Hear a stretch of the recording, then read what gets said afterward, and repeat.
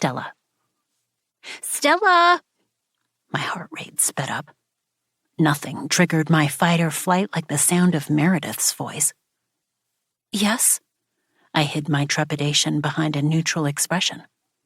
I trust you can bring all the items back to your office yourself. She slipped on her coat and tossed her handbag over her shoulder. I have a dinner reservation I simply can't miss. She disappeared out the front door. Of course I can, I finished. The photographer shot me a sympathetic look, which I answered with a tired shrug. I wasn't the first magazine assistant who'd suffered under a tyrannical boss, and I wouldn't be the last. Once upon a time, working at a fashion magazine would have been a dream. Now, after 4 years at DC Style, the reality of the job had dulled any shine the position once held.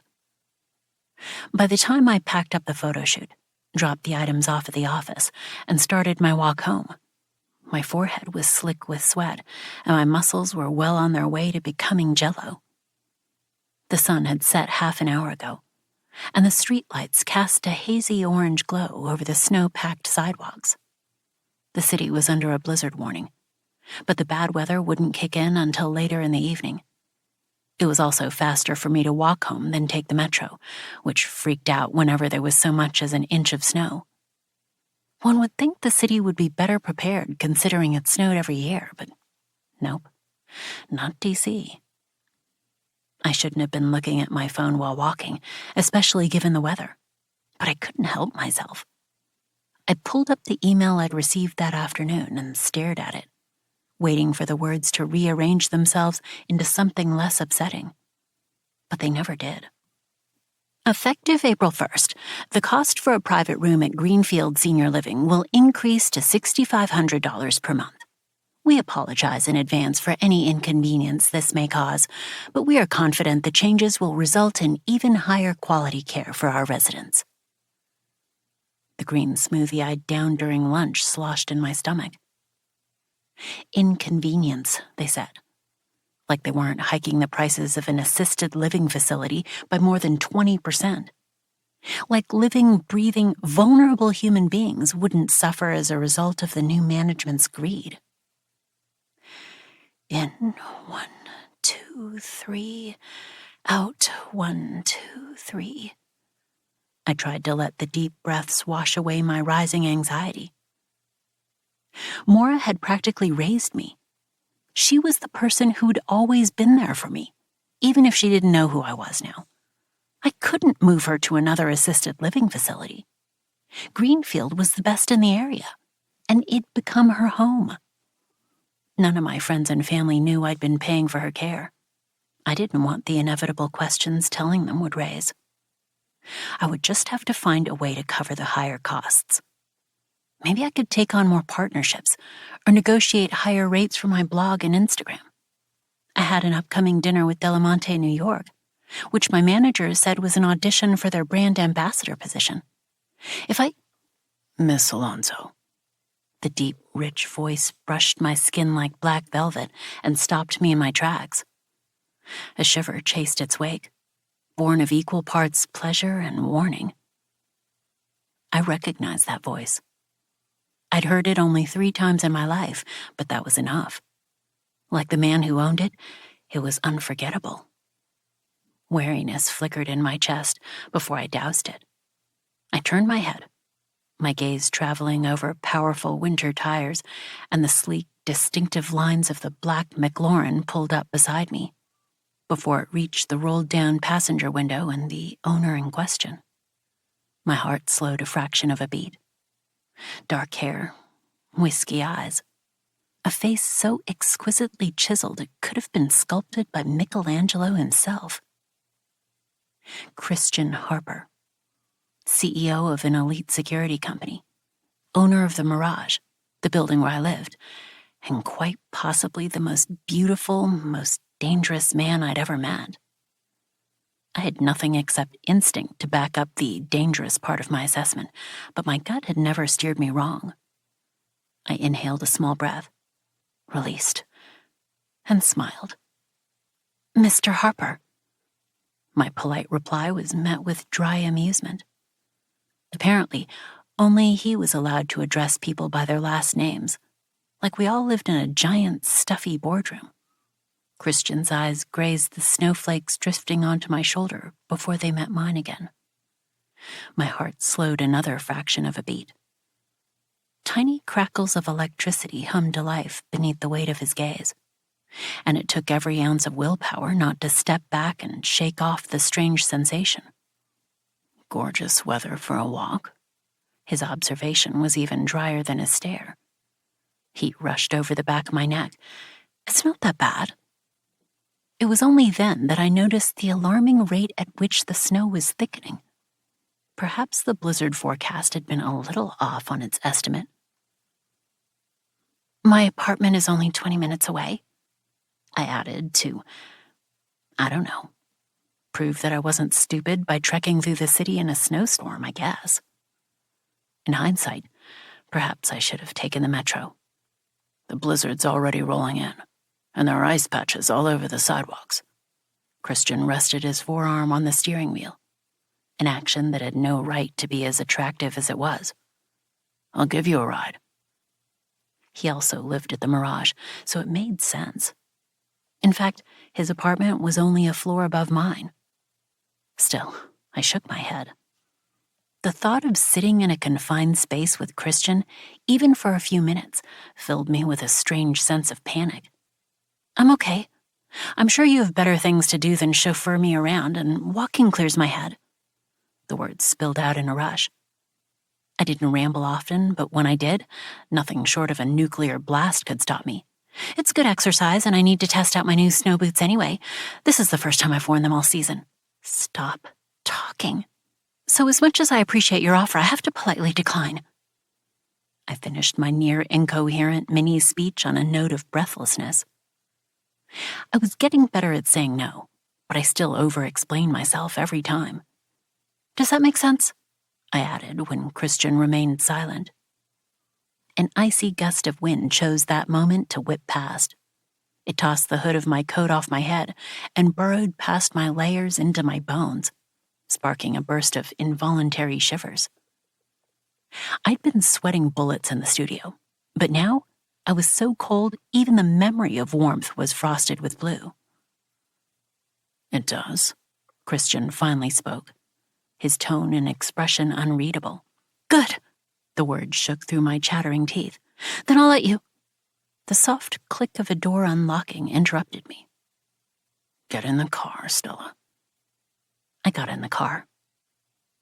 I told myself it was because the temperature had somehow dropped 20 degrees in the space of 5 minutes, but I knew it was a lie. It was the sound of my name, in that voice, delivered with such calm authority my body obeyed before I could protest. For a man I barely knew, he had more power over me than almost anyone else. Christian pulled away from the curb and turned a dial on the dashboard. A second later, heat blasted from the vents and warmed my frigid skin. The car smelled like rich leather and expensive spices, and it was eerily clean. No wrappers, no half-empty coffee cups, not even a speck of lint. I sank deeper into my seat and glanced at the man next to me. You always get your way, don't you? I asked lightly, trying to dissolve the inexplicable tension blanketing the air. He slid a brief glance in my direction before refocusing on the road. Not always. Instead of dissolving, the tension thickened and slipped into my veins. Hot and restless, like an ember waiting for a breath of oxygen to fan it to life. Mission failed. I turned my head and stared out the windshield, too thrown off by the day's events to attempt more conversation. The nerves scaling their way up my chest and into my throat didn't help. I was supposed to be the cool, calm one, the one who saw the silver lining in every cloud and remained level-headed no matter the situation. That was the image I'd projected most of my life because that was what was expected of me as an Alonzo. And Alonzo didn't suffer from anxiety attacks or spend their nights worrying about every little thing that could go wrong the next day. And Alonzo didn't seek therapy or air their dirty laundry to a stranger. and Alonzo was supposed to be perfect. I twisted my necklace around my finger until it cut off the circulation. My parents would probably love Christian. On paper, he was as perfect as they came. Rich, good-looking, well-mannered. I resented it almost as much as I resented the way he dominated the space around us, his presence pouring into every nook and crevice until it was the only thing I could concentrate on. I fixed my eyes on the road ahead, but my lungs were filled with the scent of his cologne, and my skin thrummed with the awareness at the way his muscles flexed with each turn of the wheel. I shouldn't have gotten in the car. Besides the warmth, the only upside was that I would get home to my shower and bed sooner. I couldn't wait. The plants are doing well. The statement was thrown out so casually and unexpectedly, it took me several seconds to realize that, 1, someone had broken the silence, and 2, that someone was, in fact, Christian and not a figment of my imagination. Excuse me? The plants in my apartment. He stopped at a red light. They're doing well. What did that... Oh, comprehension dawned, followed by a tiny flicker of pride. I'm glad. I gave him a tentative smile now that the conversation was in safe, neutral territory. They just need a little love and attention to thrive. And water. I blinked at his obvious deadpan statement. And water.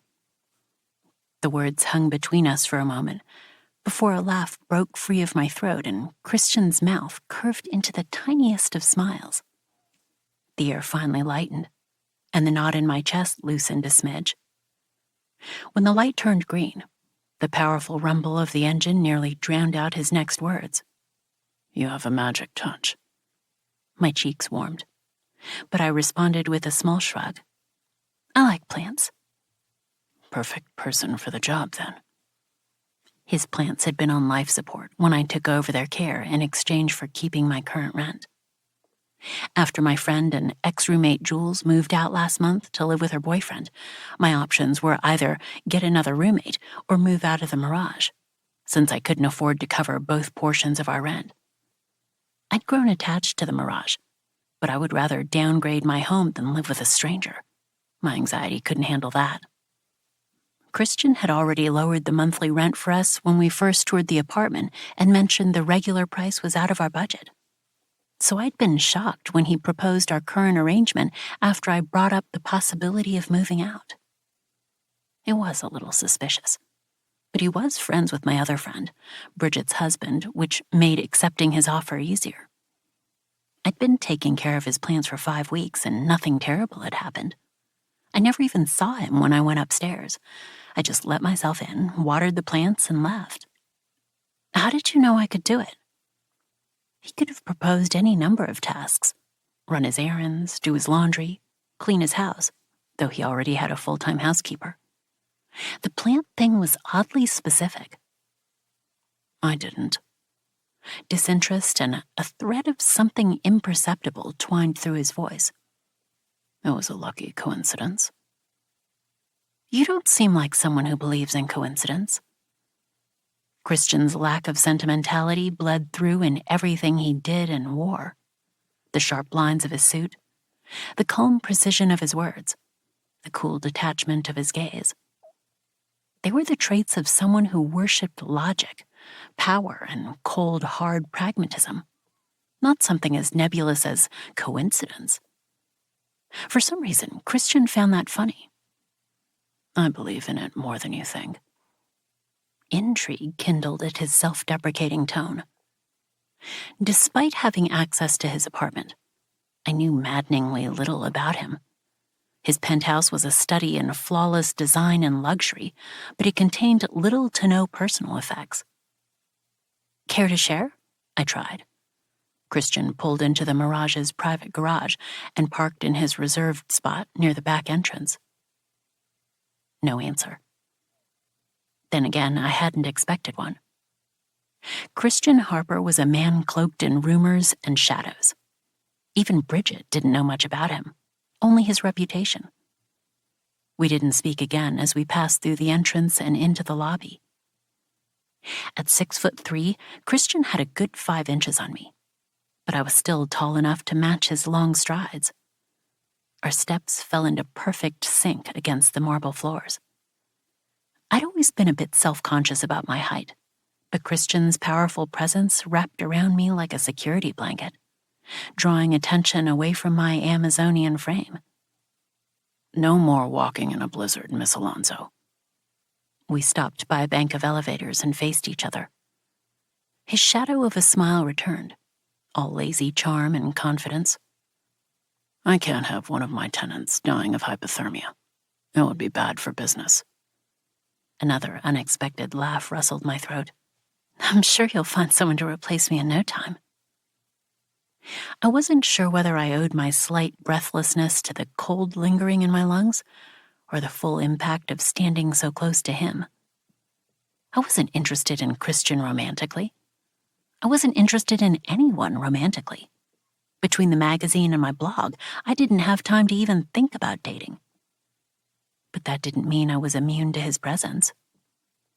Something flared bright in those whiskey eyes before it cooled. Likely not. The mild breathlessness transformed into something heavier that strangled my voice.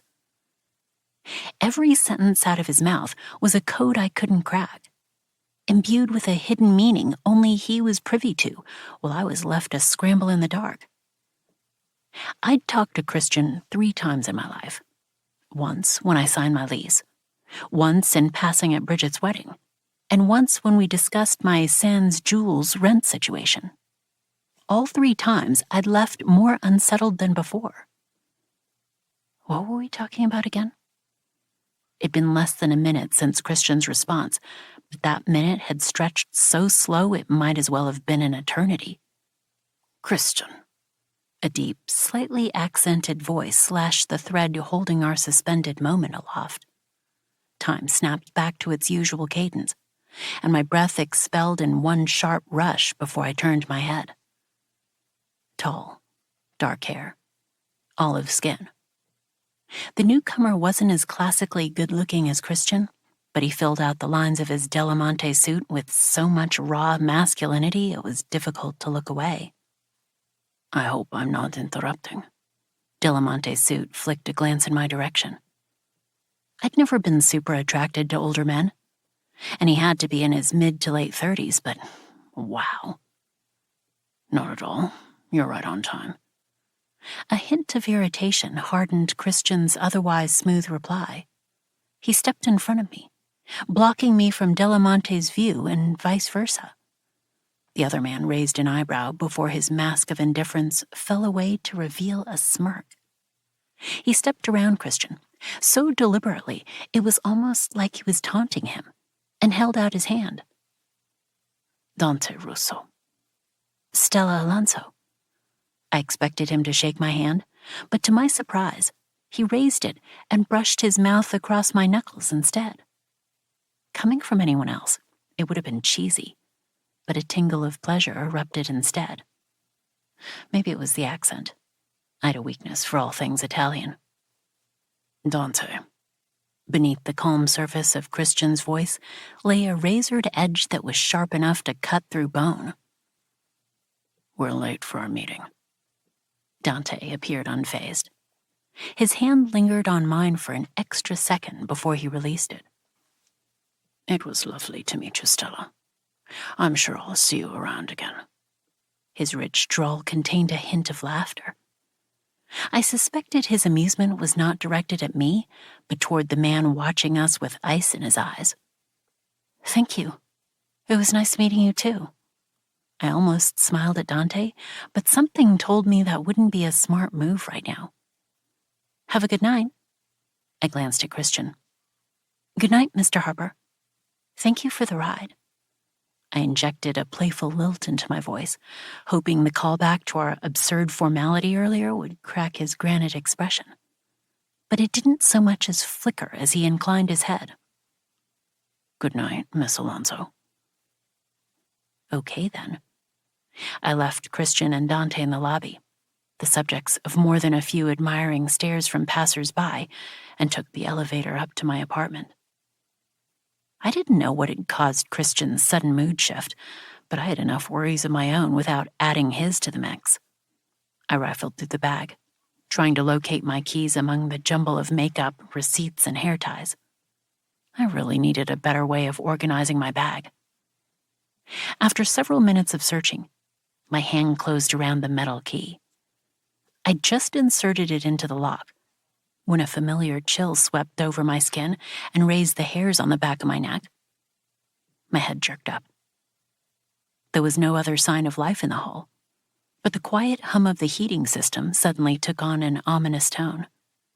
Memories of typed notes and candid photos turned my breaths shallow before I blinked them away. Stop being paranoid. I wasn't living in an old, unsecured house near campus anymore. I was at the Mirage, one of the most well-guarded residential buildings in D.C., and I hadn't heard from him in 2 years. The chances of him showing up here, of all places, were slim to none. Nevertheless, urgency broke the spell freezing my limbs in place. I quickly unlocked the front door and shut it behind me. The lights blazed on as I slid the deadbolt in place.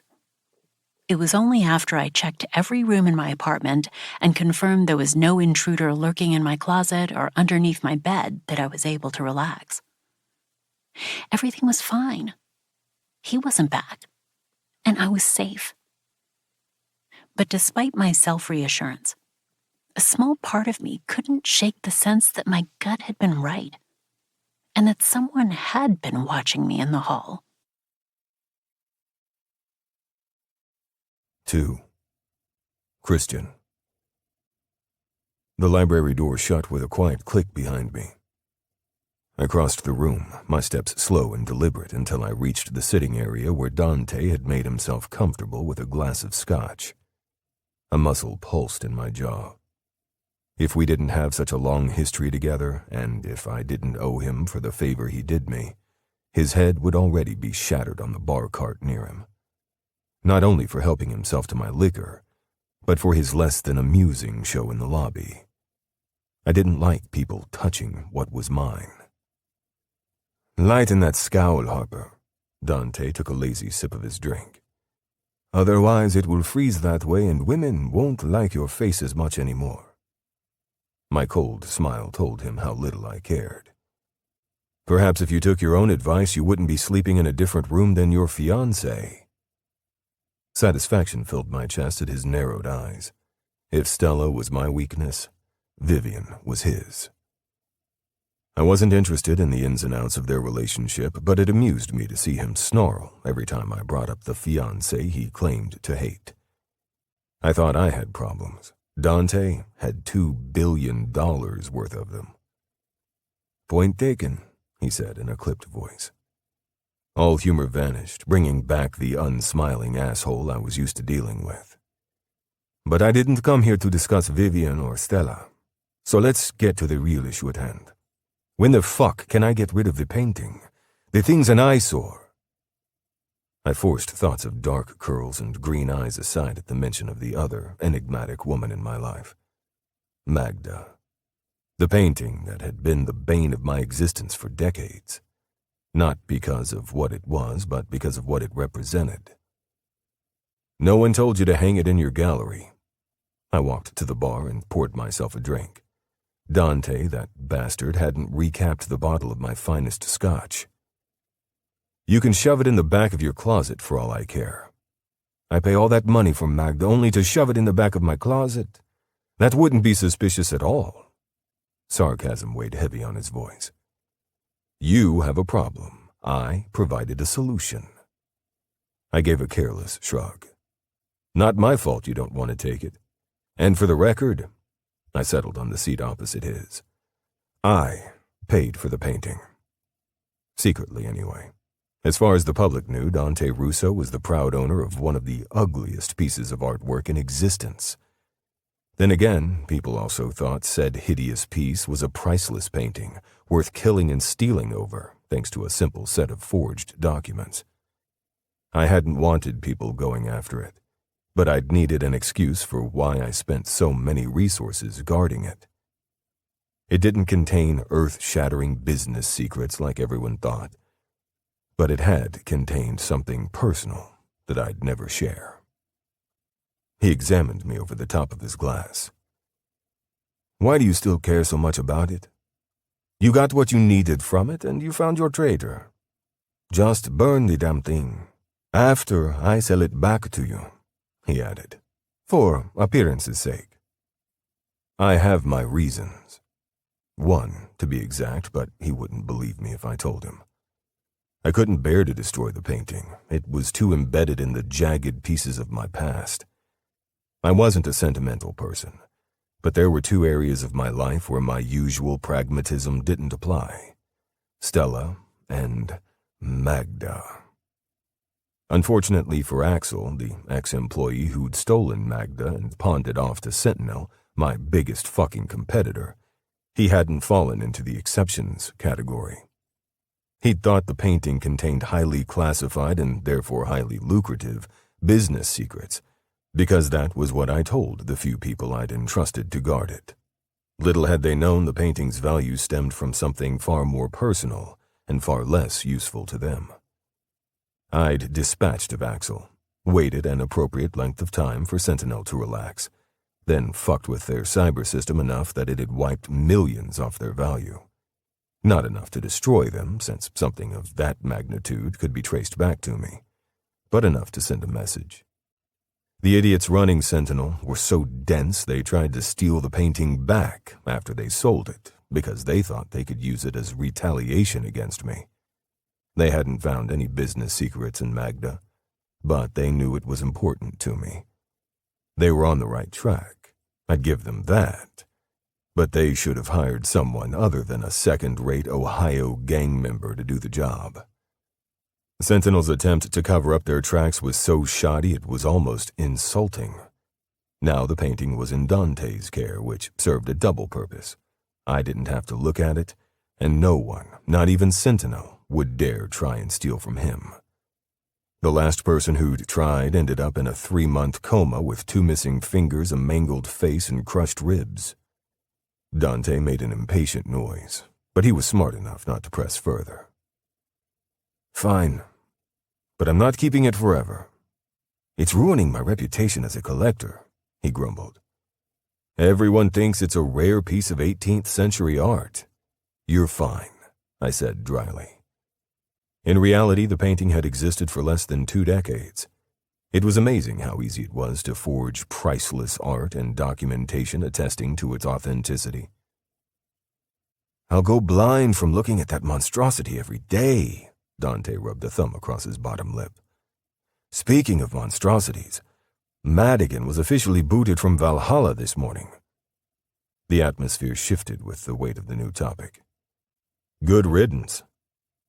I had no love lost for the oil tycoon currently being sued by 6 ex-employees for sexual harassment and assault. Madigan had always been a slimeball. This was just the first time he'd been held accountable.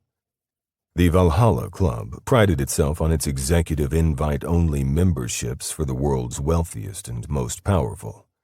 A good number of those members, including myself, engaged in less than legal activities. But even the club had its limits, and it certainly didn't want to get dragged into the media circus surrounding Madigan's trial. I was only surprised they hadn't exiled him earlier. Dante and I discussed the trial and business for a while until he excused himself to take a call. As the CEO of the Russo Group, a luxury goods conglomerate that encompassed over 3 fashion, beauty, and lifestyle brands, he spent half his waking hours on business calls. In the absence of conversation, my mind drifted toward a certain brunette. If my thoughts were chaos, she was my anchor. They always went back to her. The memory of her walking down the snow-covered street, her hair tossed wild by the wind and her eyes shining like jade, lingered in my brain. The warmth of her, like a ray of sunshine peeking out after a storm, lingered everywhere. I shouldn't have lowered her rent when she came to see the building, but I damn well shouldn't have let her keep the rent after Jules moved out.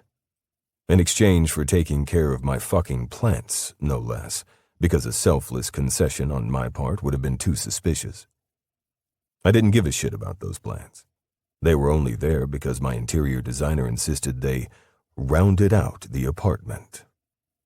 But I knew Stella loved plants, and it was better than asking her to file my papers. Living in the same building as her was the worst kind of distraction, and I had no one except myself to blame. Twin flames of resentment and frustration burned in my chest. I was weak for Stella Alonso, and I hated it. I pulled out my phone and almost tapped into a certain social media app before I caught myself. I entered the code for my encrypted mobile network instead.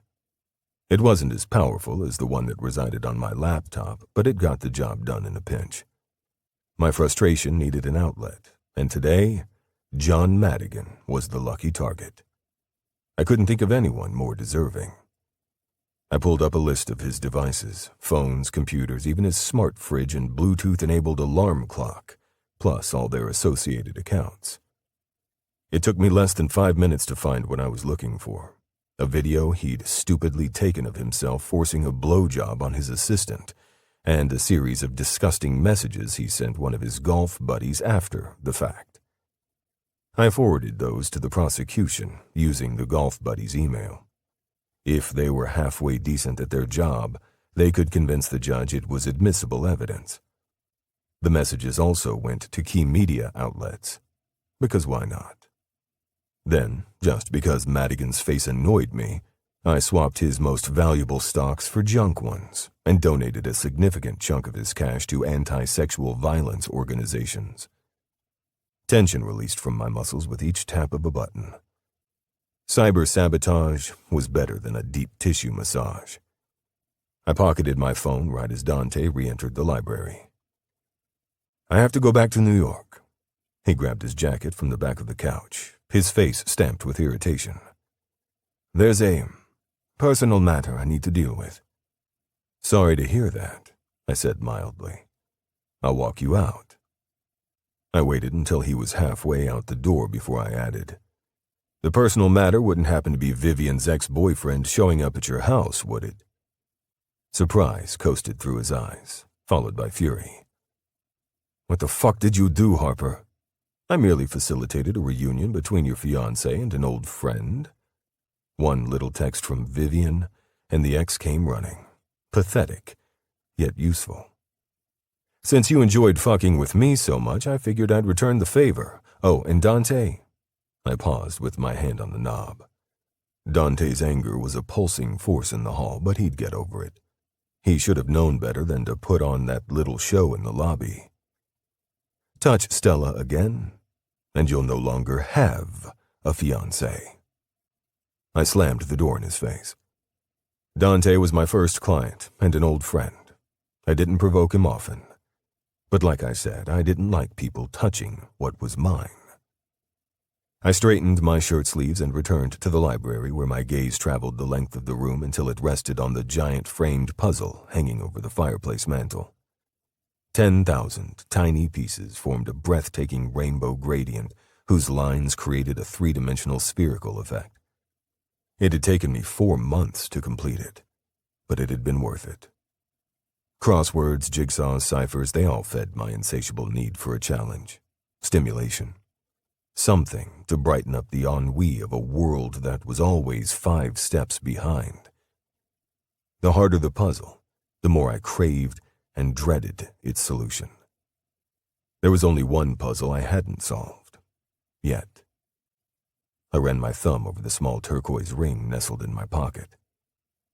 Once I did, I could put my disturbing obsession with Stella Alonso behind me, once and for all.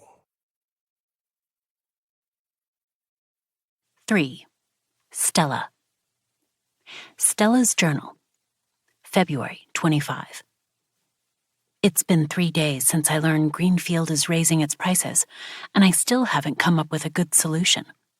I've been searching for another job, but my biggest hope right now is the Delamonte dinner coming up. Brady is convinced it's an audition for their brand ambassador position, and that the deal will be in the mid-six figures, if I get it. I don't think I've ever wanted a deal as badly as I do this one. Not only would it solve my Greenfield problem, at least for the next calendar year, but Delamonte is a brand I've wanted to work with forever. They're the first designer brand I ever bought for myself. Okay, it was a perfume that I bought in high school, but still, I love that perfume, and I would honestly give up every other partnership I have to work with them. I just wish I knew what they were looking for so I can plan accordingly. I don't even know how many other bloggers will be at the dinner or who they invited. I guess I'll find out when I get there. In the meantime, wish me luck. I'll need it. Daily gratitude. 1. Croissants. 2. DC to NYC trains. 3. Brady. Don't tell him I said this, though, or he'll never stop bragging. My trip to New York was a series of disasters. I took a train up that Saturday, and when I arrived at the townhouse where the Delamonte dinner was being held, I knew Brady was right. It was an audition. Besides Delamonte's staff, the only people in attendance were bloggers. But even though there were 6 of us at the dinner, Louisa spent the entire cocktail hour gushing over Raya and Adam, the latest darlings of the influencer world and the only couple present. I could barely get a word in edgewise between her excitement over Raya hitting the 1.4 million follower mark last week and the pair's upcoming trip to Paris. The one time I tried to interject by asking a question about the brand's new line, Louisa answered with a 3-word response before turning back to Raya. If my parents were here, they would disown me out of sheer disappointment for not living up to the Alonso name and capturing everyone's attention at the event. That was disaster number 1. Disaster number 2 entered after everyone had been seated and appetizers were served. Sorry I'm late. The lazy drawl sent shock fluttering to life in my chest. Traffic. No. There's no way. I had a better chance of getting hit by a meteorite than I did running into Christian Harper twice in the same week outside the Mirage. In New York, no less. But when I looked up, there he was. Chiseled cheekbones and whiskey eyes. Sin and danger all wrapped up in a flawless suit. My food turned to ash on my tongue.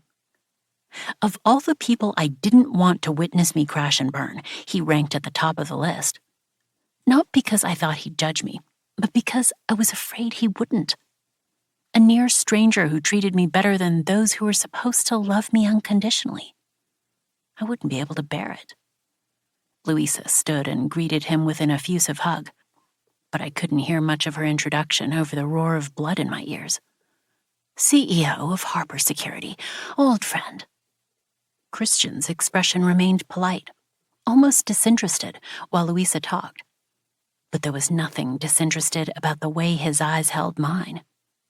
Dark and knowing, like they could strip away every mask I showed the world and find the broken pieces of the girl hiding underneath.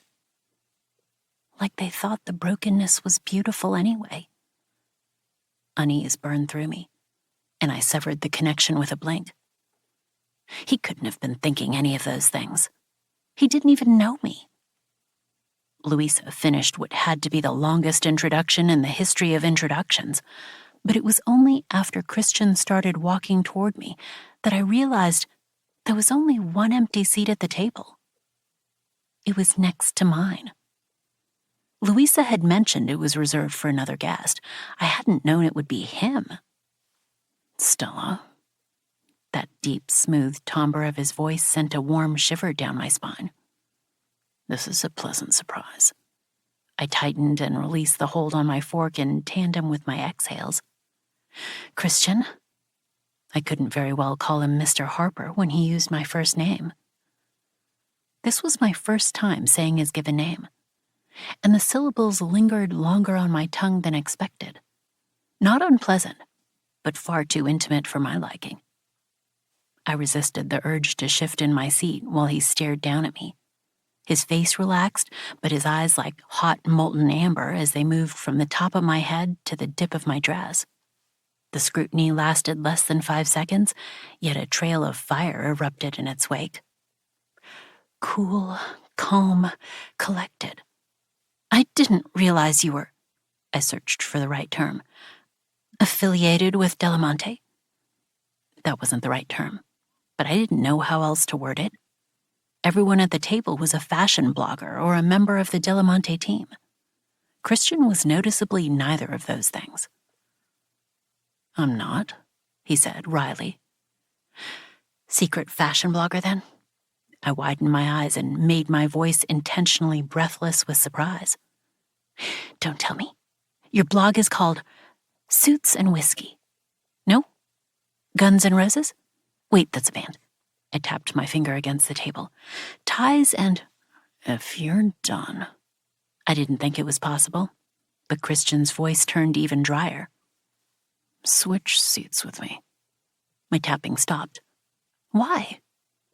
He had a prime seat next to Louisa, who was too busy talking to, who else, Raya on her other side, to notice Christian hadn't taken a seat yet. I disliked the corner of the table. My stare was one of disbelief. What do you do if it's a 4-seater?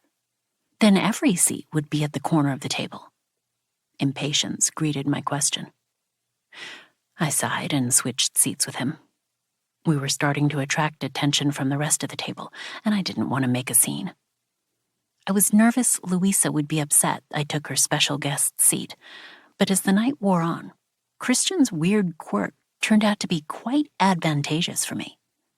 I now had direct access to Louisa, who didn't seem upset at all, and who finally turned to me after Raya excused herself to use the restroom. Thank you for coming up to New York. I know it's a bigger ask of you than the other girls. Louisa's cocktail ring glittered beneath the lights as she sipped her drink. Of course. Like anyone would turn down an invite to a private Delamonte dinner. I wouldn't have missed it for the world. I'm curious why you don't move to the city. There are more opportunities here than in D.C., if you want to get into fashion. She sounded equal parts curious and disapproving, like I was intentionally being obtuse by not seeking greener grass elsewhere. A cotton ball formed in my throat at the indirect reminder of Mora and what was at stake. I want to be close to family. Mora was like family, so I wasn't completely lying. But I'm considering a move soon. Also not lying. I was considering a move. I just knew it couldn't happen anytime soon. By the way, congratulations on a wonderful fashion week. I switched subjects to something more relevant. I wasn't here to talk about my personal life. I was here to land a deal. I especially love the pastel dusters. Louisa lit up at the mention of the brand's latest fall-winter collection, and soon we were deep in conversation about the trends we'd spotted at last week's New York Fashion Week. I couldn't attend in person because of work. Only senior editors at DC Style, like Meredith, were budgeted to attend NYFW, but I'd caught up on my anticipated shows online. When Raya returned from the bathroom, her face soured at the sight of me and Louisa chatting animatedly. I tried my best to ignore her. Once upon a time, Raya and I had been friends. She'd started her account 2 years ago and reached out to me for advice. I'd been happy to share what I knew, but after she surpassed me in followers a few months ago, she'd stopped answering my messages. The only contact we had these days was the occasional hello at an event. Her meteoric rise could be traced directly to her relationship with Adam, who is a big influencer himself in the travel space. When they started dating last year, their content went viral and both their accounts exploded. There was nothing like cross-promotion and feeding the public's voyeuristic desire to follow the love lives of strangers. Meanwhile, I'd been blogging for almost a decade, and my account had been stuck at just shy of 900,000 followers for over a year. It was still a huge audience, and I was grateful for each and every one of them, except the bots and creepy men who treated Instagram like it was a hookup app. But I couldn't deny the truth. my social media was stagnating, and I had no clue how to revive it. I faltered and lost my train of thought in the middle of a sentence. Raya swooped into the lull like a vulture after prey. "Louisa, I'd love to hear about Delamonte's fabric archive in Milan," she said, pulling the CEO's attention back to her. "Adam and I are visiting Italy this spring, and—" Frustration bit at my veins as Raya successfully hijacked the conversation. I opened my mouth to interrupt them. I could see myself doing it in my head. But in real life, the words couldn't make it past the filter of my upbringing and lifelong social anxiety. Disaster number 3. To anyone else, Raya's interruption wouldn't rise to the level of a disaster, but my brain couldn't always untangle the difference between a setback and a catastrophe. "You did well." My heart skipped a beat at Christian's voice before it returned to its normal rhythm. "With Louisa." He tilted his head toward the other woman. I hadn't realized he'd been paying attention to our conversation. He'd been conversing with the guest on his other side the entire time. "She likes you." I gave him a doubtful stare. We talked for 5 minutes. "It only takes one to make an impression." 1 minute isn't enough to get to know someone. "I didn't say get to know someone." Christian brought his wine to his lips, his words relaxed yet perceptive. "I said make an impression." "What impression did I make on you?" The question sparked and hissed like a live wire between us, swallowing enough oxygen to make every breath a struggle. Christian set his glass down with a precision that pulsed in my veins. "Don't ask questions you don't want the answers to." Surprise, tinged with hurt, bloomed in my chest. That bad? From what I remembered, our first meeting had been fairly standard. I'd said a total of 2 words to him. "No." The word was a rough caress against my skin. "That good." Warmth suffused my skin. "Oh," I swallowed the breathless note in my voice. "Well, in case you were wondering, my first impression of you was that you were very well dressed." That'd been my second impression. My first impression had actually been that face. So perfectly chiseled and symmetrical, it should be stamped inside textbooks as a prime example of the golden ratio. But I wouldn't admit that even if Christian put a gun to my head. If I did, he might think I was flirting with him, and that would open a can of worms I didn't want to deal with. "Good to know." His dry tone returned. The servers brought out dessert, which he declined with a shake of his head. I took a bite of layered chocolate cake before I asked, as casually as I could, "How do you know Louisa likes me?" "I know." If this was the way Christian conducted all his conversations, I was surprised no one had tried to stab him in a boardroom yet. Or maybe they'd tried and failed. That doesn't answer my question. "Lou, are you coming down to DC anytime soon?" he said, ignoring my pointed response and cutting into Louisa's conversation with Raya like the other blogger wasn't even there. "No plans yet." Louisa gave him a curious stare. "Why?" "Stella was telling me about this spot that would be perfect for your menswear shoot." I almost choked on a mouthful of cake. "Really?" Louisa eyed me with renewed interest. "That would be perfect timing. Our location scout has been having the hardest time finding a spot that's on theme and not overdone. Where is it?" I scrambled to come up with an answer while silently cursing Christian for putting me on the spot like this. What place in DC makes sense for a menswear shoot?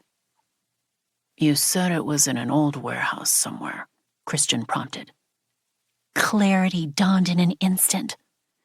There was an old industrial building on the fringes of the city that I'd shot at a few times. It was a bustling factory until the 1980s, when the owner moved his headquarters to Philadelphia. In the absence of new owners, the building fell into disrepair and became overgrown with weeds and ivy. It was a trek to get there, but the contrast of green against old steel provided a striking backdrop for photo shoots, especially luxury ones. How does Christian know about that? Right! I released a small breath and smiled at Louisa. It doesn't have an actual address, but I'm happy to show you or a team member how to get there if that's something you're interested in. She tapped her nails against the table in thought. It's very possible. Do you have sample photos? I pulled up some of my old photos and showed them to Louisa, whose eyebrows popped up with approval. Oh, these are gorgeous. Can you send them to me? I have to show them to our scout.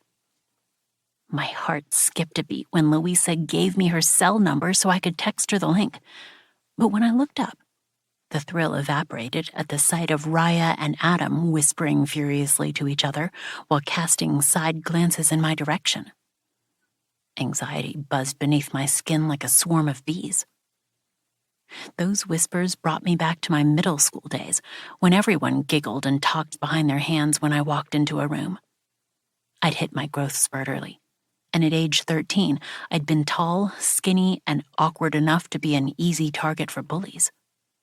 I've since grown into my own skin, but the anxiety had never gone away. Why don't you let us in on your joke? Christian's casual request masked a dark undertone that wiped the smiles off Raya's and Adam's faces. It must be a good one. We were talking about something personal. Raya rolled her eyes, but her expression contained a hint of nerves. I see. Next time, refrain from doing so at a public event. It's disrespectful. The content of Christian's rebuke was mild, but he delivered it with such vicious contempt, Raya's face flushed crimson.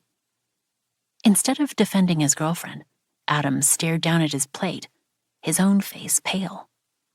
The exchange had been so short and held in such low tones, the rest of the table was oblivious. Even Louisa didn't notice. She was too busy texting someone, probably her location scout. Thank you, I said quietly, wishing I was bold enough to call out Raya myself. They were annoying me, was Christian's detached answer. Nevertheless, warmth settled in my stomach and stayed with me through the rest of the dinner and the end-of-night goodbyes. By the time I exited the townhouse half an hour later, I felt marginally better about my ambassadorship chances, but it was far from a sure thing. I was still convinced Louisa favored Raya no matter what Christian said. Speaking of whom, I slid a side glance at him as he fell into step with me. I was staying at a boutique hotel not far from Louisa's place, but I doubted Christian was staying there as well. He probably had a place in the city. At the very least, he'd stay somewhere like the Carlisle or the Four Seasons, not an 8-room hotel with no designer amenities. Are you following me? I asked lightly as we turned the corner onto a side street.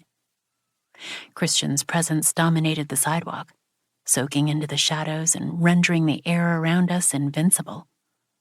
So quiet and lethal, even the darkness didn't dare touch him. Merely making sure you return to your hotel safe and sound, he drawled. First the car ride the other day, now this. Do you always provide your tenants with such hands-on service? A smoky gleam passed through those whiskey eyes and sent heat rushing to my cheeks. But Christian refrained from making the obvious joke. No. Short and simple, delivered with the self-assurance of someone who never had to explain himself. We walked in silence for another minute before he said, To answer your earlier question, I know she likes you because I know Louisa. It sounds counterintuitive, but whenever she's impressed with someone, she puts them on the back burner. She's more interested in grilling those she's not sure about. I was already so used to his abrupt topic changes, I didn't skip a beat. Maybe. I'll believe it when I see it, aka get the deal. How do you know her so well? Louisa was 20 years older than Christian, but that didn't mean anything. Older women slept with younger men every day. It would explain the way she lit up when she saw him.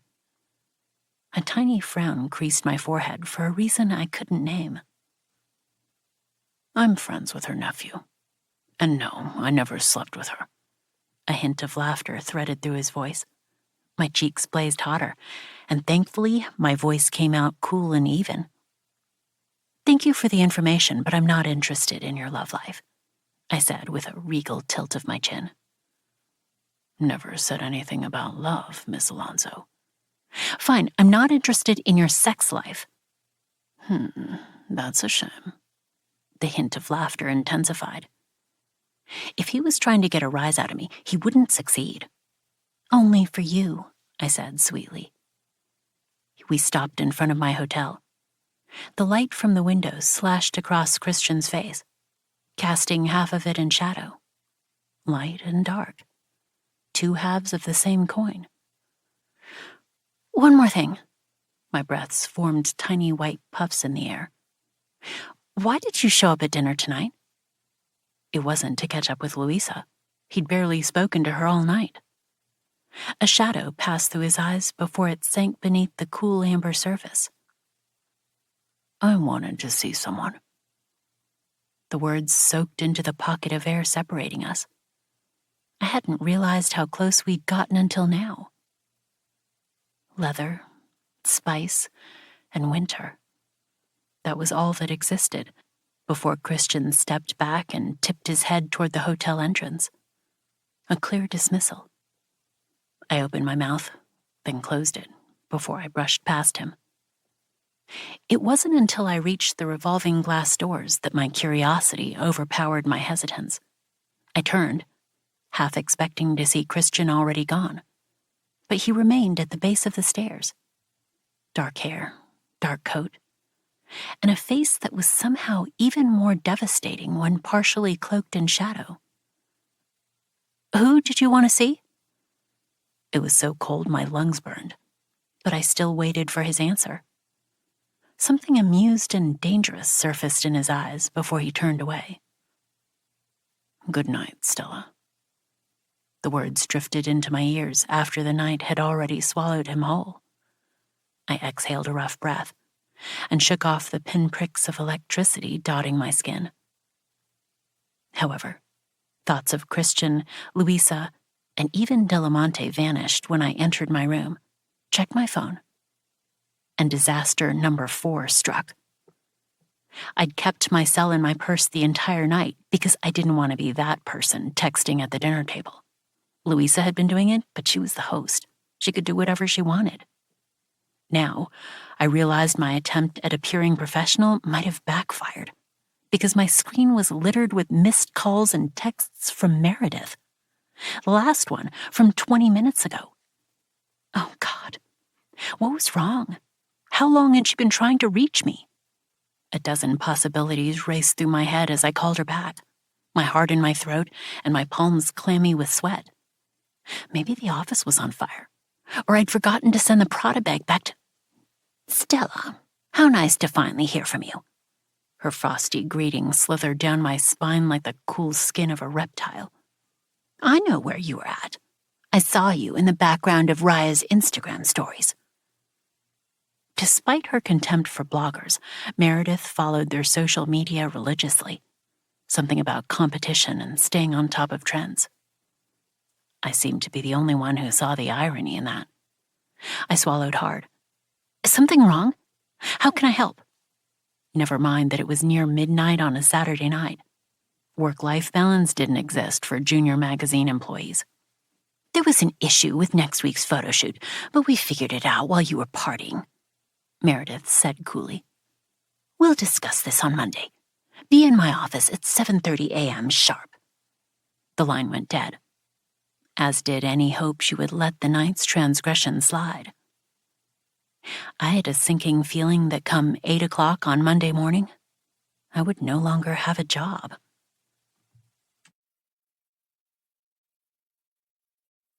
4. Stella. You're fired. 2 words, 3 syllables. I'd mentally prepared myself for them since Saturday night's fiasco, but they still hit me like a punch in the gut.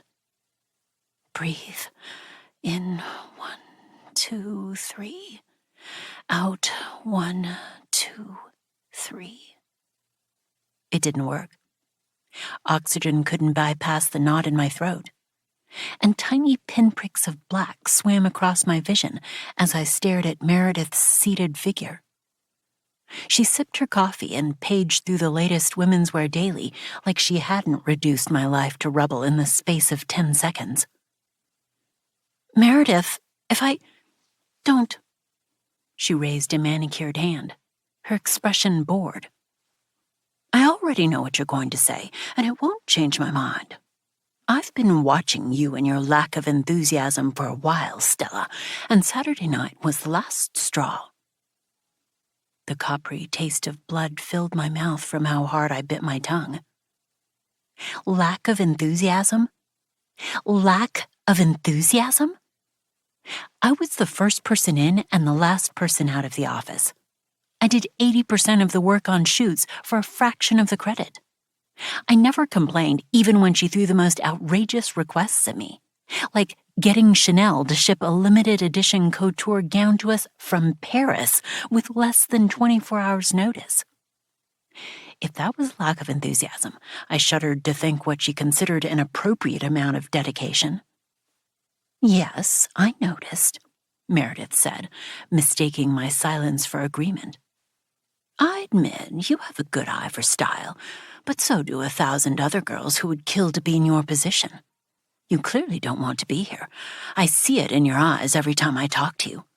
Honestly, we shouldn't have hired you in the first place. Your blog generates enough traffic to be considered a competitor, and our contract forbids our employees from engaging in competitive business practices. The only reason we didn't fire you earlier was because your side job didn't interfere with your work. Meredith took another sip of coffee. On Saturday night, it did. You'll receive an email and official termination paperwork by the end of the day. Panic squeezed my lungs at the prospect of losing my job. But I also detected a kernel of something else. Anger. Meredith could make all the excuses she wanted, but we both know she'd been dying to fire me for years. She was part of the old guard who didn't like the changes bloggers were bringing to the industry, and she took out her resentment on me. Maybe if you treated your employees better, I'd be more enthusiastic. Maybe if you weren't so insecure, you'd see how my blog could help the magazine, not hurt it. On that note, you should check out the skin tone guide I posted last week because the color of your top does nothing for your complexion. The uncharacteristic slew of insults rushed to the tip of my tongue, but I swallowed them before they spilled out and got me blacklisted in the industry. All I wanted was to work in fashion and be close to Maura. That was why I'd stayed in the city and got a job at DC Style, despite my parents' insistence that I find a job more befitting an Alonzo. I gave up a lot of things for other people, but my dream wouldn't be one of them. Unless it was out of my hands, and I got fired. I understand.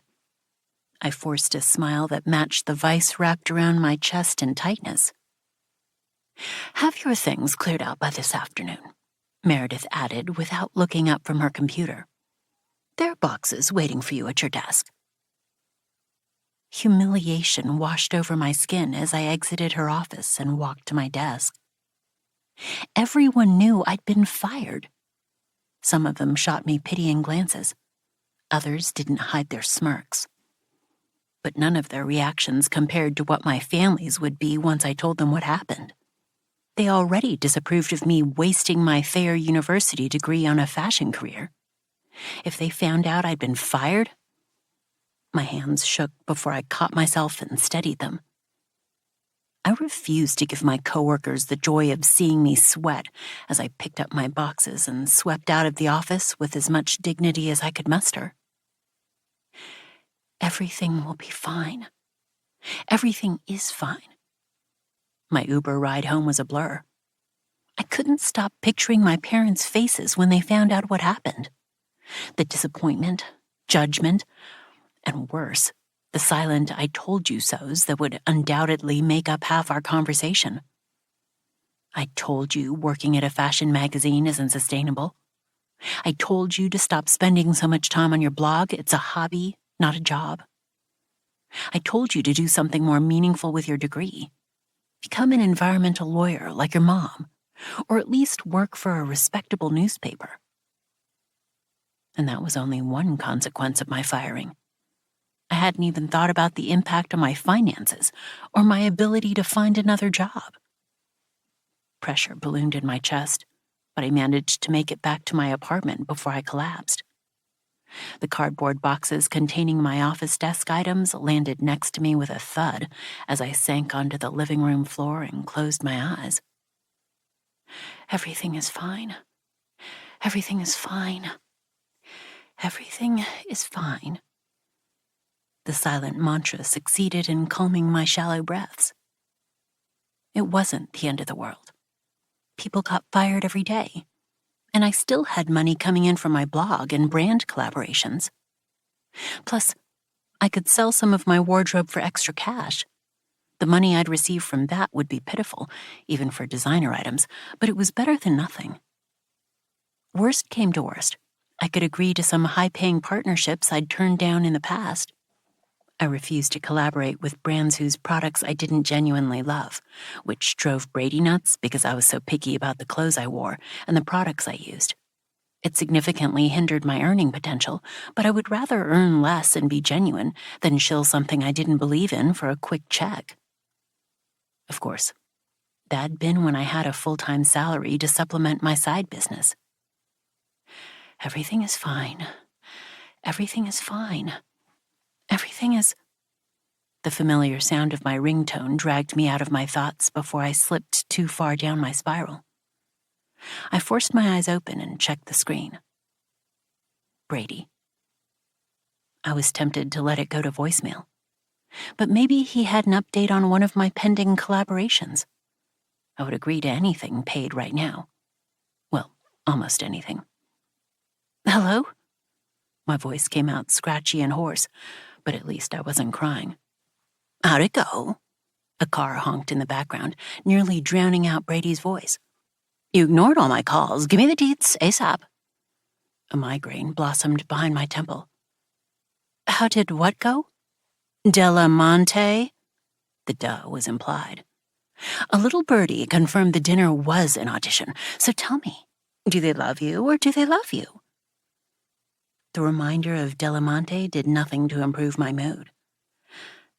They love me, just not as much as Raya. No matter what Christian said, I was convinced the Delamonte deal was a lost cause.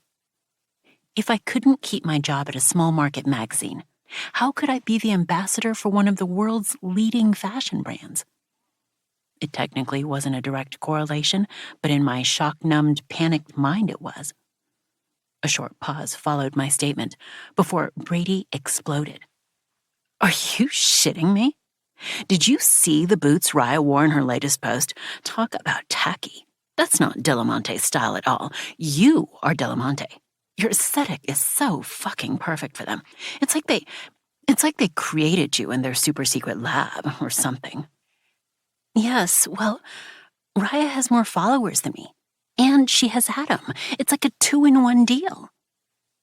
I hated wallowing in self-pity, but once I got started, I couldn't stop.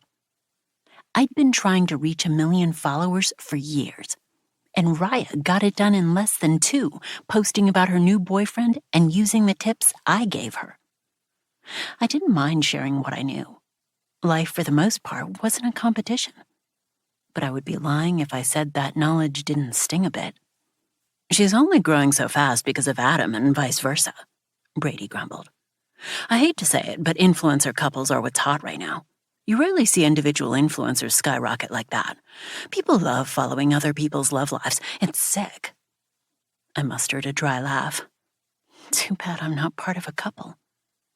DC's dating pool was, for lack of a better word, dismal.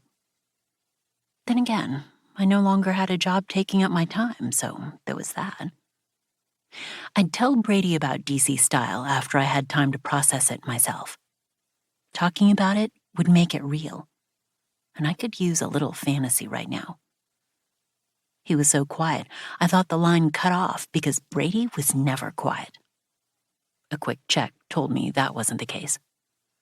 I was about to prompt him again when he finally spoke. "No, but you could be," he said slowly. My migraine intensified. "What are you talking about?" "I'm talking about you getting a boyfriend. Think about it." His voice pitched higher with excitement. "Your followers have never seen you date someone. You don't date, right? Imagine if you did. They'd go crazy. And look at all the couple content that's going viral. People eat that shit up. You'll be at 1 million followers in no time. If you hit that milestone, Diamante will notice. Rumor has it they won't make a final decision for another few weeks. Trust me, they already love you. I know they do. You just gotta give them a little extra push." My jaw unhinged. "Are you joking? I'm not going to string someone along and date them just so I can get more followers in a brand campaign." "Then be honest. Tell them the truth up front. Find a fake boyfriend, someone who'll also have something to gain from this." "Another influencer?" I winced at the prospect. Not that it mattered, because there was no way I would do what Brady was suggesting. The idea that I had to get a boyfriend to be deemed interesting made my skin crawl. We'd progressed from the days when women couldn't go anywhere or do anything without their husband's approval, but the sad truth was, our value was still tied to our ability to land a partner, at least in society's eyes. The number of times people asked me why I didn't have a boyfriend yet was proof of that. Like my being single was a problem I needed to solve instead of a choice I'd made. Like my lack of a partner somehow meant I was lacking somehow. I didn't have anything against dating. I was happy for my friends who'd found their one, and I'd be open to a relationship if I met the right person. But I was pretty sure the right person wouldn't result from a ruse to get more social media followers and further my career. "Maybe another influencer," Brady said thoughtfully. "Or someone who'll benefit from having a beautiful woman on their arm." My stomach turned. "You make it sound so sleazy." "No way," I shook my head. "I don't have the time or energy for a real or fake relationship." "Stella, I'm telling you this as your friend and manager." His voice was sterner than I'd ever heard it. "You want the Diamante deal? You want 1 million followers? You want to show Raya and all the girls out there dying to see you fail that you still have what it takes to stay on top? Then get a boyfriend." Brady's words ran through my mind long after I hung up. It was the 21st century. I shouldn't have to date someone to stay relevant. But as much as I hated to admit it, he was right. There was a reason celebrities always magically entered relationships before a big album drop or a movie premiere, and why unmarried politicians rarely won campaigns. I rubbed my temple. The idea of a fake boyfriend seemed absurd. But was it that absurd? If movie stars could date someone for publicity, so could I. That I wasn't a celebrity was irrelevant. The principle was the same. I can't believe I'm considering this. I pulled up my Instagram and stared at the number at the top of my profile. 899,000. I'd been stuck there for over a year, and it reminded me of where I was going in life. Nowhere. Same city, same routine, day in and day out. The lure of 1 million followers and what it represented dangled in front of me like a sparkling diamond. Validation, opportunity, success. If I just reach and stretch. The 899K stared back at me, taunting me. I knew better than to derive value from my follower count, but that number impacted my income and livelihood. Maybe it was ego. Maybe I wanted to prove to everyone, including myself, that the blood, sweat, and tears I'd poured into growing the account hadn't been in vain. Or maybe Brady was right, and I needed to shake things up. Whatever it was, it compelled me enough to exit out of the app and into my contacts list. I stared at the list of names, my eye instinctively homing in on the male ones. I can't believe I'm considering this. But I had no job and nothing to lose, except my integrity. Unfortunately, integrity didn't pay the bills. And it wasn't like I was murdering or stealing. It would just be a little white lie to sell the show that was my online presence. My teeth dug into my bottom lip. Then, before I could second-guess myself, I called the first name that looked good. "Hey, Trent, it's Stella. I know it's been a long time, but I have a question for you." 5. Stella. I'd overestimated the number of straight, single men in my life. After vetting my contacts, I found 3 who could potentially fulfill the role of my fake boyfriend. And after 2 disastrous dates, that number had dwindled to 1. My first date kept trying to sell me on crypto, while the second asked me for a bathroom blowjob in between the entree and dessert. By the time my third date rolled around, my optimism had dwindled into a dying ember. But I clung to that flickering flame like it was my last hope. Which it was. No one knew when Delamonte would make their decision, but it had to be soon. I had a limited time to find a fake boyfriend, throw some couple photos up, and pray it would drag my account out of its slump. When it came to landing competitive brand deals, every little bit helped. It wasn't the world's best or most well-thought-out plan, but it was a plan. No matter how ludicrous it was, it made me feel like I was taking control of my life. And that knowledge, that I wasn't completely helpless and still had the power to shape my future, was the only thing keeping me afloat at the moment. Third time's the charm. The words rang with equal parts hope, weariness, and a touch of self-loathing. I'd thrown myself into the boyfriend plan, as Brady called it, because I had no choice. But a part of me flinched every time I thought about what a successful plan would entail. Deception, lying, pretending to be someone I wasn't. I'd cultivated close relationships with my followers over the years. Some of them had been with me since I was a college freshman, posting grainy photos of my campus looks online. The thought of betraying that trust made my stomach turn. However, I couldn't let Maura down. And if I was being honest, I really wanted 1 million followers. It was the big milestone, the door that would open 1,000 more opportunities and prove that I wasn't the disappointment my parents thought I was. My friends thought I had the perfect family, and I'd never told them the truth because it seemed like such a trivial problem. Judgmental families were a dime a dozen. But that didn't mean it didn't sting. My parents didn't always voice it, but I saw the disappointment in their eyes every time they looked at me. I took a deep breath, smoothed a hand over the front of my dress, and checked my reflection in the hallway mirror one last time. Hair twisted into an elegant knot, earrings that added a touch of glamour, and lipstick that brightened my winter-dulled skin. Perfect. I took the elevator downstairs and spent the ride checking my emails for Delamonte updates or responses from the dozen jobs I'd applied to over the past week. Nothing. No news was good news, right?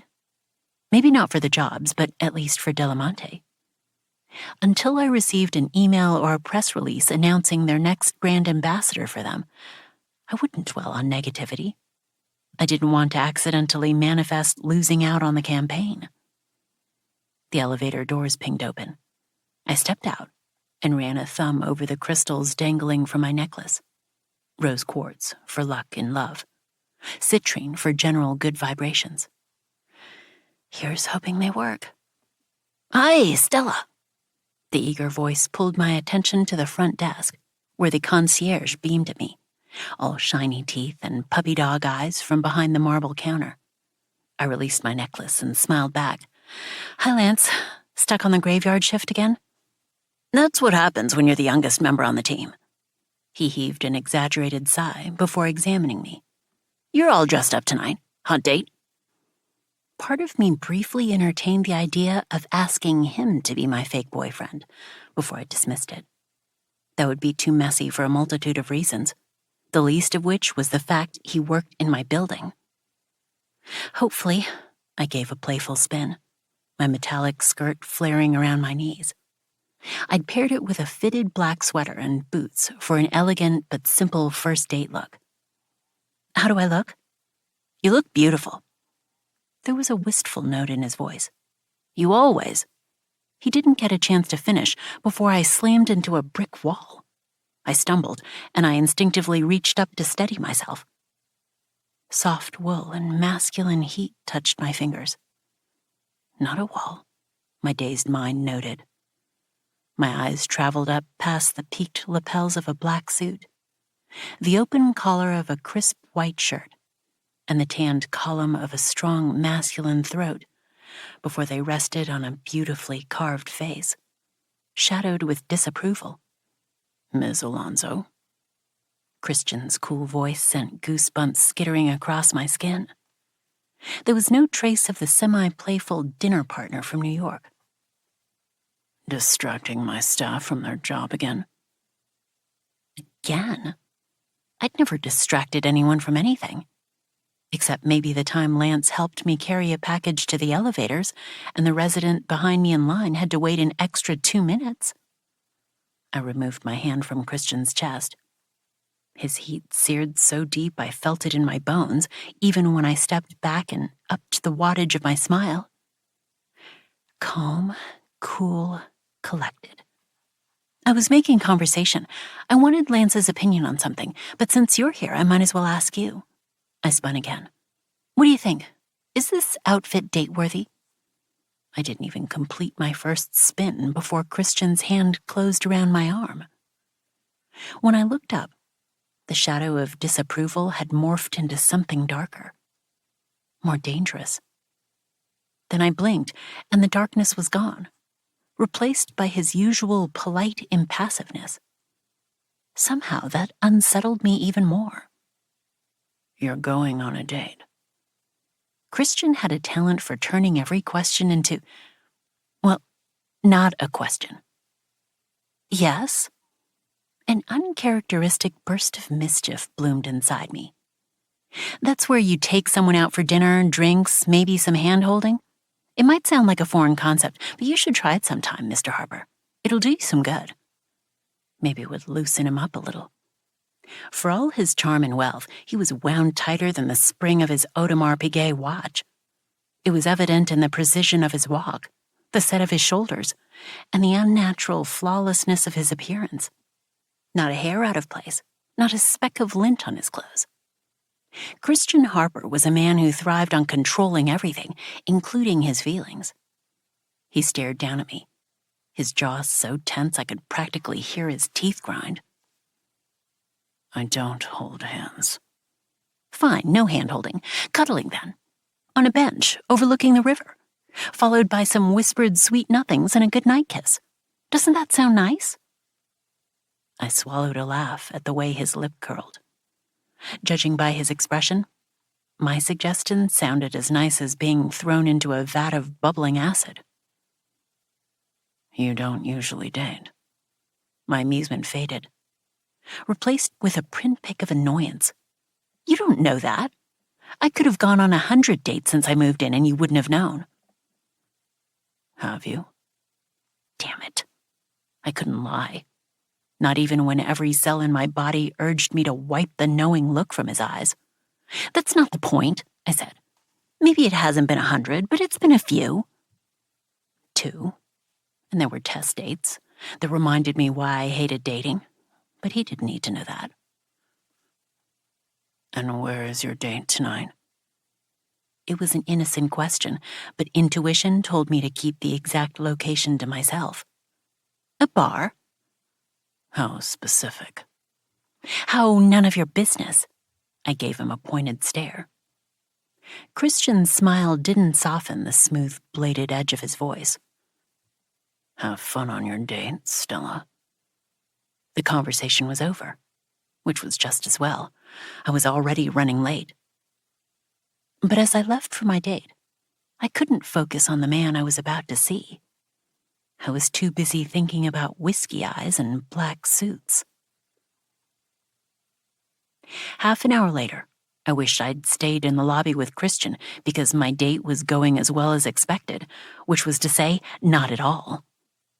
Klaus was one of the few male fashion bloggers who lived in D.C., and I'd liked him well enough the few times we chatted at events. Unfortunately, those chats had been too short for me to realize what became obvious after an extended conversation. Klaus was a massive, raging douchebag. I told them I don't work for free. I understand it's a charity, but I am a luxury blogger. Klaus adjusted his second-hand Rolex. What part of me screams free posts for cancer awareness? Of course, it's a great cause, he added hastily. But it takes time for me to shoot and post, you know? I even gave them a 10% discount off my usual fee, but they said no. There's a reason it's called charity. I finished my drink. 2 glasses of wine in 20 minutes. A record for me, and a testament to how much I didn't want to be there. But Klaus was my last hope, and I gave him more leeway than usual. Maybe he meant well, but couldn't express it in the right manner. They can't afford to pay thousands of dollars for every post. I didn't ask them to pay for every post. I asked them to pay me. Dear Lord, give me strength. I did that campaign for free. It took me less than an hour and I didn't die, I pointed out. I had a soft spot for charities, and I accepted almost all of those collaborations if the organization was legit. Brady hated it, mainly because they were always unpaid, and he earned nothing from those deals. Klaus laughed. Yes, well, that's the difference between men and women, isn't it? My spine stiffened. What's that supposed to mean? It means most men ask for what they're worth and most women don't. Klaus's casual shrug made my eye twitch. It's not an insult, merely an observation. But someone's got to make less money, right? My fingers tightened around the stem of my wine glass. I suddenly wished it weren't empty. I'd never been more tempted to throw a drink in someone's face. He wasn't wrong about the whole ask for what they're worth thing, but his tone was so condescending it overshadowed everything else. Plus, he'd nickeled and dimed a cancer charity of all things. Klaus. My even voice betrayed none of the anger simmering in my blood. Thank you for the drinks, but we've reached the end of our date. He stopped fiddling with the stray lock of hair to stare at me. Excuse me? We're not compatible, and I don't want to waste either of our times. I would also rather stab my eye out with a Christian Louboutin heel than spend another minute with you, I added silently. Klaus's face flushed an angry, mottled red. Whatever. He stood and yanked his coat off the back of his chair. I only stayed out of pity anyway. You're nowhere near as hot as everyone says you are. Says the guy who buys followers and uses a fake account to comment on how hot he is under his own posts. The retort tingled on the tip of my tongue until my aversion to confrontation squashed it. If I had a penny for every comeback I kept to myself, I wouldn't need the Delamonte deal. I would already be a millionaire. I waited until Klaus stormed out in a cloud of overpowering cologne and indignation before I groaned and buried my face in my hands. Now that Klaus was off the table, I officially had 0 prospects for a decent fake boyfriend. No fake boyfriend, no follower growth, no Delamonte deal, no money, no care from Maura. My thoughts ran together in a jumbled stream. Was there another way to grow my account besides getting a fake boyfriend? Maybe. Would growing my account fast enough guarantee I get the Delamonte deal? No. But once my brain latched onto an idea, trying to pry it off was like trying to crack a vault with a toothpick. Plus, with no job and no bites on my resume, I was getting desperate. The boyfriend idea might have made me uneasy, but it also offered a glimmer of hope. Now that glimmer had dulled into an ugly, tarnished brown. I drained my water, hoping it would alleviate the dryness in my throat. All it did was send me into a small coughing fit when it went down the wrong pipe. I assume the whispered sweet nothings and goodnight kiss are off the table. My skin grew hot at the familiar drawl behind me. Cool, calm, collected. I waited for my lungs to fill with air before I responded. Once is a coincidence, twice is a pattern. I turned my head. What's 3 times, Mr. Harper? First, the car ride home. Second, the Delamonte dinner. I didn't count our lobby run-in earlier that night since we lived in the same building, but overall, I'd bumped into Christian a suspicious number of times over the past 2 weeks. Fate.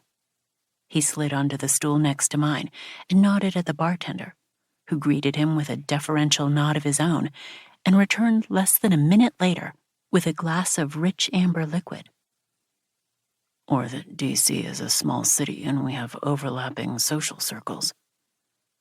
You might be able to convince me you believe in coincidence, but you'll never convince me you believe in fate. It was a notion for romantics and dreamers. Christian was neither. Romantics didn't look at someone like they wanted to devour them until there was nothing left except ashes and ecstasy, darkness and submission.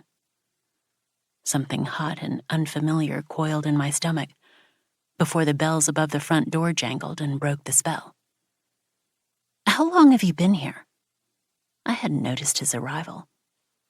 Long enough to see you eyeing those cocktail pics with longing while your date was talking. It wasn't a bad date. He just had to leave early for an emergency. It was a blatant lie, but I didn't want to admit it failed. Not to Christian. Yes, it looked positively scintillating. His voice was drier than a gin martini. I could tell by the way your eyes glazed over and strayed to your phone every 5 seconds. The true sign of a woman infatuated.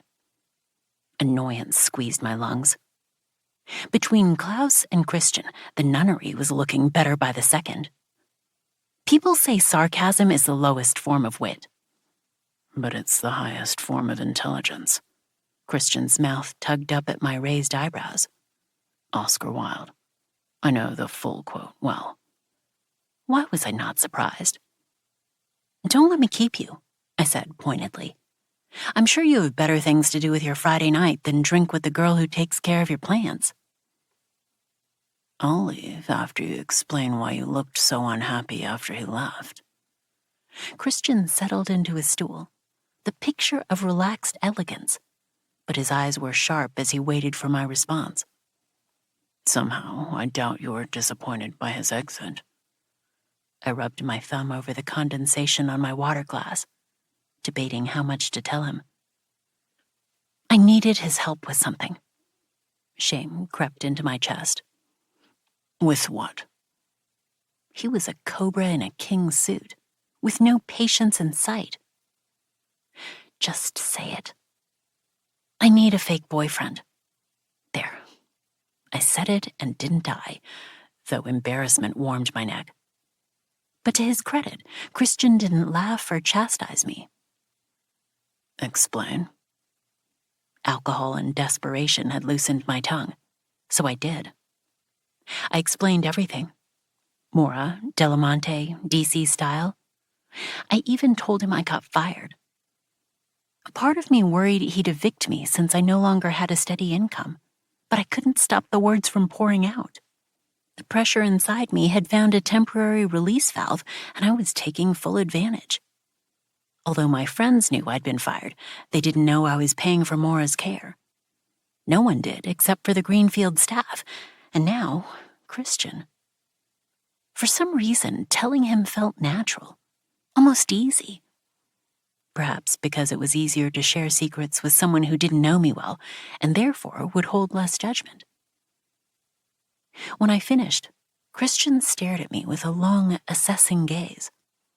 The silence stretched so long I worried I'd broken him with the sheer absurdity of my idea. I tucked a loose curl that had fallen out of my updo behind my ear. I know it sounds ridiculous, but it could work. Potentially? Doubt turned my statement into a question. It doesn't sound ridiculous. Christian set his now empty glass down. The bartender reappeared in a flash and refilled it. After a weighted glance from Christian, he topped off my drink as well. In fact, I have a mutually beneficial proposal. I'm not interested in sleeping with you. I was desperate, but I wasn't that desperate. It was one thing to get a fake boyfriend. It was another to sleep with someone for money, even if that someone was rich and gorgeous. Annoyance passed through Christian's eyes. That's not my proposal, he said, his voice edged with irritation. You need money, and I need a companion who can accompany me to functions. They're a necessary and, unfortunately, frequent part of my business. So you want arm candy? Something akin to disappointment settled in my stomach. I'm sure you could find a date with a snap of your fingers. You don't need me for that. Even now, all the women in the bar were staring at Christian with dazed, dreamy expressions. Not just a date, Stella. I want someone who I can have an actual conversation with, who puts people at ease and who could work a room with me. Someone who doesn't want more after the date is over. I tapped my fingers on the table. And if I do that?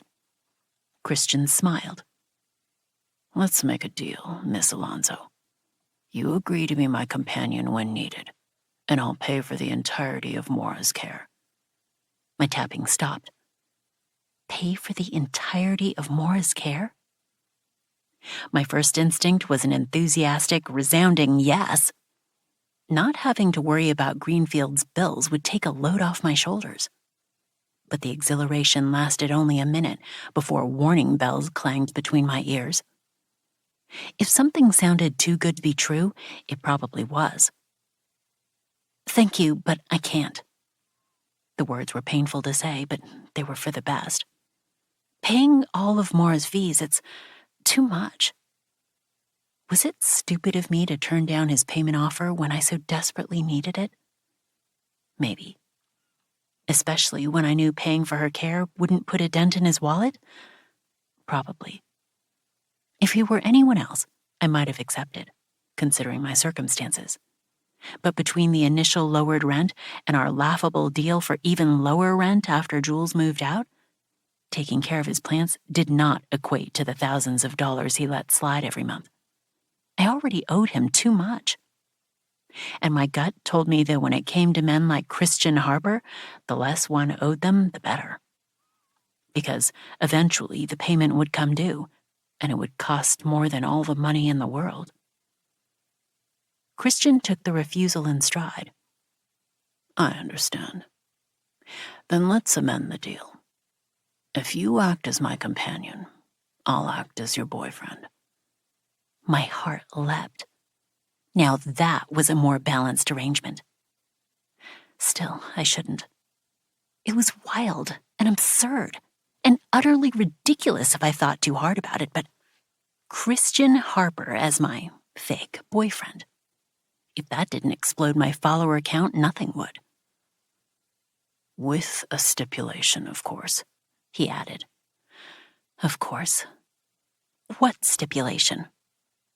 You are not, under any circumstances, to show my face on social media. My excitement fizzled faster than a firework in water. That defeats the whole purpose of what I'm trying to do. Christian's face could sell out stadiums and theaters. Not showing it off online would be a monumental waste. Based on what you told me, it's the perceived relationship that matters, not who the other person is. He tapped a finger on my phone. Social media is a form of voyeurism, and couples are more interesting than individuals. That's the unfortunate truth. But people also love a little mystery. You can show my hand, my back, any part of me except my face. It won't diminish what you're trying to do. It might even help. But your face is so pretty. People will know it's you if we attend events together, so what's the point of not showing your face? I have no problem with people knowing we're together. The smoothness of his words wrapped around me like a silken scarf. However, I keep the details of my personal life private and my digital footprint as clean as possible. I shouldn't be surprised. Christian was a cybersecurity expert, so his aversion to social media and sharing data online made sense. Still, I found it hard to believe anyone in this day and age could keep all photos of themselves off the internet. It was too late for me. My digital footprint was so large it could qualify for its own zip code. Can't relate. A smile flickered over his mouth. Do we have a deal, then? As long as you agree to my conditions as well. This time, I was the one who smiled at his flash of surprise. You didn't think you were the only one who got to make the rules, did you? Of course not. Lazy amusement surfaced in his eyes. What are your terms? I ticked them off on my fingers. The bartender was serving customers at the other end of the bar, and no one was sitting near us, so I wasn't worried about eavesdroppers. 1. We engage in physical contact only when necessary. Hand-holding is okay. Kissing is permitted on a case-by-case status. No sex. I peeked at Christian to see if that would be a deal-breaker. His expression remained impassive, so I continued. 2. We continue the arrangement as long as it's beneficial to both of us. If either of us wants to end it for whatever reason, we give the other 2 weeks' notice. And finally, I took a deep breath, we remember what this is. A fake relationship. That means no catching feelings and no falling in love with each other. I didn't think Christian would fall in love with me, and I doubted I would fall in love with him, but it was good to set the right expectations. It kept things from getting ugly down the road. A soft laugh rumbled from his throat. I accept those terms. I'll draw up the contract tonight. A written contract seems like overkill. I never make a deal without one. He raised an eyebrow. Is that a deal breaker? Part of me wasn't comfortable with a formal contract for something so fluid. But another part agreed it was the smart thing to do. It would lay out the ground rules in clear terms and protect both of us. Just in case. No, a contract is fine. Good. And don't worry, Miss Alonso. Laughter remained in Christian's voice as he lifted his glass to his lips. I don't believe in love. 6. Stella. March 13. I think I signed a deal with the devil. Okay, that sounds a little dramatic, but you get the idea. Christian has been nice and helpful since we met, but he didn't get to where he is today by being all warm and fuzzy. It's been 4 days since we signed. I still can't believe he made me sign a formal agreement, but I guess that's why he's a CEO. And every time I think about our first couple post, I feel a little sick. I'd come to terms with having to lie to my followers, but my friends and family will see the post too. Well, not my parents, but Natalia will see it, and she'll tell Mom and Dad. And I'll have to explain the sudden appearance of a boyfriend to my friends who know I don't want a boyfriend. They're going to flip out, especially Jules. She hates not being in on all the gossip. Then there's the matter of hiding Christian's face when I make our official post. Maybe I can put an emoji over it. It's so cheesy, it could be funny. Christian emoji ideas. 1. Devil, for obvious reasons. 2. Neutral face. Basically, his expressions 80% of the time. 3. Heart face. Makes sense if he's supposed to be my boyfriend, but might be too cutesy. I'm so happy we can catch up. Jules sighed and popped a fry in her mouth. I feel so out of the loop since I got back. Jules and her boyfriend, Josh, went on a week-long trip to New Zealand a few weeks ago, and this was my first time seeing her since she returned. Between her demanding schedule as an attorney and Ava's constant travels as a photographer for World Geographic magazine, It was hard for all of us to be at the same place at the same time. We still scheduled at least one meetup every month, though, even if it had to be virtual. At least then, Bridget, who lived in Europe, could join. Adult friendships took work and conscious effort to maintain, but the ones that stayed were the ones that mattered the most. That was why it was so hard to lie to Jules, Ava, and Bridget. They knew I'd been fired, but they didn't know about Christian. At the same time, I didn't want to burden them with too many of my problems. And the longer I kept things from them, the less I wanted to explain why I hadn't said something in the first place. The fish tacos I ate for lunch churned in my stomach. "You haven't missed anything big." Ava brushed a strand of hair out of her eye. "My life is just work and wedding stuff until October." Despite her casual words, her face glowed with excitement. Her boyfriend Alex proposed last summer, and they were planning a fall wedding in Vermont. Knowing Alex, it would be the most lavish wedding the state had ever seen. He'd already hired the top wedding planner in the country to coordinate an army of florists, caterers, photographers, videographers, and whoever else was involved in the nuptials. Jules sounded disappointed there wasn't juicier news waiting for her. "What about you, Stell? Any chance you hooked up with a celebrity at an event? Won $1 million? Got offered a trip to Bora Bora in exchange for pictures of your feet again?" My laugh came out strained. "Sorry to disappoint, but no. Though I did get a fake boyfriend." The words were on the tip of my tongue, but I swallowed them along with the rest of my water. I needed more time to process my situation before I discussed it with anyone else. "Oh," Jules pouted. "Well, the year's still young. And, oh my God, speaking of celebrities," her eyes lit up again. "You won't believe who we saw at the airport on our way back to D.C. Nate Reynolds. He was with his wife." I relaxed into my seat as she rambled on about her favorite movie star. That was a safer topic than anything about my life. The remnants of shame prickled my skin, but I consoled myself with the fact that I wouldn't lie to my friends forever. I'd tell them about Christian soon, just not today. We stayed at the restaurant for another half hour before Ava had to meet Alex for some wedding thing, and Jules went to surprise Josh after his shift at the hospital. I was pretty sure that was code for sex, but I wisely chose not to ask. After we said our goodbyes, I took the train to Greenfield. It was an hour-long ride from the city, and when I'd worked at DC Style, I had to rush here after work. Sometimes I didn't make it. When I did make it, I usually only got 10 or 15 minutes with Maura before visiting hours ended. That was one perk of being unemployed, I guess. I no longer had to take the train to and from the middle of nowhere at night, and I didn't have to worry about not having time to see her.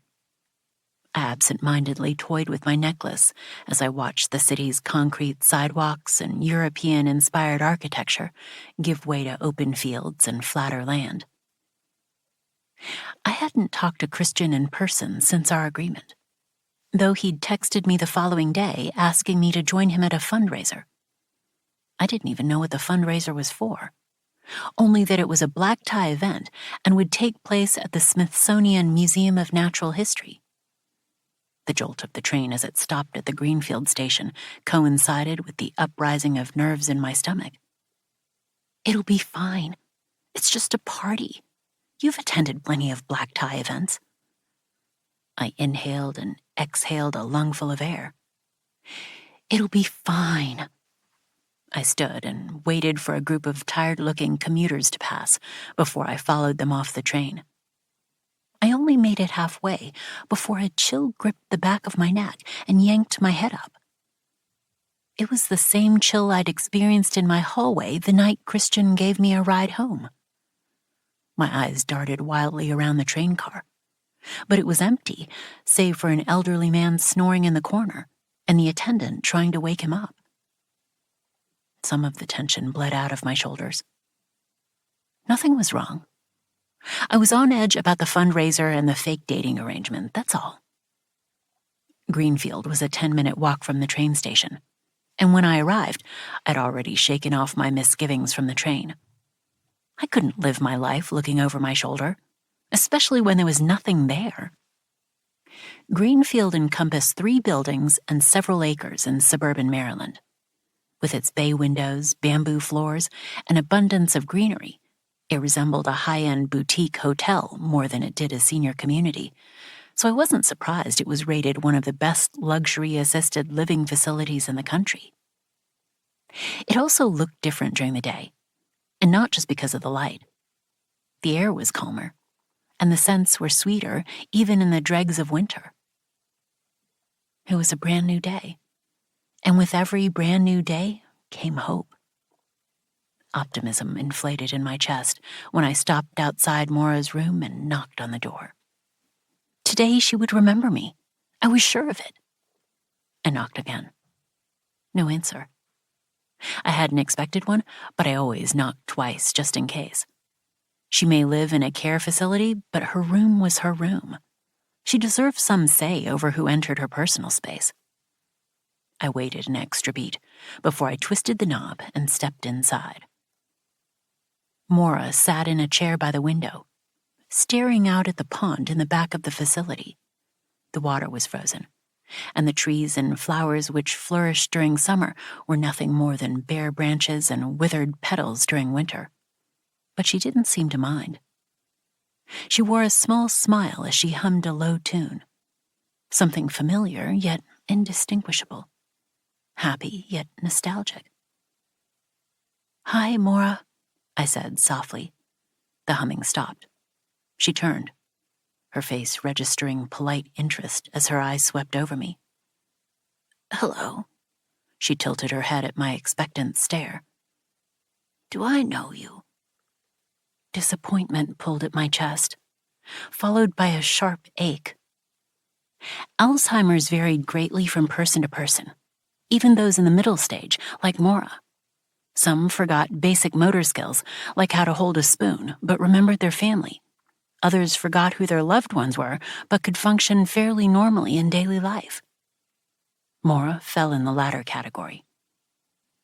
I should be grateful she could still communicate clearly after being diagnosed with Alzheimer's 4 years ago. And I was. But it still hurt when she didn't recognize me. She was the one who'd raised me while my parents were busy building their careers. She'd picked me up and dropped me off at school every day, attended all my school plays, and consoled me after Ricky Wheaton dumped me for Melody Renner in 6th grade. Ricky and I had only dated for 2 weeks, but 11-year-old me had been heartbroken. In my mind, Maura would always be vibrant and full of life. But the years and disease had taken their toll, and seeing her so frail made tears thicken in my throat. "I'm a new volunteer," I cleared my throat and pasted on a smile, not wanting to cloud our visit with melancholy. "I brought you some tembleque. A little birdie told me it's your favorite." I reached into my bag and pulled out the chilled coconut pudding. It was a traditional Puerto Rican dessert Maura and I used to make together during our experimentation nights. Every week, we'd try a new recipe. Some of them came out amazing, others not so much. The tembleque was one of our favorites, though, and we justified making it more than once by dressing it up with different flavors each time. Cinnamon one week, orange the next, followed by lime. Voila, a new recipe. In my 8-year-old mind, it made sense. Maura's eyes lit up. "Trying to butter me up with sweets on your first day," she clucked. "It's working. I like you already." I laughed. "I'm glad to hear that." I handed her the dessert I'd made last night and waited until she had a firm grasp on it before I took the seat opposite hers. "What's your name?" She spooned some pudding in her mouth, and I tried not to notice how slow the movement was or how hard her hand shook. "Stella." What looked like recognition glinted in her eyes. Hope ballooned again, only to deflate when murkiness snuffed out the glint a second later. "Pretty name, Stella." Maura chewed with a thoughtful expression. "I have a daughter, Phoebe. She's around your age. but I haven't seen her in a while." Because she died. The ache in my chest returned with a vengeance. 6 years ago, Phoebe and Maura's husband had been on their way home from the grocery store when a truck T-boned their car. Both died on impact. Maura sank into a deep depression after, especially since she had no living relatives to lean on. As much as I hated Alzheimer's for robbing her of the life she'd lived, sometimes I was grateful for it. Because the absence of good memories also meant the absence of bad ones, and at least she could forget the pain of losing her loved ones. No parent should have to bury their child. Maura's chewing slowed. Her brows drew together, and I could see her struggling to remember why exactly she hadn't seen Phoebe in a while. Her breathing quickened the way it always did before agitation set in. The last time she'd remembered what happened to Phoebe, she'd gotten so aggressive the nurses had to sedate her. I blinked back the sting in my eyes and upped the wattage of my smile. "So, I hear tonight's bingo night," I said quickly. "Are you excited?" The distraction worked. Maura relaxed again, and eventually our conversation meandered from bingo to poodles to the days of our lives. Her memories were patchy and varied from day to day, but today was one of the better ones. She used to own a pet poodle, and she'd loved watching the days of our lives. I wasn't sure she understood the significance of those topics, but at least she knew they were important on a subconscious level. "I have bingo tonight. What do you have?" She abruptly switched topics after a 10-minute monologue on hand-washing laundry. "A beautiful girl like you must have fun plans for Friday night." It was Saturday, but I didn't correct her. "I have a big party," I said, "at the Smithsonian." Though fun wasn't the adjective I'd use. Nerves sloshed through my stomach, making me queasy. Signing a contract was one thing. Carrying it out was another. What if I bombed at the event? What if I tripped or said something stupid? What if he realized I wasn't the companion he'd hoped for after all and terminated our agreement? I instinctively reached for my crystal pendant. I'd chosen a Unikite jasper today for healing, and I clutched it for dear life until the cool stone warmed and settled my nerves. It's fine. Everything will be fine. Maura, oblivious to my inner turmoil, brightened and leaned forward at the mention of a party. "Ooh, fancy. What are you wearing?" In that moment, she sounded so like her old self my chest squeezed. She used to tease me all the time about boys. Preteen me would huff and complain, but I spilled all my secret crushes to her anyway. I haven't decided, but I'm sure I'll find something. The real question is, what should I do with my hair? I gestured to my curls. Put it up or leave it down? Nothing animated her like the topic of hair. Hers was pin straight, but she'd had to learn how to care for my specific hair texture when I was young, and she'd become an unofficial expert over the years. I still used the post-shower hair routine she put together for me when I was 13. Apply curl cream, detangle with a wide-tooth comb, squeeze out excess moisture, apply argan oil, and scrunch hair upwards for definition. It worked like a charm. A smile curved my lips at Maura's indignant harumph. "It's a party at the Smithsonian. You must put it up. Come here." She beckoned me over. "Have to do everything myself," she muttered. I stifled a laugh and moved my chair next to hers while she took the pins out of her bun so she could work her magic. I closed my eyes, letting the peaceful silence and the familiar, soothing tug and pull of her fingers wash over me. Her movements were slow and hesitant. What took her minutes to do when I was a kid took her triple the time now. But I didn't care how long it took her or what the result looked like. I only cared about spending time with her when I still could. "There." Satisfaction filled Maura's voice.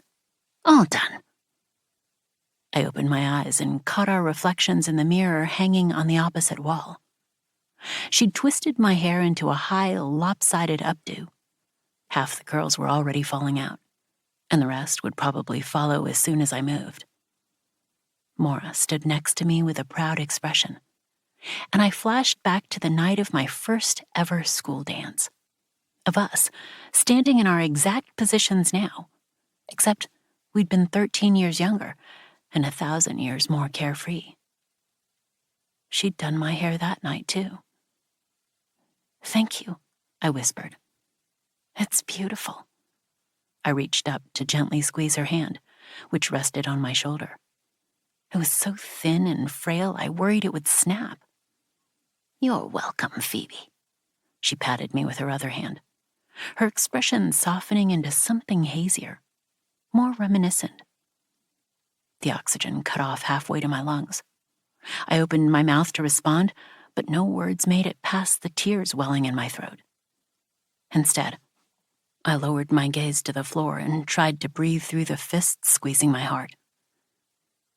"You're welcome, Phoebe." I knew Mora loved me, even if she didn't remember me. And she treated me like her own daughter when she did remember me. But I wasn't her daughter, and I could never replace Phoebe. I didn't want to, but I could care for her and give her as comfortable a life as possible. That meant doing everything I could to keep her at Greenfield, including making a deal with Christian Harper. My stomach twisted. I couldn't screw up the party tonight with him, and I couldn't stall any longer. I had to announce our relationship soon if I wanted to get the Delamonte deal. Mora had taken care of me when I didn't have anyone else to lean on. It was time I did the same for her. She was worth the sacrifices.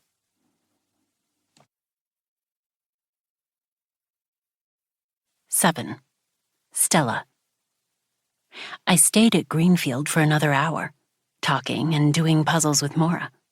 We'd migrated to the community room after I got my emotions under control, and we'd spent the rest of our time together assembling a 500-piece mountain landscape. I would have stayed longer, but I needed to get ready for the fundraiser. I was already cutting it close. When I got home, I had just under 2 hours before Christian was supposed to pick me up. A wave of nerves crashed against my insides and drowned out the lingering melancholy from my visit with Mora. Tonight would be my first time spending an entire evening with Christian. The Delamonte dinner didn't count, since we hadn't spoken much during the dinner itself. I turned on the shower and stepped beneath the spray of hot water, trying not to panic too much at what lay ahead of me. Christian Harper was just a man, not a king, even if he was richer than one, and not a god, even if he looked like one. I had nothing to be nervous about. Since I was on a time crunch, I washed my hair, showered, shaved, and exfoliated with record speed instead of lingering in the shower like I wanted. But despite my rush, I was still doing my makeup in my bathrobe when the doorbell rang. Christian wasn't supposed to show up for another half hour. Unless... My heart rate picked up when the unsettling chill I'd experienced on the train drifted through my mind. Stop it. It's not him. I didn't know why I was worrying so much when he'd been radio silent for 2 years. But the last thing I needed was to manifest my stalker back into my life by focusing too much energy on him. I jumped when the doorbell rang again. Had it always been so loud? I capped my mascara and hastened to the living room, even as my pulse beat triple time. It's not him. It's not him. I slowed to a stop at the front door and peeked through the peephole with my heart in my throat. A second later, relief cooled my lungs, and I opened the door. Christian stood in the hall, looking even more devastating than usual in a black tuxedo. With his perfectly wavy hair and clean-shaven face, he could have passed for a movie star on his way to the Oscars. A tingle of awareness spread across my skin, mixed with curiosity at the white box in his hands, medium-sized and flat, tied with a silky gold bow that obscured the logo. I pulled my eyes away from the box and crossed my arms. Do not be distracted by the shiny object. You're early. Getting ready was my favorite part of an event. Sometimes I liked it better than the event itself. I didn't appreciate being rushed, even if it was my fault for not leaving Greenfield earlier. Still, I thought I had a half an hour left to myself. You're not dressed. Christian's gaze coasted from my half-done face to my bare red-painted toes. Something inscrutable passed through his eyes for a split second before it disappeared. Because you're early. He ignored the pointed reminder. May I come in? I was tempted to say no and tell him to return at our arranged pickup time, but since he technically owned the apartment, I opened the door wider and stepped aside. The air shifted the minute Christian entered. It grew heavier, more languid, like the first sultry bloom of summer after a season of spring rains. The heat seeped through the thick terry cloth of my robe and curled low in my stomach as his eyes swept across the room, taking in the bowl of crystals by the front door, the bamboo plant on the windowsill, and the cozy, aesthetic corner I'd set up for lifestyle shoots. He paused at the fuzzy purple unicorn propped against my couch pillows. Amusement filled his eyes. Cute. Cute? I tried not to sound too insulted. Mr. Unicorn isn't cute. He's beautiful. At least he had been in his heyday. Now one of his eyes was crooked, half his hair had fallen out, and stuffing leaked from a tiny rip in his stomach, but he would always be beautiful to me. I didn't care if Mr. Unicorn was a shadow of his former glorious self. He'd been my companion since I was 7, and I would hold on to him until he disintegrated into dust. My apologies, Christian said dryly. I didn't mean to insult the beautiful Mr. Unicorn. Good job on the original name, by the way. Heat crawled up my neck. I was 7. What else was I supposed to name him? Mr. Lisa Frank in the Wild? A low laugh caressed my skin like velvet. Now that would be quite a name. But we can discuss alternatives for your pet unicorn later. He held out the white box. This is for you. I ignored the subtle pet unicorn dig and eyed the box with equal parts anticipation and wariness. What is it? Your dress for tonight. My heart skipped a beat when I unraveled the bow and saw the name scrawled in gold across the top. It was one of the top couture houses in the world. I didn't want to accept more from him than I already had, but I couldn't resist opening the box. A little peek never hurt any. Oh my God. My resistance crumbled the second I saw the dress nestled against a bed of delicate white tissue paper. I was no stranger to gorgeous clothing. I'd attended dozens of fashion shows and received some truly amazing items from designers. But this dress might be the most stunning thing I've ever seen. Thank you. This is... I ran a reverent hand over the green silk. Incredible. Try it on. See if it fits. Christian leaned against the wall, his eyes glowing with soft satisfaction. I'll be here. He didn't have to tell me twice. It took all my willpower not to run to my room.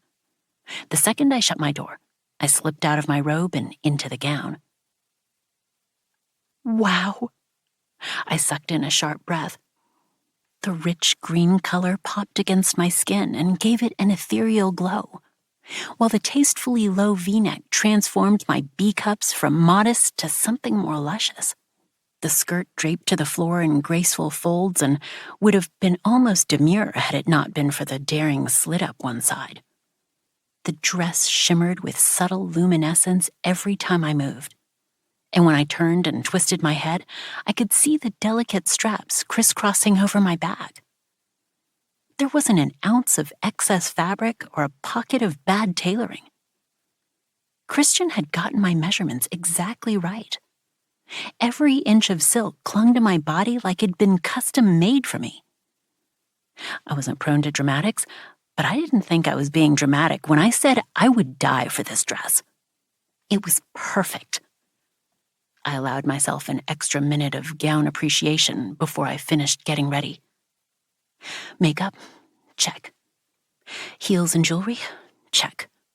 Clutch large enough to hold my phone, keys, credit card, a small piece of agate, and lipstick? Check. I added a shawl in case I got cold, checked my teeth for stray lipstick, and steadied myself with a deep breath before I returned to the living room. Christian was still leaning against the wall, staring at a small object in his hand. I couldn't make out what it was before he straightened and slipped it into his pocket.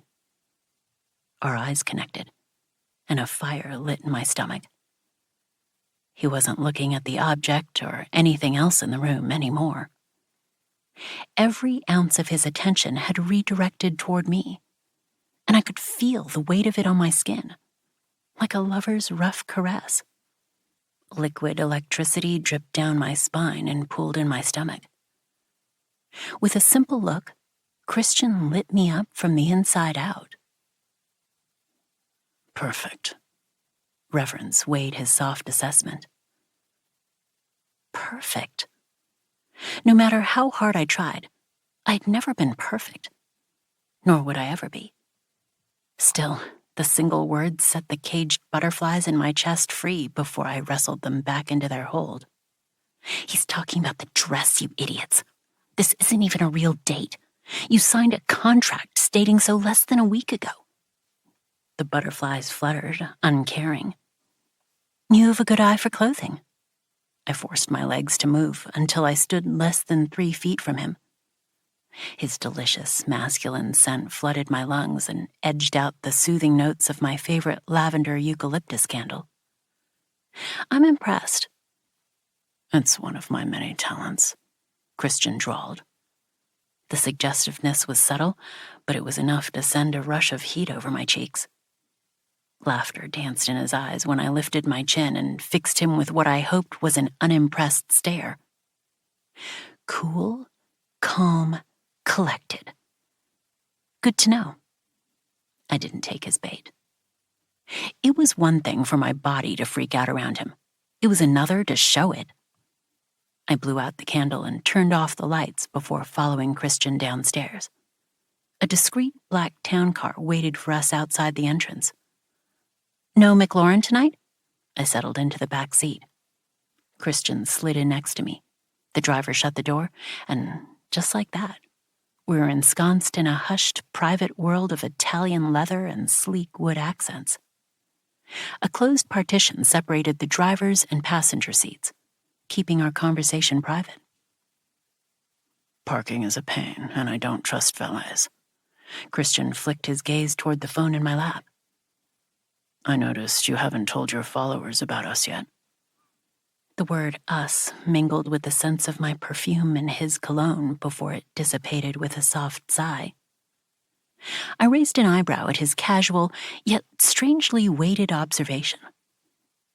I thought you didn't have social media. Just because I don't use social media doesn't mean I'm not aware of what happens on there. I think you know everything. I do. The words rang with the confidence of someone who truly believed what they were saying. No wonder his name was Christian. He had a major god complex. Then you would know I'll announce it. Soon. My teeth sank into my bottom lip as my nerves made an untimely reappearance. You should. Christian's languid reply drowned out my flickering anxiety. You're attending tonight's event with me. You should get something out of it. I will. I'm just waiting for the right photo opportunity.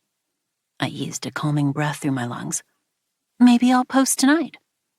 If a fancy gala didn't make for good social media fodder, I didn't know what would. Good. Awareness flushed through me at the hint of possessiveness in his voice. A stray strand of hair slipped from my updo and wisped around my face. I'd been so thrown off by Christian's earlier arrival, I'd forgotten to set it with more hairspray. Luckily, it was one of those styles that looked better the messier it was. But a strange current kept my lips sealed and my body taut when Christian lifted his hand to tuck the stray hair behind my ear. The movement was languorous, his touch whisper-light. But my nipples peeked at the soft graze of his skin against my cheek. Hard, sensitive, begging for an ounce of the same attention. I wasn't wearing a bra. Christian stilled, his attention honed in on my body's reaction to his simple touch. And I would have been horrified had I not been so distracted by the ache blooming in my core.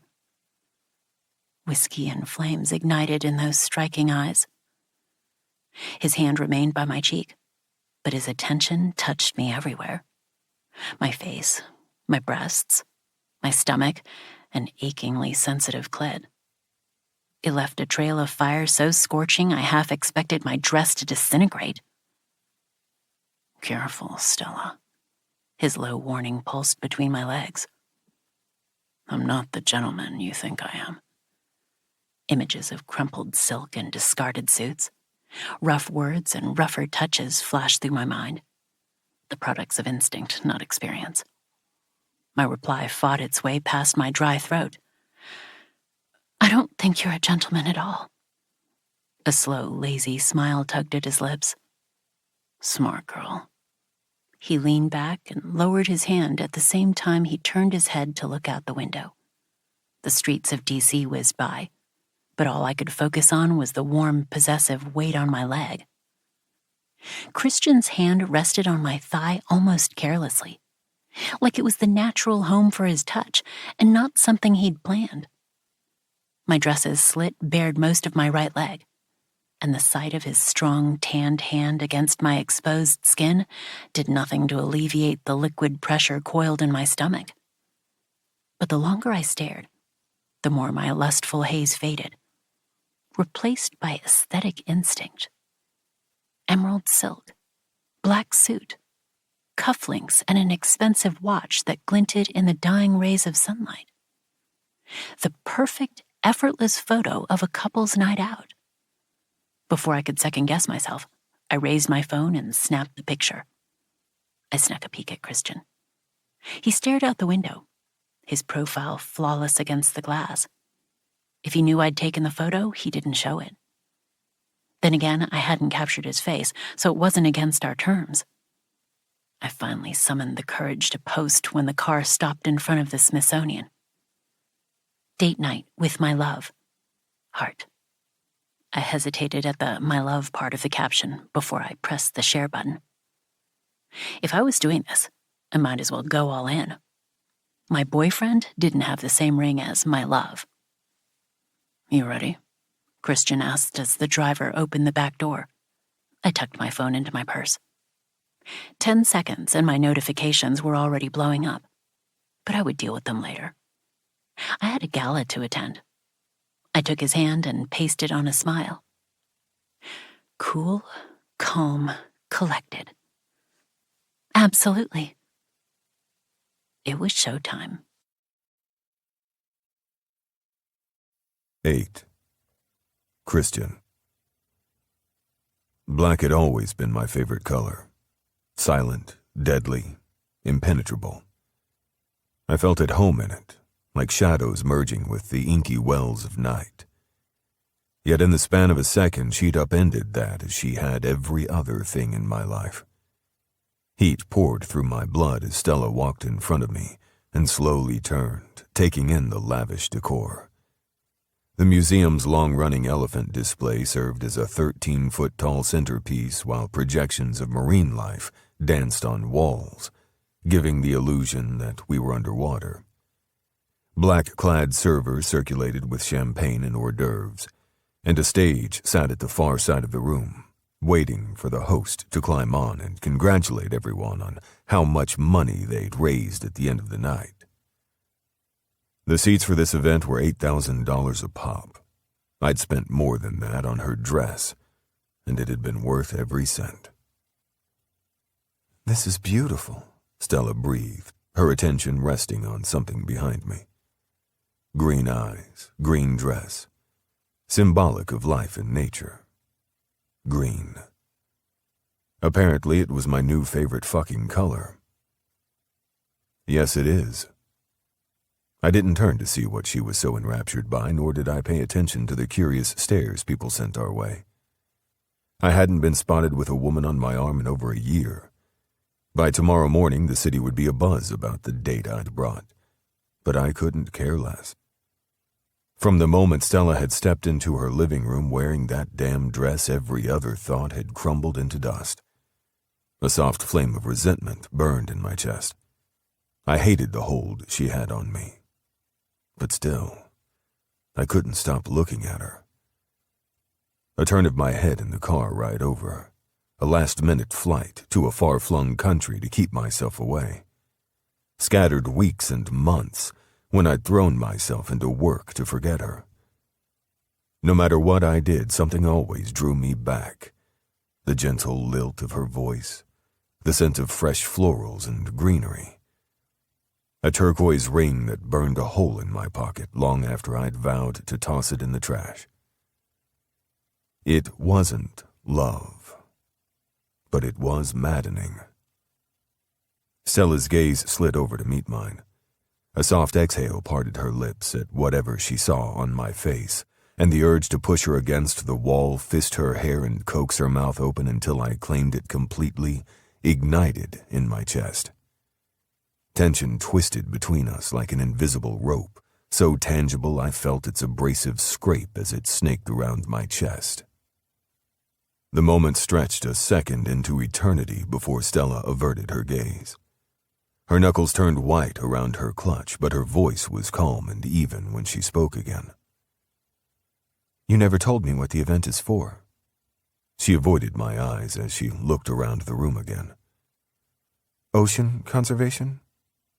The stranglehold around my chest had loosened, but the release left me oddly dissatisfied. "Close. Baby turtles." My mouth tipped up when her head whipped around. My answer eroded some of the earlier tension, and Stella's grip on her purse visibly loosened. "I didn't figure you for a turtle lover, Mr. Harper. What's next, feeding ducks? Adopting puppies?" Her playful questions coaxed a wider smile from me. "Don't hold your breath. I watched a lot of Franklin growing up." Her face glowed with laughter. "Ah, that explains it. I was an Arthur girl myself." I filed that away for future reference. There were no unimportant details when it came to Stella. Aardvarks are underappreciated, but sadly they're not a pet cause for Richard Wyatt's wife. No pun intended, I added. A knowing gleam entered her eyes. "I assume Richard Wyatt is important to your business? Potential client?" I hid another smile at how quickly she pieced it together. "Yes. Big private equity guy, big money, looking for a new security team. His wife is his weakness." I'd lasered in on the Wyatts the minute we entered. They held court in the northeast corner of the room, surrounded by fawning admirers, including the human equivalent of a lump of coal. Mike Kurtz, the CEO of Sentinel Security. My good mood faded at the sight of him. The bastard went after every account I did. There wasn't a single original thought rattling beneath that overly gelled hair. Kurtz looked up, and an oily smile spread across his face before he broke off from the group and strode toward me. We were both in our early 30s, but I already spotted the touches of cosmetic surgery propping up his fading looks. A chin augmentation here, some Botox there. Beside me, Stella eyed the new arrival with curiosity, which deepened my foul mood. Kurtz didn't deserve an ounce of her attention. "Christian, how nice to see you again." He smoothed a hand over his tie, oozing as much sincerity as a commission-starved car salesman. "I'm so glad you're not licking your wounds over the Deacon and Beatrix accounts. I hope you're not too upset with me about poaching your clients." His chuckle scraped against my skin like nails against a chalkboard. "It's nothing personal, just business." Irritation flared. I'd lost 2 accounts to Sentinel in 1 week. Deacon and Beatrix were trivial compared to the VIPs topping my company's client list, but the losses pissed me off nonetheless. I didn't like losing. "Of course not," I said easily. I'd be damned if I showed even a smidge of weakness in Kurtz's presence. I don't blame them for testing other services, but quality always wins in the end. Speaking of which, how's the system rebuild going? It's awful what can happen when your systems are subpar. Kurtz's face tightened. He was a bottom feeder, but he was smart enough to recognize I'd had a hand in causing the system failure that wiped millions off Sentinel's market value last year. He just couldn't prove it. "It's going great," he finally said. "But the strength of a company is measured by client retention, not by freak failures. I'm sure Richard Wyatt would agree." I'm sure he would. He smiled. I smiled. A bullet hole in his forehead would be the perfect complement to his vanity. He would die young and unravaged by old age. Forever 33. It'd be an act of mercy delivered with the swiftness of one silenced gunshot. 40320 East Shore Drive, security code 708. So easy. One bullet in the middle of the night, one rival snuffed out forever. Temptation licked at the edges of my consciousness before I doused it. Sentinel and Harper Security were well-known competitors. If foul play befell Kurtz, I would be one of the first suspects, and I didn't have time for the fucking paperwork that would bring. "Speaking of quality," Kurtz turned to Stella, who'd been watching our exchange with a bemused expression. "Who is your stunning date?" She answered after several beats of hesitation. "I'm Stella." She graced him with a tentative smile. Something dark and volatile burned in the pit of my stomach. "I'm Mike." He oozed sleazy charm as he held out his hand. She didn't get a chance to shake it before I cut in between them to whisk 2 glasses of champagne off a passing server's tray. "I almost forgot to give my condolences," I drawled. I handed 1 glass to Stella and twined my free hand with hers.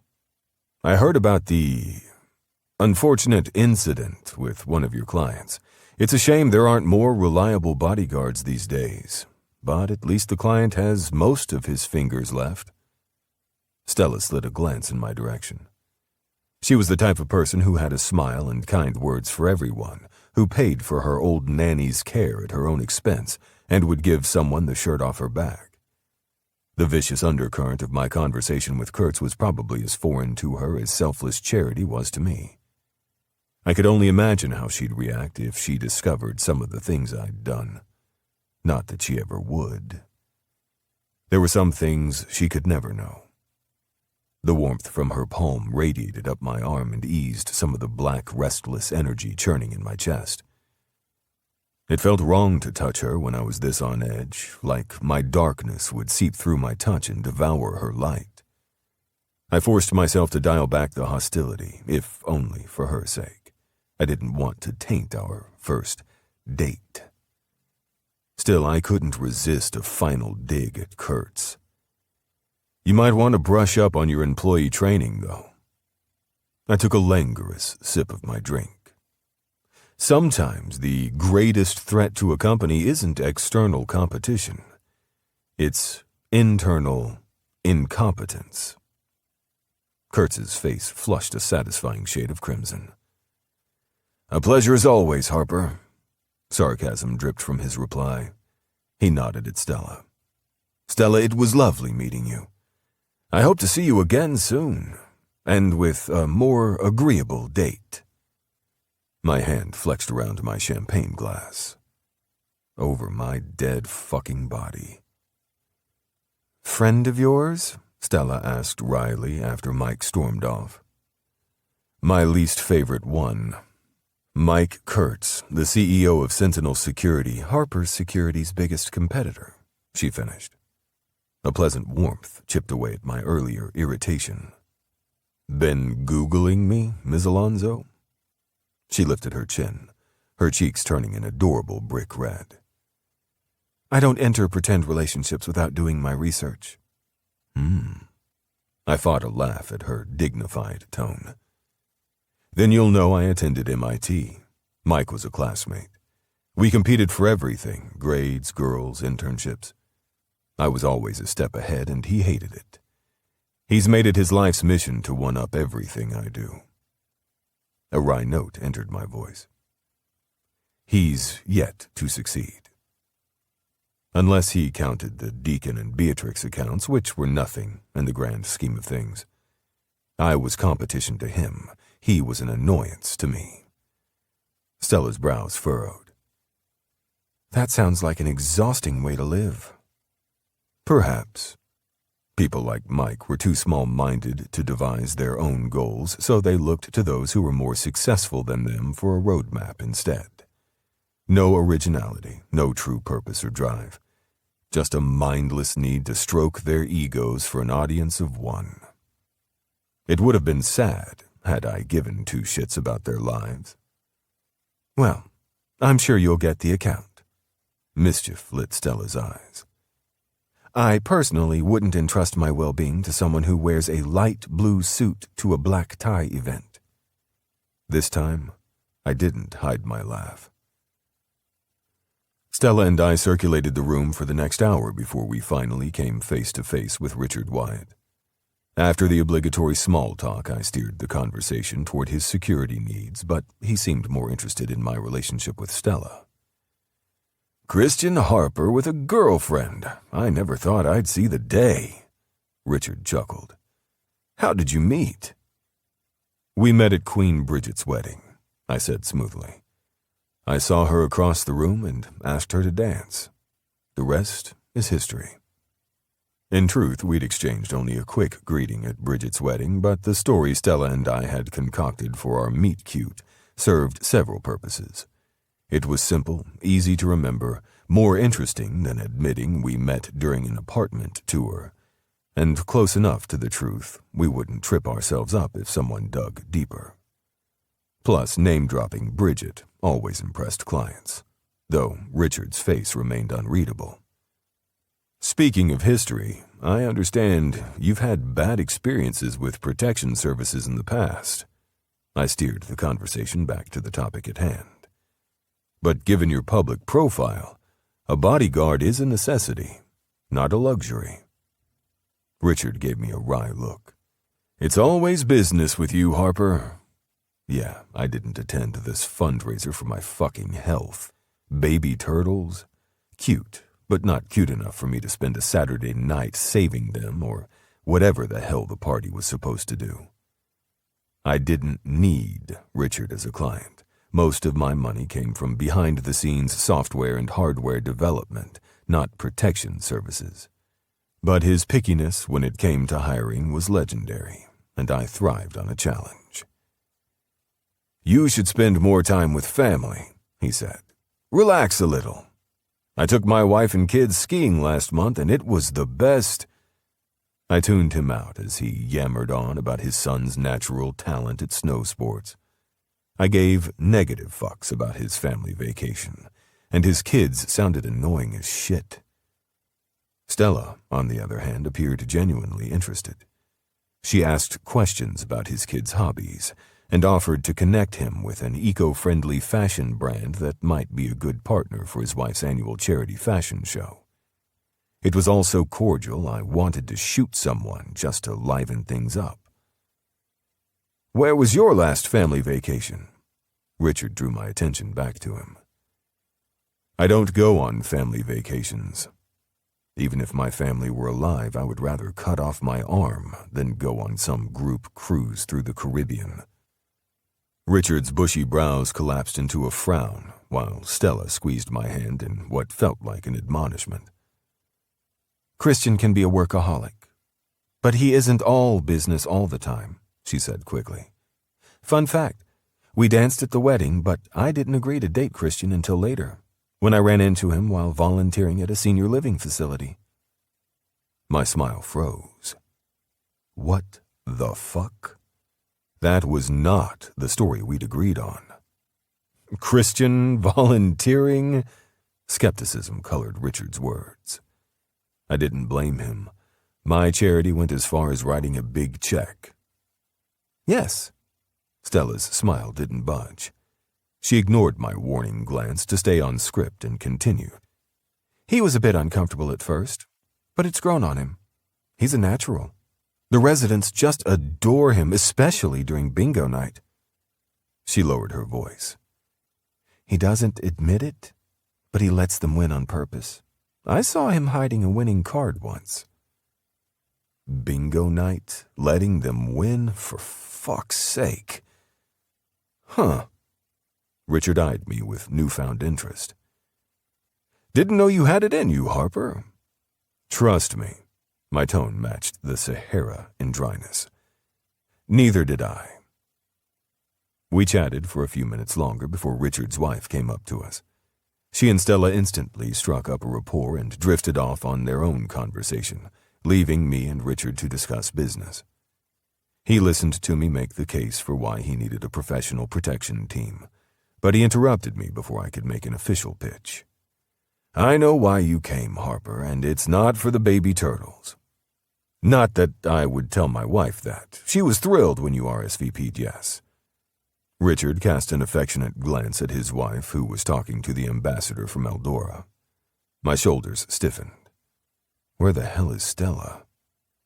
She'd been talking to Richard's wife just 10 minutes ago. My eyes scanned the room, but I didn't find her before Richard spoke again. My phone has been ringing off the hook with security offers since I let go of my old team. And yes, I know Harper Security is the best. He held up a hand when I opened my mouth to respond. But I like to get on well with the people I work with. I need to trust them. You've always been a cold bastard, but... He rubbed a hand over his jaw. Perhaps I was wrong. The puzzle pieces for why Stella had gone off script clicked into place. She must have picked up on Richard's baffling need for personal connection. None of my business partners and current clients gave a shit about personal connection. They only cared about getting the job done. There was a first for everything, I suppose.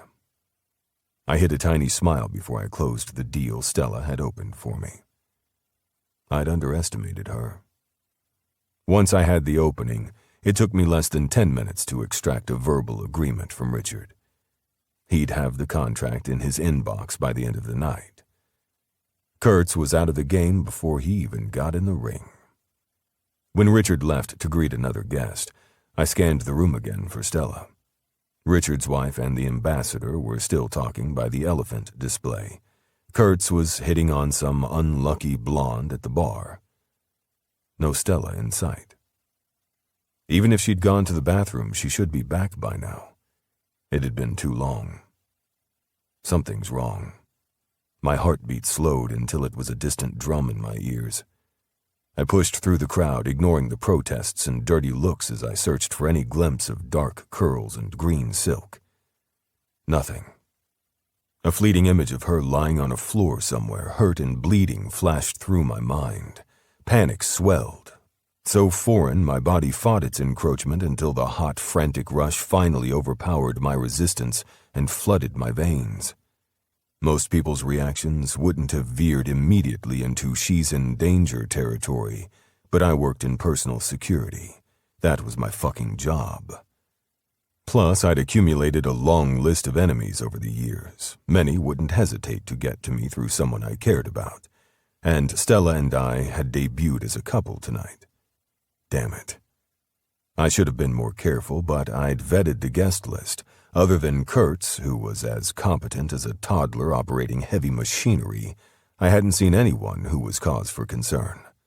Of course, someone could have easily slipped in with the servers, ushers, or dozens of other people working the party. My jaw ticked as I entered a dimly lit hall off to the side of the main room. If anyone touched a goddamn hair on her head.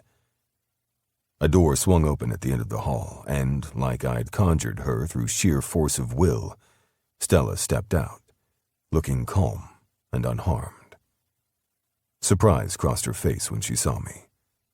Hey, did you close the... Her sentence was cut off with a soft gasp when I closed the distance between us and backed her against the wall. Where were you?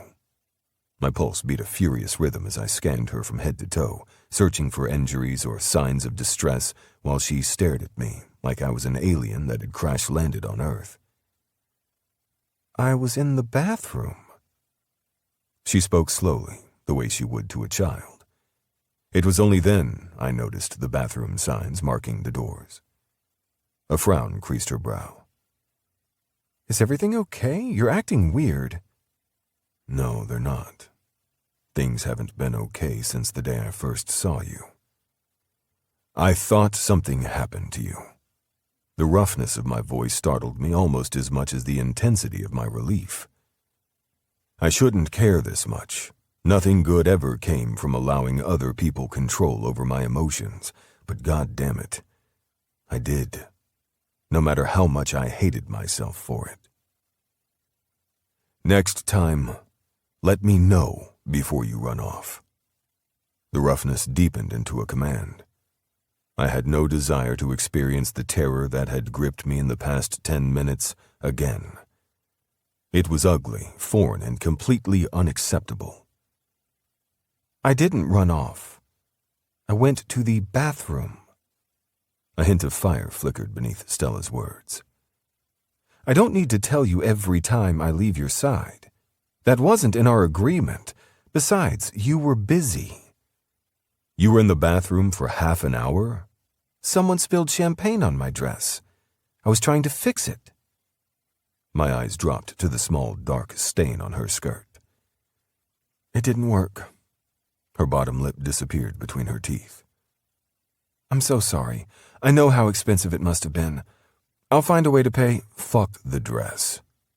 It had cost nearly $10,000, but I couldn't summon two shits about what happened to it. If I had my way, I would tear it off her myself. A hot, heady awareness replaced my panic. No one else was in the hallway, and Stella's scent, fresh, subtle, but damn intoxicating, clouded my head.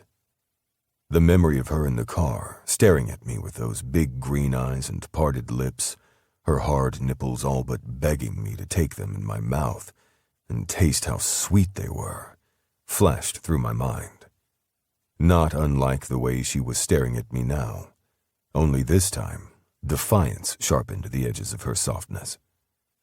And fuck, that was a turn-on. Heat rushed to my groin until my cock ached with a painful throb. What I want. I pressed a thumb against the pulse at the base of her neck.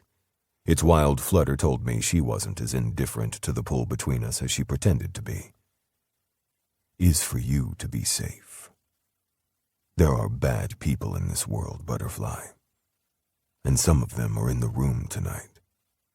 So next time, I don't care if I'm in the middle of a conversation with the Queen of fucking England. Interrupt me. Understand? Stella's eyes narrowed. Butterfly? Beautiful, elusive, hard to catch. When I didn't answer, she released an exhale that caressed my chest and tightened my groin to the point of pain. Is that all you want? Not even close. A tiny shiver rippled through her. Because you don't want to go through the trouble of finding another regular companion for events. Because I don't want to be jailed for murder if anyone touches a hair on your head. A grim smile touched my lips when her eyes widened. She had no clue who I was or what I was capable of. Meanwhile, I knew more about her than I cared to admit. Frustration and loathing burned beneath my skin. I pushed myself off the wall and stepped back, adjusted my cufflinks, tried to ease the relentless pounding need in my chest. It's time to return to the party. Ice cooled my voice. Shall we? We returned to the party in silence. I didn't take my eyes off her the rest of the night, and told myself it was because I didn't want a repeat of my earlier scare. After all, I'd always been good at lying to myself. 9. Stella. Stella! I know you're in there. Open up. Oh, no. I buried my face in my silk pillow, hoping the voice would go away. But knowing its owner, they would camp out in my hall until I inevitably had to leave for fresh air and food. My morning visitor was nothing if not persistent. Stella Alonso, you can't hide from me. A pause, followed by a more conciliatory, "I have matcha." A groan escaped into my pillow. I shouldn't have put Jules on my list of approved visitors, but I also hadn't expected her to beat down my door at... I raised my head and glanced at my digital clock. 7:54 in the morning. Since she was already here, and the chances of her leaving without answers were slim, I forced myself out of bed and into the living room. I wished I'd had more time to prepare for human interaction. I hadn't even gotten the chance to wash my face yet, much less meditate or practice my morning yoga. I stifled a yawn as I swung open the door and blinked at the fuzzy, purple-clad figure in front of me. "It's about time." Jules stood out in the hall, one hand planted on her hip and the other carrying a drinks tray from a nearby coffee shop. 5 more minutes and I would have broken down your door. With your arm strength, doubtful. I cracked a smile at her offended gasp. "Who are you and what have you done to Stella? She would never say something so hurtful." "The Stella you're talking about typically doesn't have people pounding on her door at 8 in the morning." I rubbed a hand over my face. My head felt like it was stuffed with cotton balls, and I couldn't concentrate on anything other than how much I'd rather crawl back into bed. "First of all, it's 8:05. Second of all, can you blame me after the bombshell you dropped on Instagram yesterday? Jules exhaled sharply and smoothed a hand over her fuzzy purple coat. "No, we're not doing this in the hallway. Let's talk inside. Can I come in?" "Would you leave if I said no?" Her laser stare burned through her giant sunglasses and into my skin. "Right." I sighed and opened the door wider. "You mentioned matcha?" I gave up on coffee years ago because it worsened my anxiety. Matcha lattes were the closest I came to espresso these days. "Yes. Consider it my bribe for all the juicy details." Jules handed me the drink as she waltzed inside and pushed her sunglasses on top of her head. "Now," she inhaled a long, deep breath. "You're dating someone? You called him my love? How did I not know about this? How long have you been dating?" I winced at the increasing volume of her questions while a construction crew invaded my head. Bang, bang, bang. Every swing of a hammer reverberated through my skull with bone-rattling force. How much did I drink last night? Not that much, right? I usually limited my alcohol intake to 3 glasses per night, but I wouldn't be this hungover after 3 glasses. I pinched the bridge of my nose and tried to piece the fuzzy pieces from last night together. Baby turtles, whiskey eyes, champagne and gowns and... Is that all you want? Not even close. The memory of my encounter with Christian slammed into me with such force it knocked the breath out of my lungs. Everything came rushing back. Our agreement, the photo I posted, the delicious roughness of his hand in mine when we were talking to Mike, and the headiness of his scent when he pinned me to the wall. Part of me was annoyed by his overprotectiveness when I'd just gone to the bathroom, for God's sake. Another, larger, more shameful part thrilled at the idea that he cared. Pathetic? Probably. True? Undeniably. No one had cared that much about me since Maura, and Christian and I weren't even really dating. Who is it? Was Christian at home or had he already left for the day? I tried to picture him eating and sleeping like a normal person and couldn't. Who is your boyfriend? Jules repeated. You didn't tag him, but that watch, she wiggled her eyebrows. I can tell just by his hand that he's hot. Another piece from last night slotted into place. My Instagram post. I'd been so busy at the gala I hadn't checked my notifications. I swallowed past the sudden lump in my throat. Good morning. A quick knock on the half-open door interrupted my response. Ava entered, looking far too bright-eyed and fresh-faced for this early in the morning. Am I late? Did I miss anything good? She set a white crumble-and-bake bag on a side table. Breakfast pastries, she explained, following my gaze. She opened the bag and handed out muffins. My mouth watered at the smell. At least my friends brought food to my interrogation. I wasn't above accepting bribery. I almost groaned as the taste of warm, freshly baked muffin exploded on my tongue. Definitely not above accepting bribery. Stella was just about to tell me who her mystery man is. Jules ripped off a piece of blueberry muffin and popped it into her mouth. Ava's face lit up. I bet he's hot, she said. You can tell by the watch. That's what I said, Jules beamed. Great minds think alike. The banana muffin turned sour in my mouth as they stared at me expectantly. It was one thing to lie on social media. It was another to lie to my friends' faces. I didn't tell them everything about my life. They thought I had a great relationship with my family, and they didn't know about Maura. Being the perfect family was so important to my parents that sharing anything that didn't align with that felt more difficult than it should have. Ava and Jules were my best friends, yet I still kept so much of my life to myself. But could I stand here and tell them Christian and I were dating when we weren't?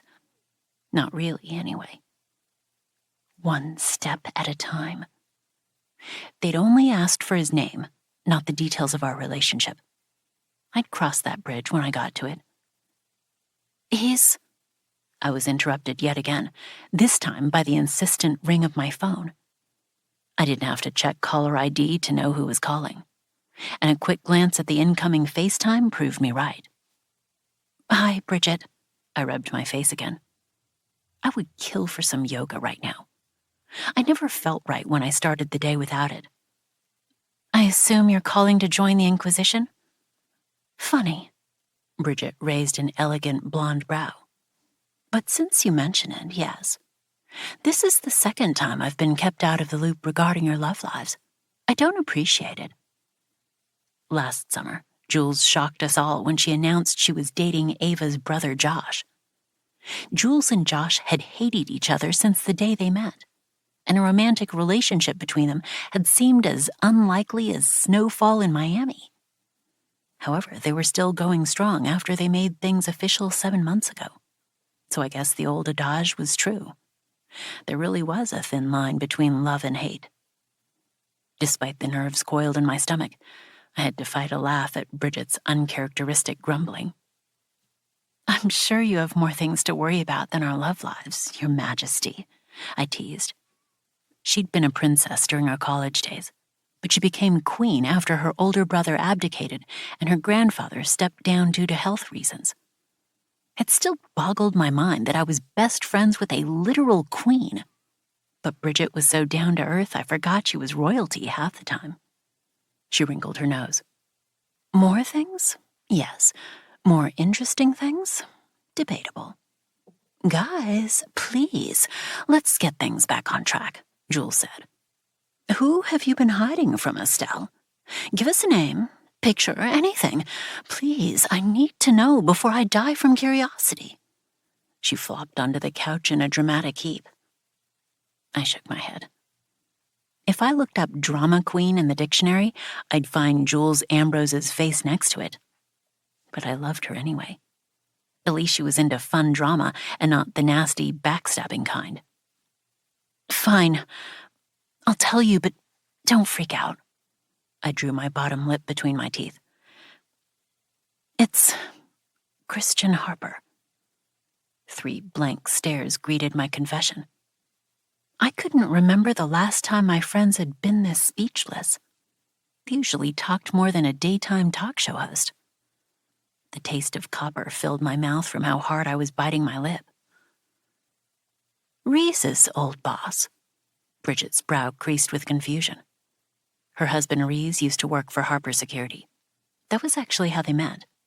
He'd been assigned to her after her previous bodyguard returned home to Eldora for paternity leave. Yes? What does he have to do with this? Jules looked equally confused. He's my boyfriend. Still nothing. I might as well be talking to the Madame Toussaint's wax versions of my friends for all the reaction they showed. Who's your boyfriend? Ava asked. Oh, for goodness sake. Christian Harper. I threw my hands up. He's the guy in the photo I posted last night. We're dating. Well, fake dating, but that's another story. Silence stretched for a long, stunned second before chaos erupted. Christian Harper? What do you mean, fake dating? He's dangerous. How long has this been going on? Is he forcing you into this because I saw the way he looked at you? Stop! I pinched the bridge of my nose. This was why I didn't share things about my life often. Not because I didn't want accountability, but because of other people's reactions and expectations, whatever they may be. I forced a calming breath through my nose before I addressed my friend's points one by one. Yes, Christian is my fake boyfriend. Like I said, it's a long story. He is not dangerous. I mean, he's a little intense, but he runs a security company. His job is literally to protect people's lives. Plus, he's friends with Reese, so he can't be that bad. Last night was our first fake date, and no, he's not forcing me into this. The last part was definitely true. The rest was debatable, but I kept that to myself. I wouldn't say he's best friends with Reese. They have, Bridget paused, an interesting relationship. Forget Reese, Jules said. No offense, Bridge. He's great and all, but I want to know about the boyfriend part. Still, you don't even want a real relationship. Why on earth are you in a fake one? Are you in trouble? Concern dimmed some of the sparkle in her eyes. Guilt flared to life in my chest. I hated burdening people with my problems, but I should have anticipated their worry. Any romantic relationship was out of the norm for me. I wasn't opposed to dating, I just wasn't interested. I liked the idea of it. When I read a romance book, watched a romantic scene, or saw cute couples at dinner, a yearning for something similar tugged at my gut. But once the book or movie was over and I re-entered the bright light of reality, the yearning disappeared. Romanticizing love was easy. Falling in love was harder, especially when my previous relationships had all lacked something. Some sort of emotional connection that would make the risk of falling worth it. Plus, I'd gotten used to being single, and I doubted the reality of love could live up to my fantasies of it, so I didn't even try. I'm not in trouble, I promise, I said when I noticed Jules' skeptical expression. I just need more social media followers so I can make more money. My skin heated at how shallow that sounded. The truth was more complicated, but I couldn't dig into it without telling my friends about Maura. And that was a conversation I wasn't prepared to have at 8:30 in the morning. I'm in the running for a huge brand deal, but I don't have as many followers as some of the other girls. I figured I could improve my chances if I hit the 1 million mark. Bridget's frown deepened. How does that tie in with getting a boyfriend? I reluctantly explained the rest of my plan. It sounded even more ridiculous when I said it out loud to people who weren't familiar with the influencer world. But there was no point in holding back. When I finished, the silence was 1,000 times heavier than the one before. Wow, Ava finally said. That's... wow. Is sex part of the deal? If it's not, it should be. Christian looks like he would be a beast in bed. As expected, Jules was the first to get over her shock and jump straight to the dirty part. No offense, but you could use a little loving in your life. As much as we adore you, there are some things we can't provide. No, it isn't, and it never will be, I said firmly. I'd made it clear to Christian that our arrangement wouldn't encompass any physical displays of affection unless they were necessary to sell our public image as a couple. Sex didn't factor into the equation. At all. No matter how gorgeous he was or how good he might be in bed. My skin heated at a mental image of a naked... Don't go there. This was what happened when I missed my morning routine. My brain freaked out and started picturing things it had no business picturing. I couldn't even remember the last time I'd fantasized about sex, let alone had it. Are you sure everything's okay? Ava's concern was palpable. You've never cared that much about your follower count before. I hadn't obsessed over it the way other bloggers did, but saying I didn't care was giving me too much credit. Everyone trying to grow a platform on social media cared, and those that said they didn't were lying. Those little numbers could wreak havoc on anyone's mental health. I'm not trying to be combative, Ava added softly. If this is what you want to do, we'll support you. It just seems a little out of character, Bridget finished. I stared at the half-empty takeout cup in my hand. Maybe, but maybe it's also time I try something new. I was 26. I'd had one real job since I graduated, and no significant developments in my personal or professional lives. I considered blogging my second job, but a lot of people didn't, and I hated how I let their opinions affect the many hours of real work I poured into writing, styling, photography, and social media. I was basically doing the same thing I'd been doing since college, only I was older and a little more jaded. Meanwhile, Ava had moved to London, even if it had only been temporary, got engaged, and landed her dream job traveling the world as a photographer. Bridget got married and became a freaking queen. And Jules passed the bar, became a high-powered attorney, and moved in with her boyfriend.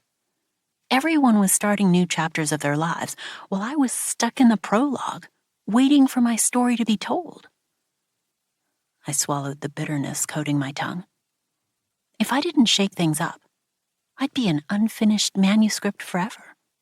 1,000 potential words that never made it onto the page. Someone who could have been something instead of someone who did something. Understandable. Change is the spice of life, Jules agreed. Her face softened before she added, like Ava said, we're not trying to challenge you on this.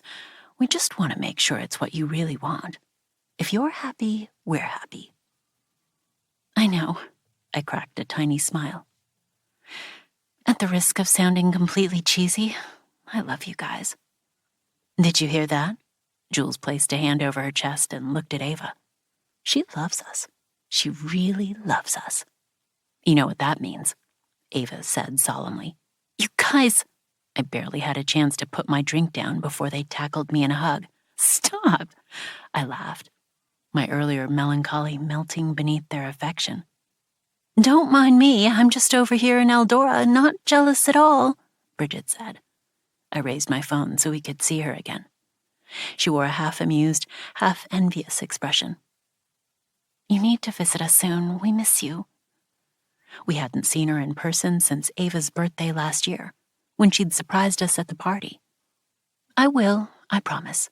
Bridget grew serious. In the meantime, be careful with Christian. He's not the type of man who does anything out of the goodness of his heart. No, he wasn't. But I didn't need Bridget to tell me that.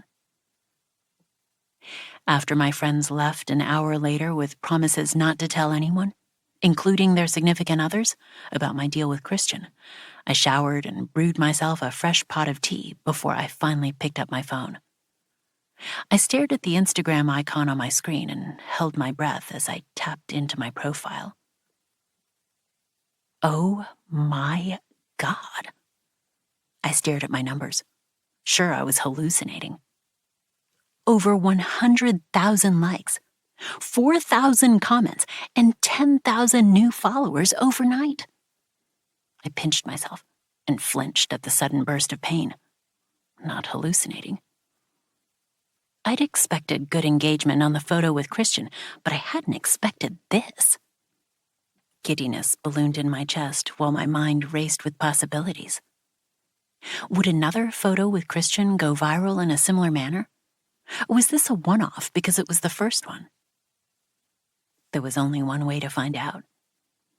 Visions of 1 million followers, 6-figure brand deals, and paying an entire year's worth of Mora's care in one go with savings left over danced in my head. Maybe I'd signed a deal with the devil when I agreed to my arrangement with Christian, but that didn't mean the deal wasn't worth it. 10. Christian. I stared at Stella's latest Instagram post from our ride to the fundraiser over the weekend. My hand on her bare thigh, the vivid green of her gown contrasting with the coal black sleeve of my suit. Some photos were worth 1,000 words. This photo said only one. Mine. A strange sensation sparked in my chest before I brushed it aside and tapped on the comments beneath the post. The reactions ranged from curiosity to joy to despair from hundreds of distraught men who bemoaned the loss of a chance with her. Jax098, how could you cheat on me like this? I already told my parents we were getting married. Frowny face emoji. Bryce Fitness, ditch the BF and go on a date with me instead. I'll make it worth your while. Winky smiley face emoji. 3 Triscuits. I can also wear a suit and cufflinks. Just saying. My eyes narrowed. I tapped on Bryce Fitness's profile and studied it. Big muscles, small brain, standard gym bro who thought he was God's gift to women. How many pounds on a barbell would it take to crush someone? A new text message popped up, disrupting my calculations. Louisa. Christian Harper, you've been holding out on me. Louisa. Why didn't you tell me you were dating Stella? A frown touched my face. I eyed Bryce Fitness's profile one last time before I closed out of the app.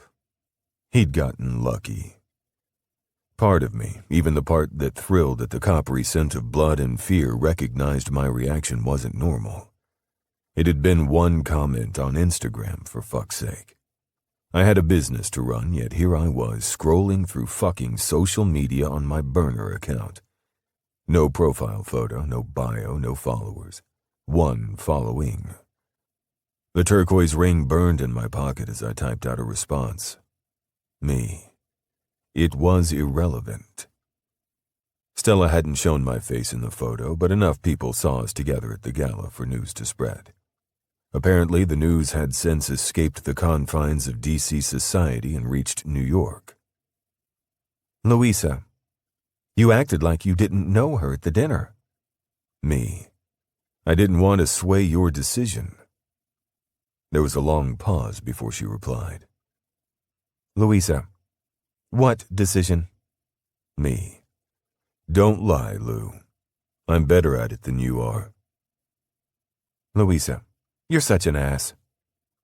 Louisa, anyway, it wouldn't have swayed my decision. I'm 95% set on who I want our next brand ambassador to be.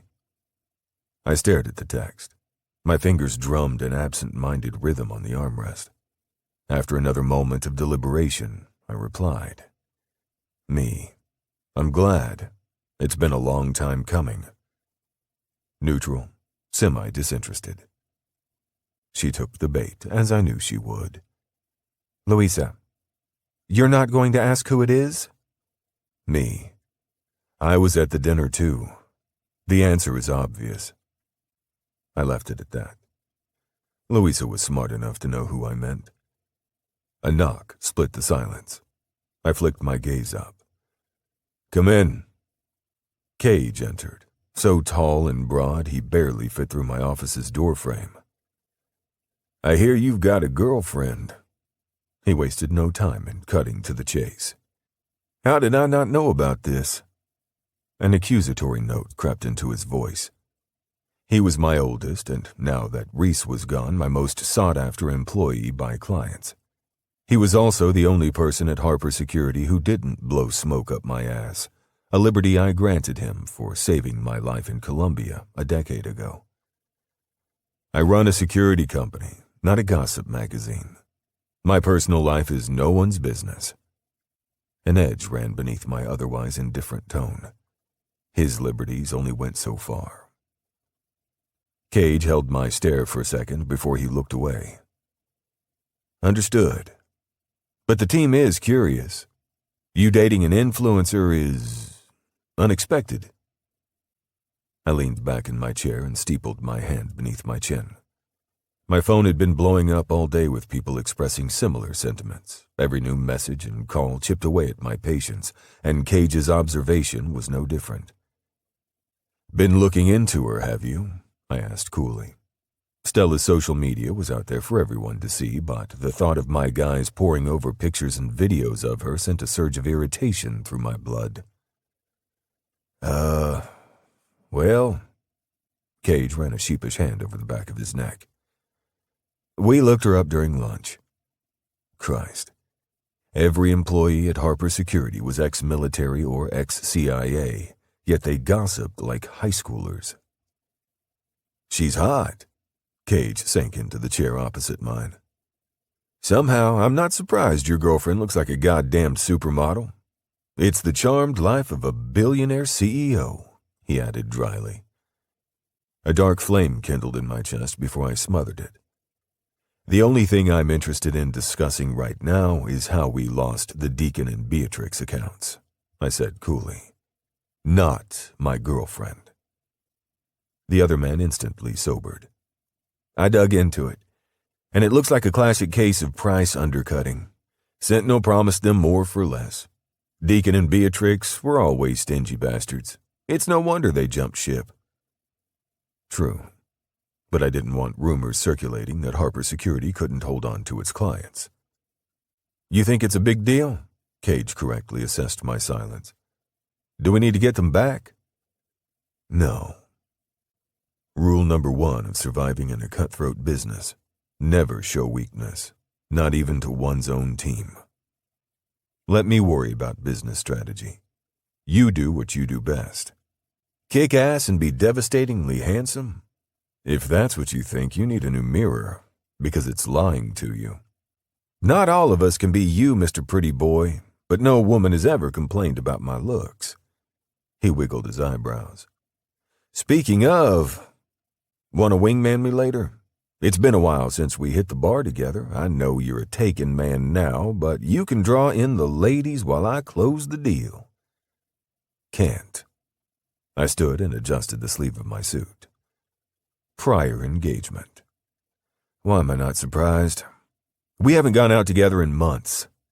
Cage unfolded himself from his chair. You ever going to tell me what these mysterious prior engagements are? I responded with a sardonic stare. Fine, I can take a hint, he grumbled.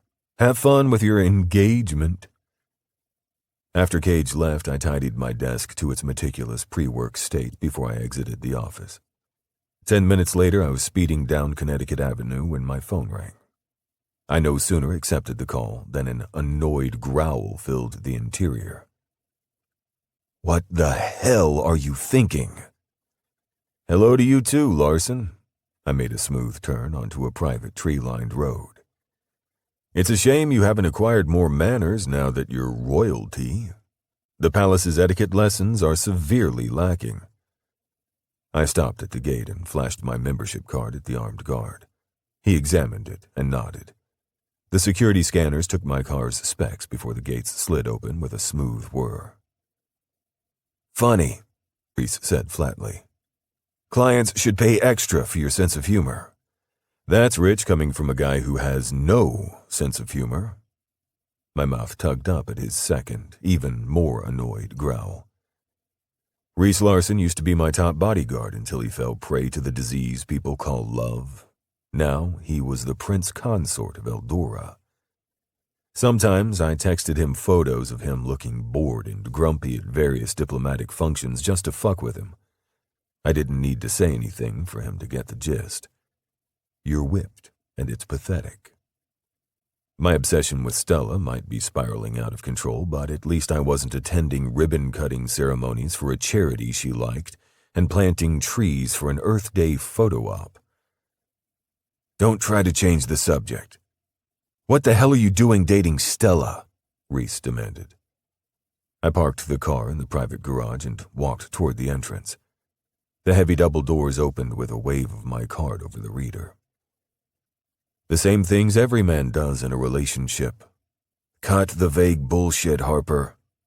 A note of warning slipped into his voice. She's Bridget's best friend. If she's upset, Bridget's upset, and if Bridget's upset, you're going to knock me out with your ceremonial crown?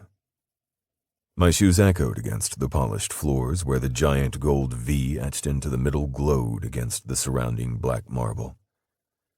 Duly noted. Now, I believe you have an event early tomorrow morning. Better get to sleep, Your Highness. You need your beauty rest for the photo ops. Fuck you. Sadly, while I'm sure you have the women of Eldora swooning, you're not my type. I passed by the restaurant and the entrance to the gentlemen's club before I reached the library. Give the Queen my regards. I hung up before he could respond. I should have known he would get snippy about the Stella situation. He was fully whipped by his wife, and she was protective of Stella. Understandable, but that wasn't my problem. I hadn't signed up to be nagged by her friends about my intentions. I opened the doors to the library and found the person I was meeting seated at our usual table by one of the stained glass windows. Leather-bound books soared 3 stories to the cathedral ceiling, and the low murmur of conversation interrupted the otherwise reverent hush. There was no stern librarian yelling at patrons for talking, but a $30,000 annual fee granted club members more freedom than in any public space.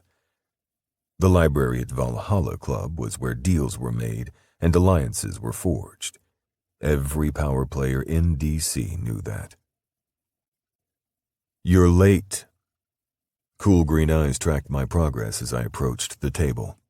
A rare 18th century chessboard sat on top of the thick oak, next to 2 empty crystal tumblers and 1 full decanter of Glenfiddich 40-year single malt Scotch whiskey. That eager to lose? I removed my jacket and draped it over the back of my chair before I sat, my movements unhurried and deliberate. I rolled my sleeves up and poured myself a glass of Scotch. Nothing like a good drink to start off the evening. Alex Volkov pinned me with a wry stare. We're tied for wins. Not after tonight.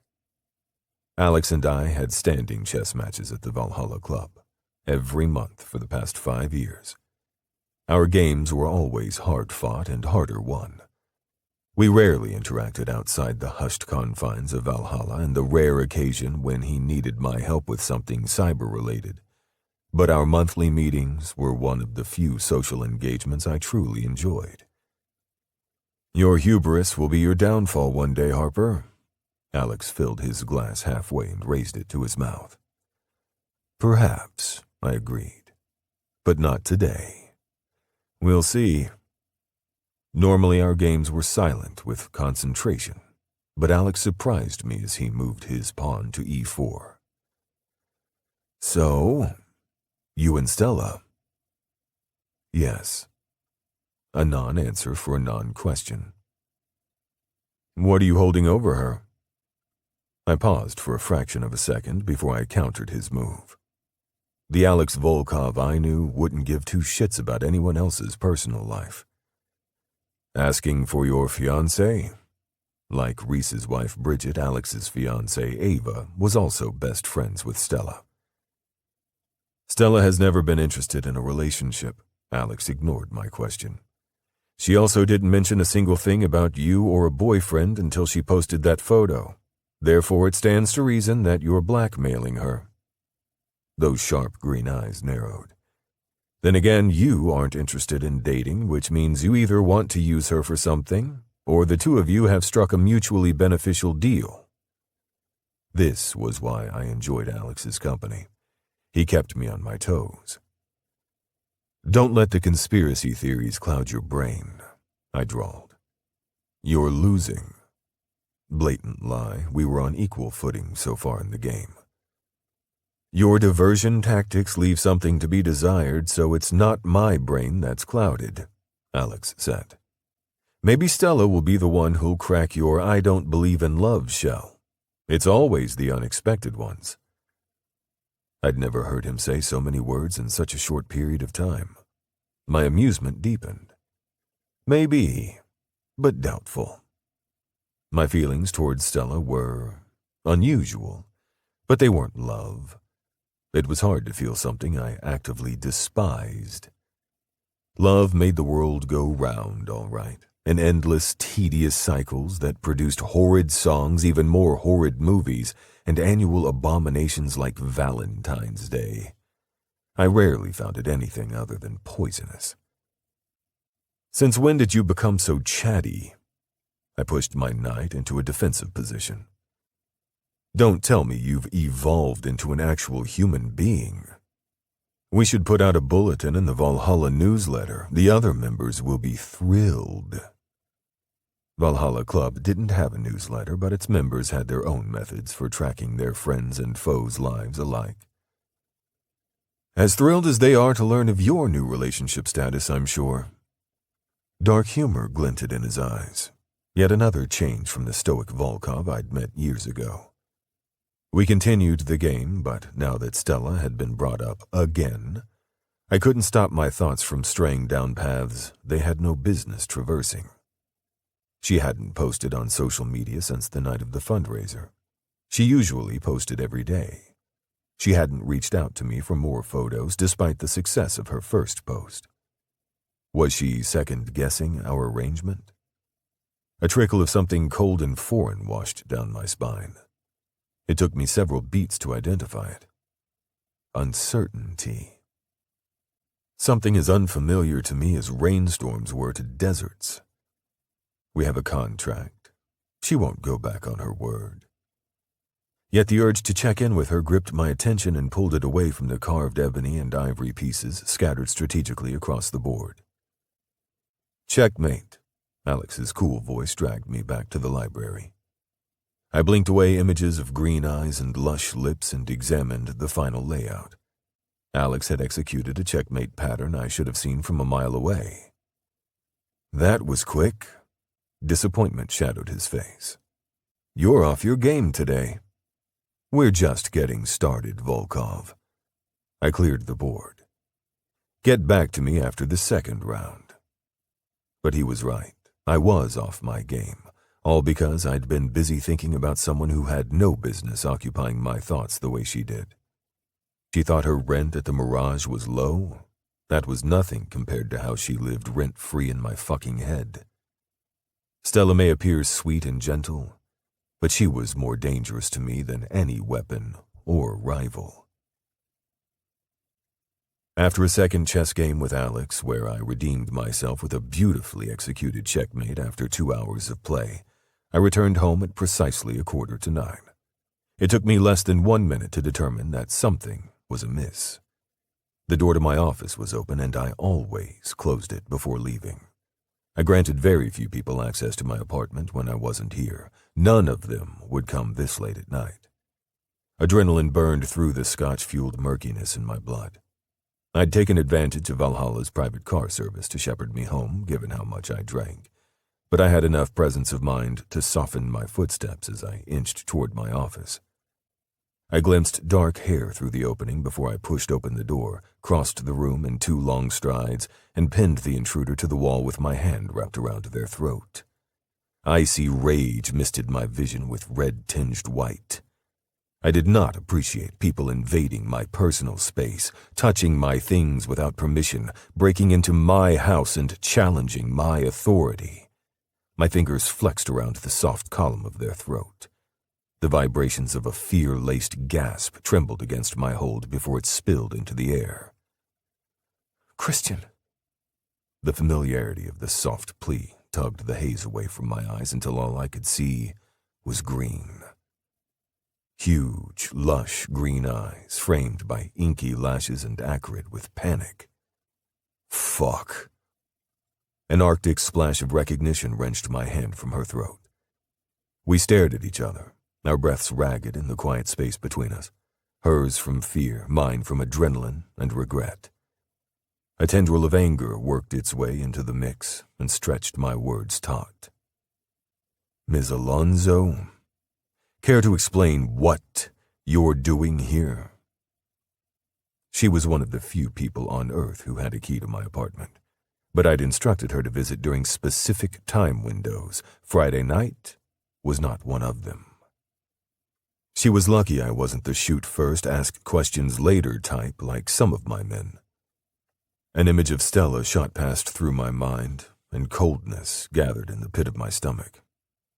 She lifted her chin, clearly unimpressed with my greeting and sharp tone. I was watering your plants like you'd asked me to. Despite her pointed tone, her breaths remained shallow, and tiny shivers worked their way through her body until my tendril of anger dissipated. It was only then that I noticed the shattered watering can on the floor.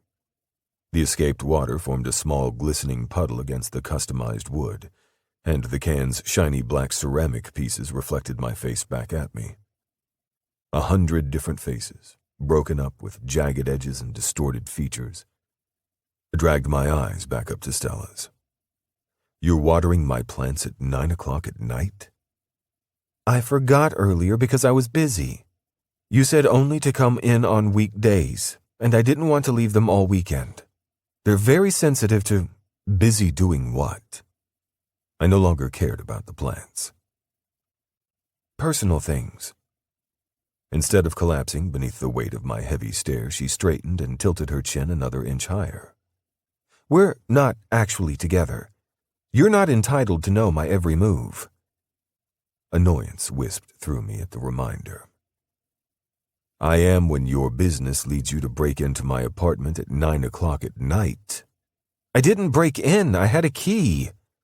Used outside the allotted time frames. A good lawyer could argue the case in my favor. Stella's eyes narrowed. Her breaths had finally evened, and I suspected her flushed cheeks weren't due to embarrassment. You're the security expert. If you're that worried, perhaps you should create a key that can only be used during your specified time windows. That wouldn't be difficult for a genius like you, would it, Mr. Harper? I allowed a soft laugh to slip free. Stella's sass came and went like flashes of lightning. Every time it appeared, it electrified me, because that was when I glimpsed the real her, the one lying semi-dormant beneath her carefully cultivated calm and desperate desire to please. Somewhere within that cocoon of mild manners was a brilliant butterfly yearning to break free. It wouldn't be difficult at all. My gaze grew heavy-lidded as I perused her from head to toe. But then I wouldn't come home and find you waiting for me. A sliver of toned stomach peeked out from under her cropped gray sweatshirt, while matching terry-cloth short shorts clung to her hips and thighs. An endless expanse of smooth golden-brown legs ended with bare feet and red polished nails. My throat ran dry. I yearned to run my hands up her body, to hear her sigh with pleasure as I explored the sleek contours of her curves. She was dressed for bed, with not a stitch of makeup on her face or jewelry adorning her limbs, but she glowed so brightly it reached the darkest corners of my soul. I thought you didn't want that. Breathless nerves surfaced in her reply. Don't assume what I want, Ms. Alonzo. I kept my voice placid, almost disinterested, but there was nothing placid about the current crackling in the air. One touch, and the room would ignite. Noted. Stella's fingers curled around the hem of her shorts until her knuckles whitened. My eyes dipped to her legs, and desire flamed hotter in my veins when they clenched beneath my attention. It was a small movement, nothing more than a subtle tensing of her muscles, but she might as well have reached down and caressed the hardness aching at my groin. You should leave, I said softly, the words rough with restraint. She didn't move. Unless... I raised my hand and skimmed it down the side of her neck until I reached the frantic flutter of her pulse. You want to stay. I should stop touching her, and I should keep my distance. But I was mesmerized. Stella's swallow was audible in the thick, condensed silence. I don't. She wavered the tiniest bit on the word don't. No. I grazed my thumb over her skin. The small point of contact seared through flesh and bone until the heat spilled into my blood. I lifted my eyes to hers again, my voice hardening. Then why are you still here? Distraction, obsession, confoundment. She was all those things and more. She should have been a simple puzzle to break apart and piece back together, but she was proving more complicated than expected. She was like a jigsaw missing one piece. No matter how hard I searched, I couldn't find the missing piece, and until I did, she'd continue haunting my thoughts. There was, of course, another explanation, but I dismissed that one the second it surfaced. The one that told me I didn't want to solve Stella Alonso because once I did, the thread connecting us would be severed. And for some galling, unknown reason, I didn't want it to be severed. She opened her mouth to respond, but I released her and stepped back, cutting her off without a word. It's time for you to leave. It was no longer framed as a suggestion, but an order. Don't let me find you in my apartment outside the permitted times again, or you'll discover there are limits to my generosity. Indulging her tonight was a mistake. I'd already bent too many rules for her. If it had been anyone else in my office, I would have punished them for the transgression, not fantasized about how their skin would feel against mine. Fire sparked in Stella's eyes. I expected her to snap back, anticipated it, the way an alcoholic anticipated his next sip of liquor. But the fire cooled almost as soon as it kindled, smothered beneath a layer of newly formed ice. Understood. She reached into her pocket and retrieved a brass key, which she forced into my hand. In fact, you won't find me in your apartment again. Period. I didn't realize how hard I was gripping the key until the jagged edge dug into my palm. The slam from the front door reverberated through the ensuing silence. I usually enjoyed silence. It was peaceful and restorative, but now it seemed oppressive, like an invisible weight pressing against my chest. The key sank deeper into my palm before I uncurled my hand and shoved it in my pocket. I stepped around the broken watering can and stalked to my room, where I yanked off my tie and tossed it on the bed. It didn't ease the expanding tightness in my throat. Beneath the ice, Stella had been hurt. I'd glimpsed a kernel of it before her defenses kicked in. A strange pang hit my chest before I made an impatient noise. For fuck's sake. I'd had a hell of a day, not just with work, but with all the nosy fuckers in my life who swarmed all over me now that I was finally dating someone. I didn't have time to analyze micro-expressions. I removed my cufflinks and my watch, which I placed parallel to each other on the nightstand. Understood. In fact, you won't find me in your apartment again, period. What the hell did that mean? If she reneged on our rent deal... A muscle ticked in my jaw.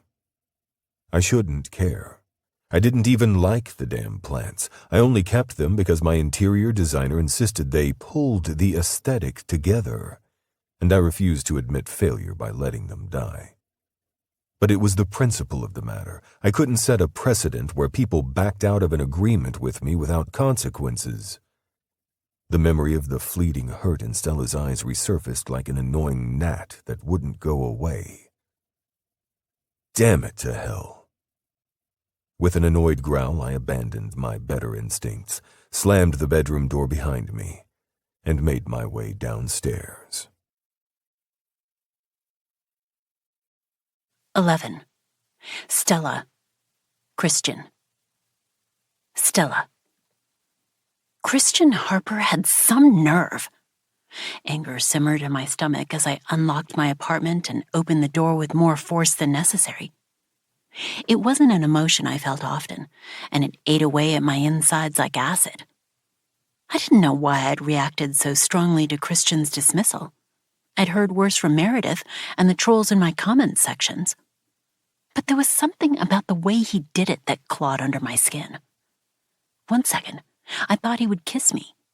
The next, he was kicking me out of his apartment. The man flipped hot and cold more often than a broken faucet. Worse, there'd been a moment when I'd wanted him to kiss me.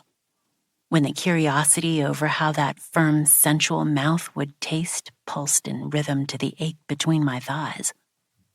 Frustration twined with my anger. I didn't know how he managed to pull so many dormant emotions out of me. Was it his looks? His wealth? Neither of those things had mattered to me before.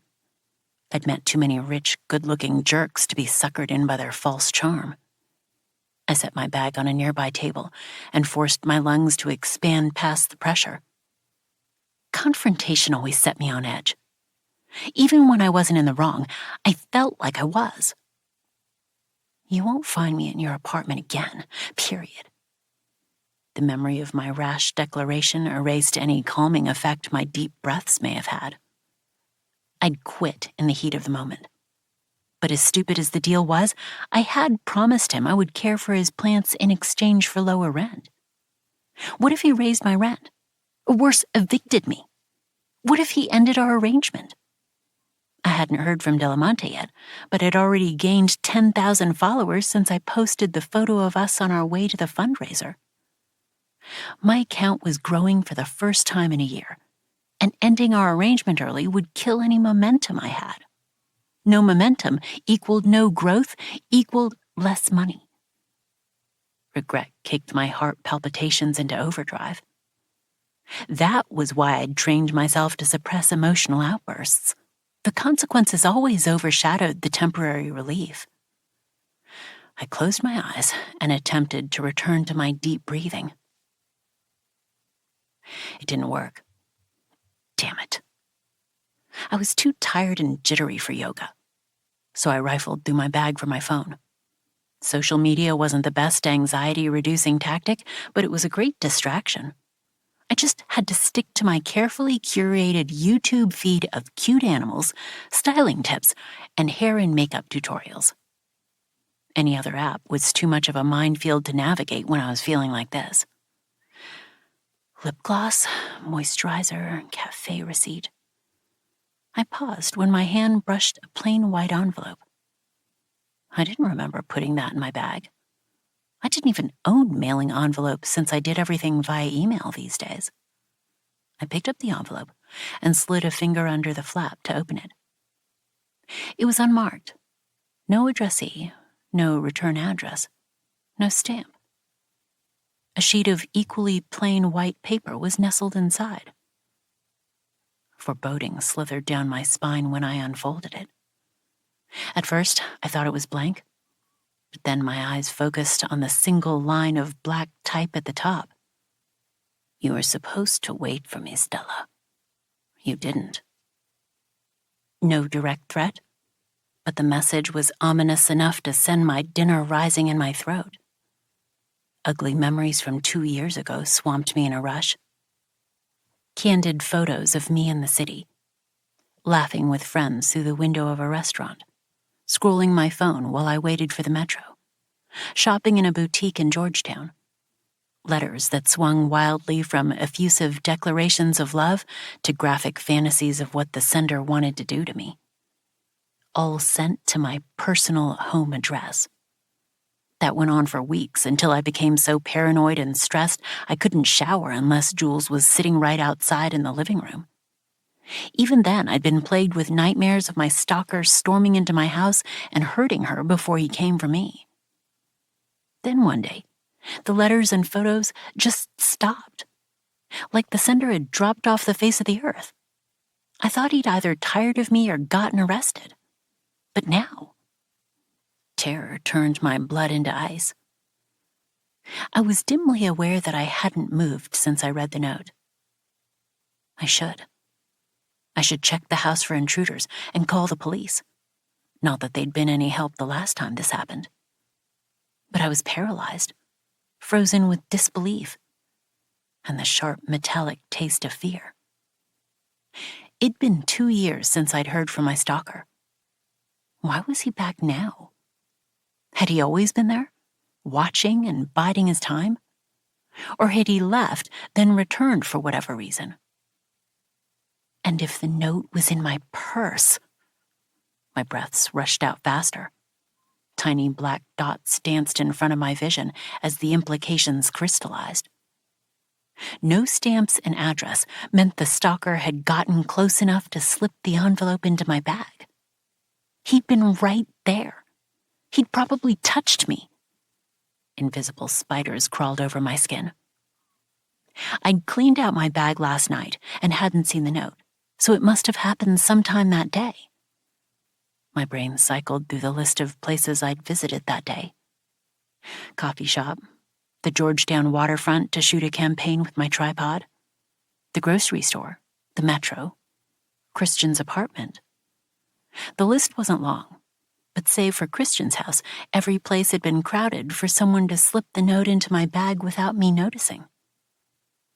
The silence of the apartment morphed into something thick and ominous, interrupted only by my shallow, gasping breaths.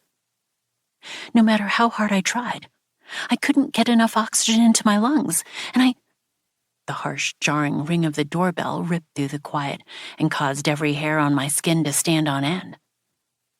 It was the stalker. It had to be.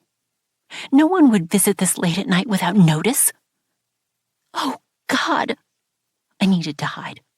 Call 911. Do something. But my body refused to obey my brain's commands. The doorbell rang again, and my fight or flight finally kicked in. I stumbled toward the nearest hiding spot, a side table wedged between the couch and the air conditioning unit. The phantom breath of my stalker brushed against my neck as I crawled beneath the table. I could feel him behind me, a malevolent presence whose icy fingers clawed at my shirt and squeezed the oxygen from my lungs. The floor tilted, and my head collided with one of the table legs as I attempted to sink as deep into the darkness as possible. The pain was only a whisper of sensation compared to the chills swamping my skin. Another ring of the doorbell, followed by knocking. Stella? I couldn't distinguish who the voice belonged to. I didn't even know if it was real. I just wanted it to go away. I pulled my knees to my chest and wrapped my arms around them. The AC was off, but I couldn't stop shaking. I wasn't ready to die. I'd barely lived. The knocks continued, growing louder and more frequent until they finally stopped. A pause ensued, followed by the sound of a key turning in the door.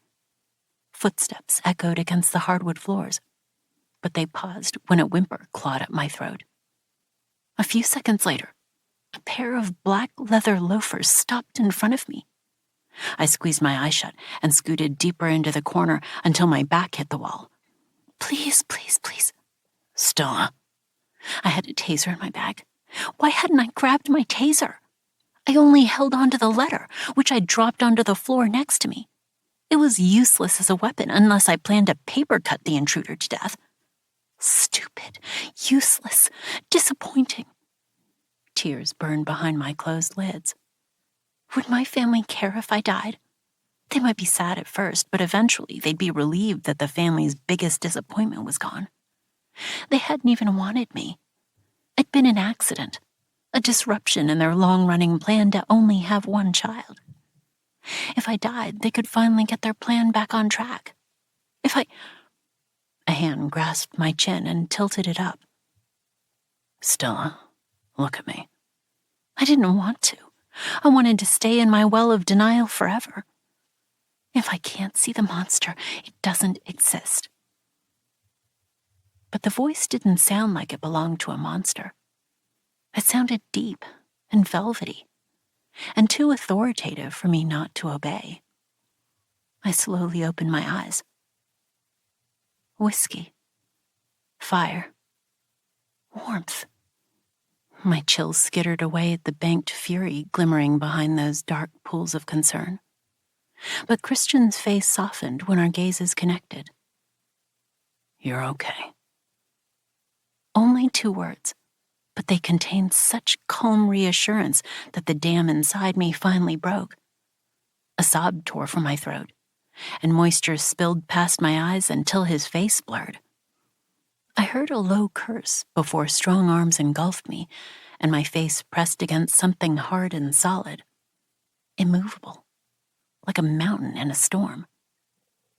I curled into Christian's embrace and let out weeks of stress and anxiety until I ran dry. It wasn't just the note, though that had been the tipping point. It was DC's style, my family, Delamonte, my social media, and the deep-rooted sense that no matter how hard I tried, I would never live up to the expectations of those around me, that it would always be a disappointment. It was my life. Somewhere along the way, it careened so off course I couldn't even see the main path anymore. I felt like a total failure. Christian didn't say a word as I sobbed out my frustration on his chest. He just held me until my tears dried enough for mortification to step into the void left by my expelled emotions. "I'm sorry." I lifted my head and swiped the back of my hand against my damp cheeks. My mortification deepened when I saw the tear blotches staining his expensive-looking button-down. I hiccuped. "I ruined your shirt." Of all the ways I'd pictured the night ending, having a mini meltdown in Christian Harper's arms wasn't one of them. He didn't even glance down. "It's a shirt. I have plenty." We were still on the floor, and I would have laughed at the sight of him sitting so casually on the hardwood in his designer clothes had his words not created another well of moisture behind my eyes. An hour ago, I thought he was the biggest jerk in existence. Now, I blinked the fresh tears away. I'd embarrassed myself enough already, thank you very much, and I couldn't keep up with my roller coaster of emotions.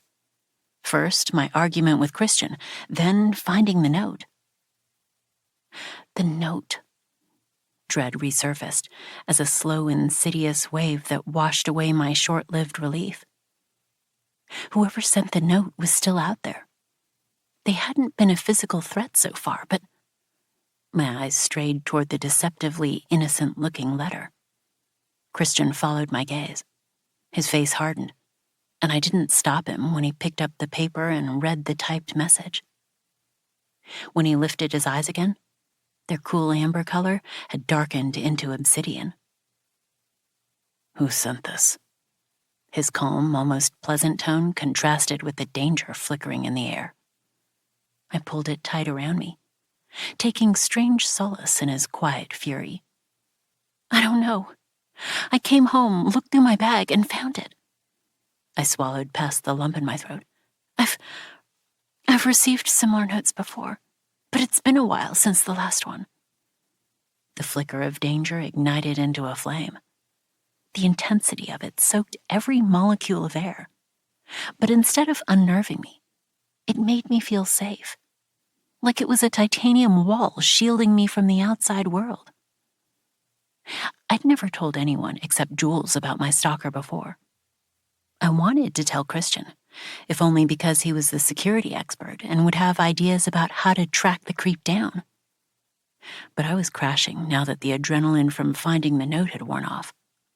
Exhaustion tugged at my eyes, and every time I opened my mouth to explain the situation, a yawn escaped instead. Christian must have known I lacked the energy for anything except sleep, because he didn't ask for details. Instead, he stood and held out his hand.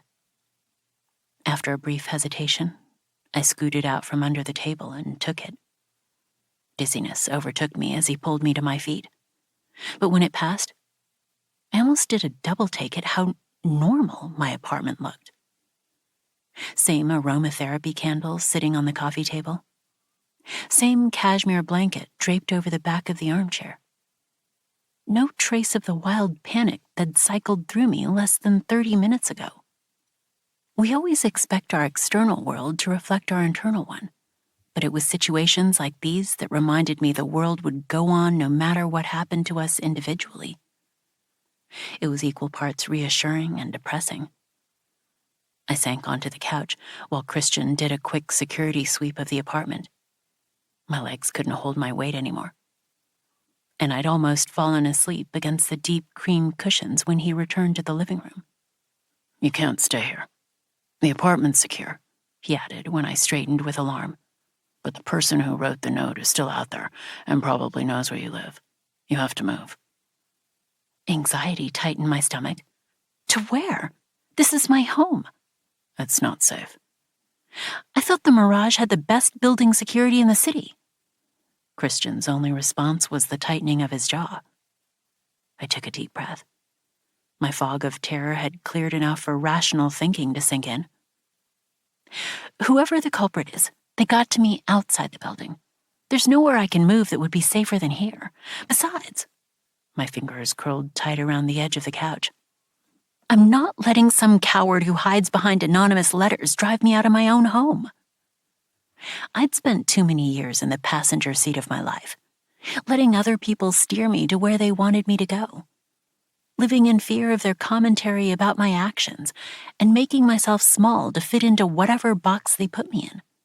My parents' expectations, my boss's demands, my stalker's notes, which left me so paranoid I jumped at every slam of a door and snap of a twig. They acted, I reacted. I was sick of it. It was time to wrestle back control, and learning how to say no was the first step. I'm not moving, I repeated. If the stalker broke into my apartment, it would have been a different matter. But he hadn't. Besides, I was right. There was nowhere I could move that would be safer than the Mirage. Christian stared at me, his expression carved of granite. I forced myself not to look away, even as my body fought against the weight of his gaze. He'd seen me vulnerable, but I refused to let him see me weak. My breath pressed tight against my lungs, and it wasn't until Christian dipped his head in acquiescence that I released it. Relief and a kernel of pride rushed to fill the void. He hadn't said a word, but I had the unshakable sense that I'd just faced off against a lion and won.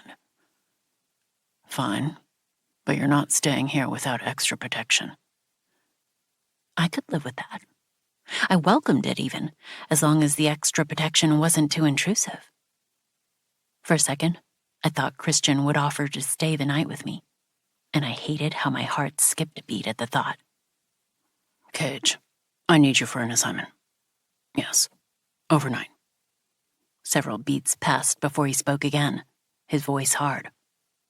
"I don't give a fuck if you're dining with the Pope or having sex with Margot fucking Robbie. I want you on the 10th floor of the Mirage in 20 minutes.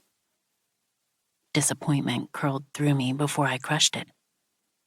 Of course Christian wouldn't stay with me. He was the CEO. That type of work was probably beneath him.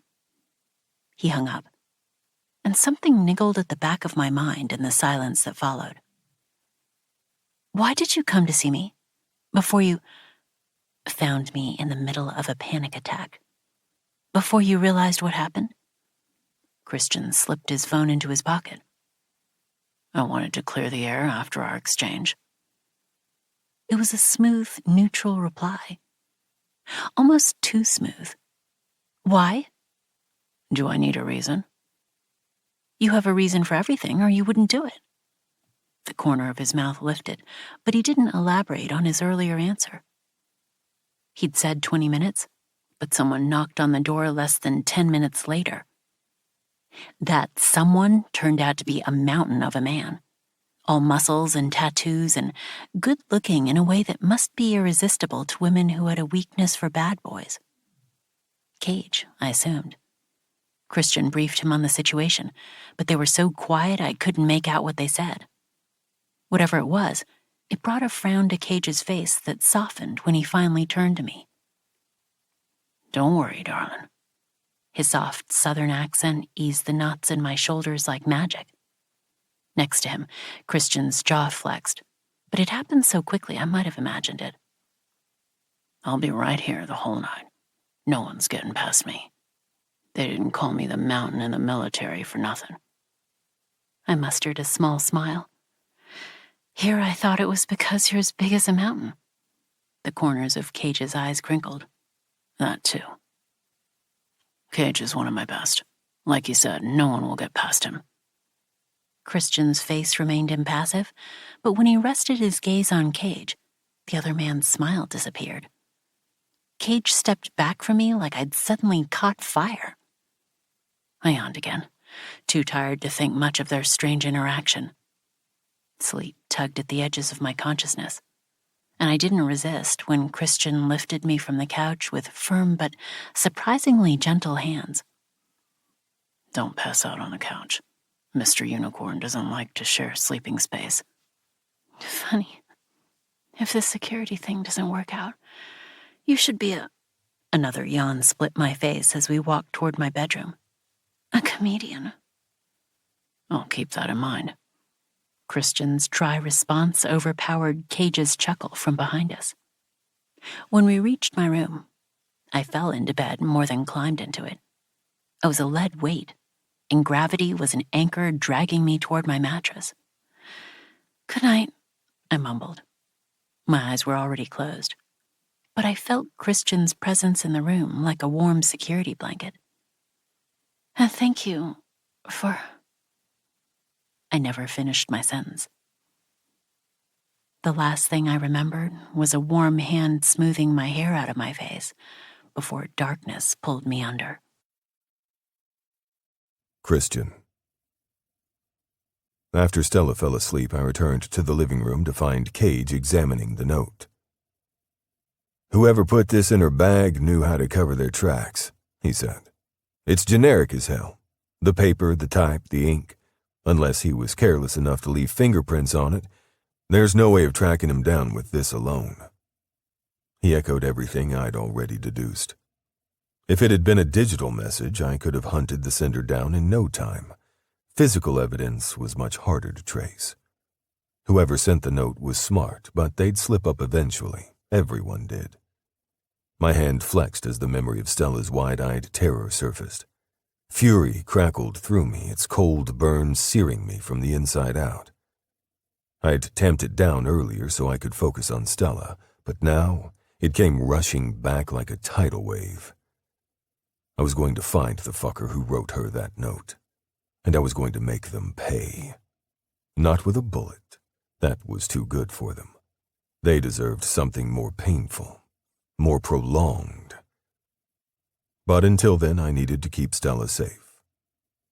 "I want you and Brock shadowing her until we find this fucker," I told Cage. "Don't let her see you." After Cage, Brock was one of my best guards, and he'd recently returned from a 3-month job in Tokyo. Skepticism crossed Cage's face. "She's going to be okay with that?" "She won't find out." If I asked Stella, she'd say no. She'd already pushed back on moving.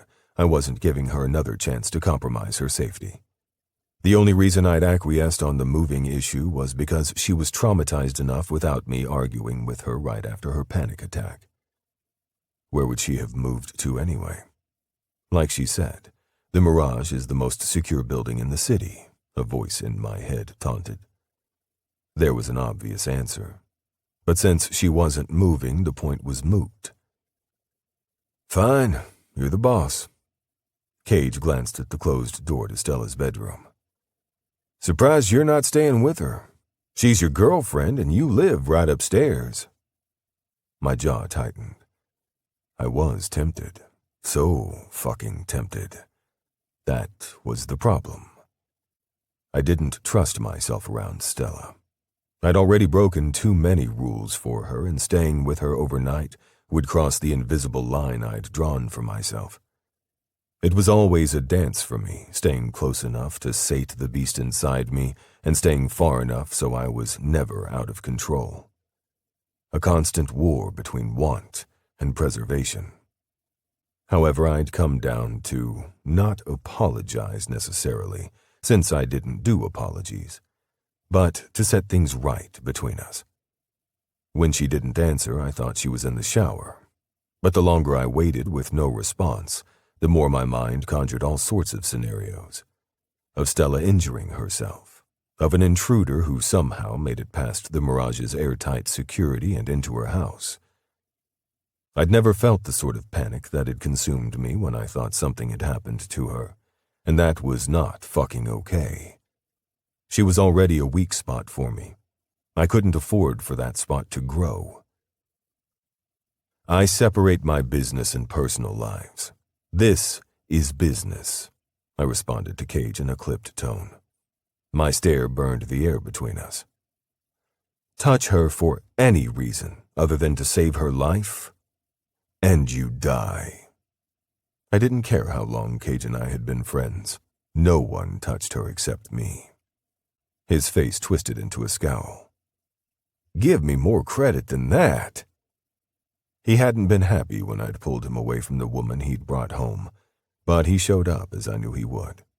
I didn't trust anyone else to look after Stella tonight. Not even myself. Text me updates every hour. I don't care if it's 4 in the goddamn morning, I want those check-ins. That was as close to staying with her as I would allow myself. Cage sighed. You got it. I cast one last glance at Stella's bedroom door. Every cell in my body screamed for me not to leave. I despised the idea that Cage was watching her instead of me. When he'd called her darlin', and she'd smiled at him, I'd come close to losing my best employee at my own hands. In a rare moment of weakness, I'd used our fake dating arrangement to get closer to her. But a part of me had secretly hoped it would shatter the mystery and end my fixation with her. Instead, it was doing the opposite. The more time I spent with Stella, the more I wanted to be around her, to let her into places I'd never shown anyone. It was unacceptable. I brushed past Cage, took the elevator up to my penthouse, and went straight to the bar. The lights of D.C. glittered like a carpet of stars outside the floor-to-ceiling windows, but I couldn't appreciate the sight. I was too wound up. If anything had happened to Stella. Ice spread through my veins. I filled my glass with a heavier-than-usual pour, sat, and waited for the first text from Cage. 12. Stella. There was something about the morning after that always made the previous night's events seem surreal. Less than 12 hours ago, I'd been curled up beneath a table in my living room, convinced I was living my last moments on Earth. Now I was drinking my daily wheatgrass smoothie and eating toast in the kitchen like it was a normal day. If it hadn't been for Cage's presence, I would have thought last night had been a dream, or rather a nightmare. Are you sure you don't want any food? A pang of guilt hit my chest when I noticed the purple smudges shadowing his eyes. He must have stayed awake all night, and he hadn't known he would get called to an overnight shift. When was the last time he'd slept? Yeah, I gotta leave soon anyway. Christian gave me the all clear when I told him you were up. Cage eyed me with a frown. You gonna be all right? Yep, I'll be fine. I injected extra pep into my voice. If I acted like everything was okay, it'd be okay. Besides, in the glaring light of day, my panic last night seemed disproportionate to the situation. It was just a note. I lived in a highly secure building. I was surrounded by people when I went out, and Christian was going to run forensic analysis on the letter. He was the best at what he did. He'd find the culprit in no time. I was sure of it. Cage didn't seem fully convinced by my response, but he didn't argue. After he left, I went through the motions of my morning routine as best I could. 45 minutes of yoga, followed by 15 minutes of meditation, journaling, and many hours of agonizing over what to say to Christian, if I said anything at all. I should thank him for what he did last night. But every time I pulled out my phone, self-doubt paralyzed me. I thought him staying with me and asking Cage to look after me was a big deal, but what if he didn't? He'd worked in security for years. His clients included billionaires and royalty, for Pete's sake. What happened to me probably wasn't even a blip on his radar. Plus, he hadn't reached out all day. No texts or calls. Not that I should have expected anything else. Obviously, Christian had more important things to do than babysit me. He ran a multi-million-dollar company, and we weren't even really dating. He'd already gone above and beyond by asking Cage to stay with me overnight. I didn't want to embarrass myself by making last night a bigger deal than it was. So I kept my mouth shut and busied myself preparing for an influencer event with an up-and-coming fashion designer that afternoon. I'd been tempted to skip the event, but I needed something to take my mind off the note and its implications. You were supposed to wait for me, Stella. You didn't. A shiver rolled down my spine as I locked my apartment door behind me. I hadn't drunk coffee in years, but I was so jumpy I might as well have downed 5 shots of espresso. It's fine. You'll be in public. Everything will be just fine. The event turned out to be more fun than I'd expected. It was an early look at the designer Lila Amiri's new collection, and the clothes were incredible. The perfect mix of elegance and sexiness. Lila herself seemed genuinely friendly, which was rare in the fashion world. We'd even exchanged contact information so we could meet up for coffee sometime. After she excused herself to talk to her publicist, I stopped in front of a stunning, semi-sheer black gown that shimmered with subtle golden threads. The skirt draped to the floor in a lavish sweep, and the way it shone beneath the lights made it look like it was woven from the stars themselves. The gown was a study in quality, both from the design and craftsmanship perspectives. My mind drifted toward the stack of unfinished fashion sketches buried in the back of my drawer. Guilt pierced my gut as I tried to remember the last time I'd sketched. Was it 2, maybe 3 years ago? I'd always wanted to start my own fashion brand. That was one of the reasons I started blogging and took the job at DC Style. I'd wanted to establish a name in the industry and make the right connections first. But somewhere along the way, I'd gotten so caught up in the daily emergencies, brand partnerships, and follower accounts that I'd lost sight of my end goal. My guilt thickened. I told myself I didn't have the money to start my own brand anyway. But the truth was, I hadn't really tried to make something work. Buzzing from my phone pulled me out of my thoughts. Natalia? Dread snuffed out every other emotion faster than a candle in a rainstorm. I shouldn't feel that way about calls from my sister, but they were almost as stressful as the calls I used to receive from Meredith. I eased a deep breath into my lungs. Cool, calm, collected. Hi, Nat. I dipped my head and walked to a quiet corner near the exit. Hi, there's been a change in dinner plans, Natalia said, crisp and no nonsense as usual. Dad has to leave for a last-minute work trip tomorrow, so dinner's been moved to tonight. Can you be there at 7? My heartbeat wavered. Tonight? I checked the clock. It was just shy of 5. Nat, that's in 2 hours. I'm at an event right now. It was ending soon, and it wouldn't take me long to reach my parents' house in suburban Virginia, but I wasn't ready. I thought I had a week left to mentally prepare for our monthly family dinner. Sweat misted my skin at the thought of walking into an Alonzo dinner unprepared. Well, I'm sure your influencer commitments are life and death. Sarcasm weighted Natalia's words. We're all busy. Dad is literally going to negotiate a peace deal. Can you make it tonight, or should I tell them you're busy?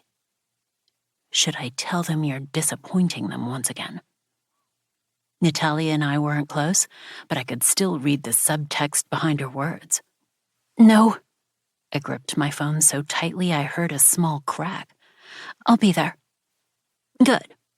They also want you to bring your boyfriend. My stomach flipped. What? Your boyfriend? Natalia said slowly. The one you've been posting pictures of on Instagram? Mom and Dad want to meet him. Over my dead body. There was no way in hell I'd bring Christian to something as intimate as a family dinner. That would blur the lines of our arrangement too much. He can't make it. He has an important business dinner tonight. I was becoming alarmingly good at lying, first to my followers, and now to my family.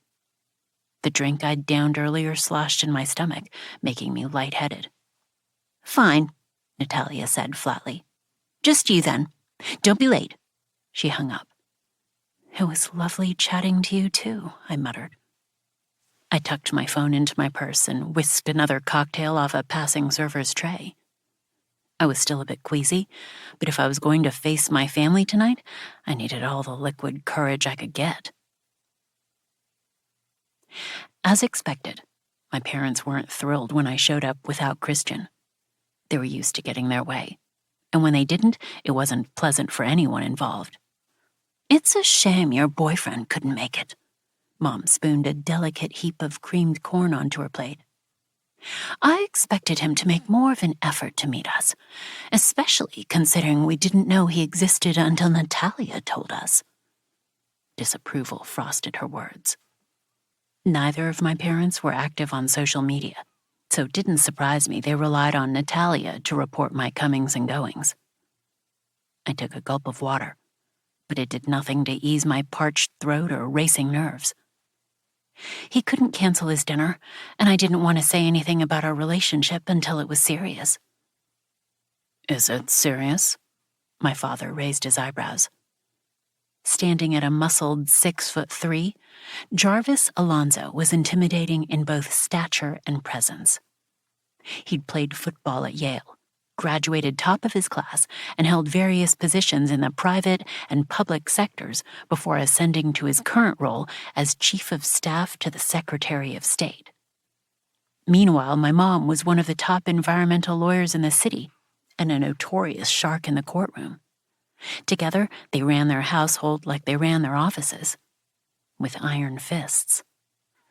I mean, we're not getting married anytime soon, I said lightly, evading the question. You called him my love in your caption.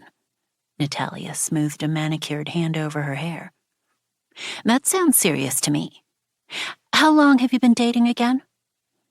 I glared at her, and she blinked back with innocence. 3 months. Christian and I agreed that was a decent time frame for our relationship. It was long enough for people to think we were serious, but short enough that it wouldn't raise too many questions about why we hadn't told anyone we were dating until a week ago. He's coming to our next dinner. My mom slipped into her lawyer voice. It was a voice no one disobeyed, including my father.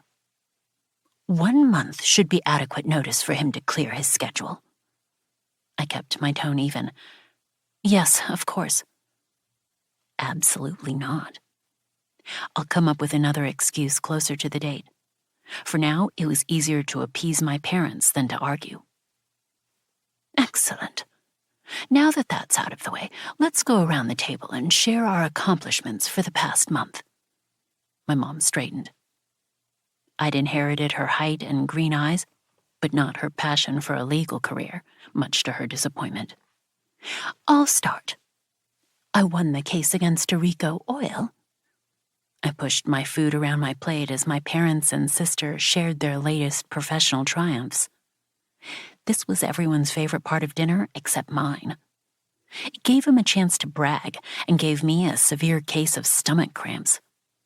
After my dad finished telling us about the multi-country tour he'd organized, it was my sister's turn. As you know, I was up for a promotion at work. I had some strong competition, but...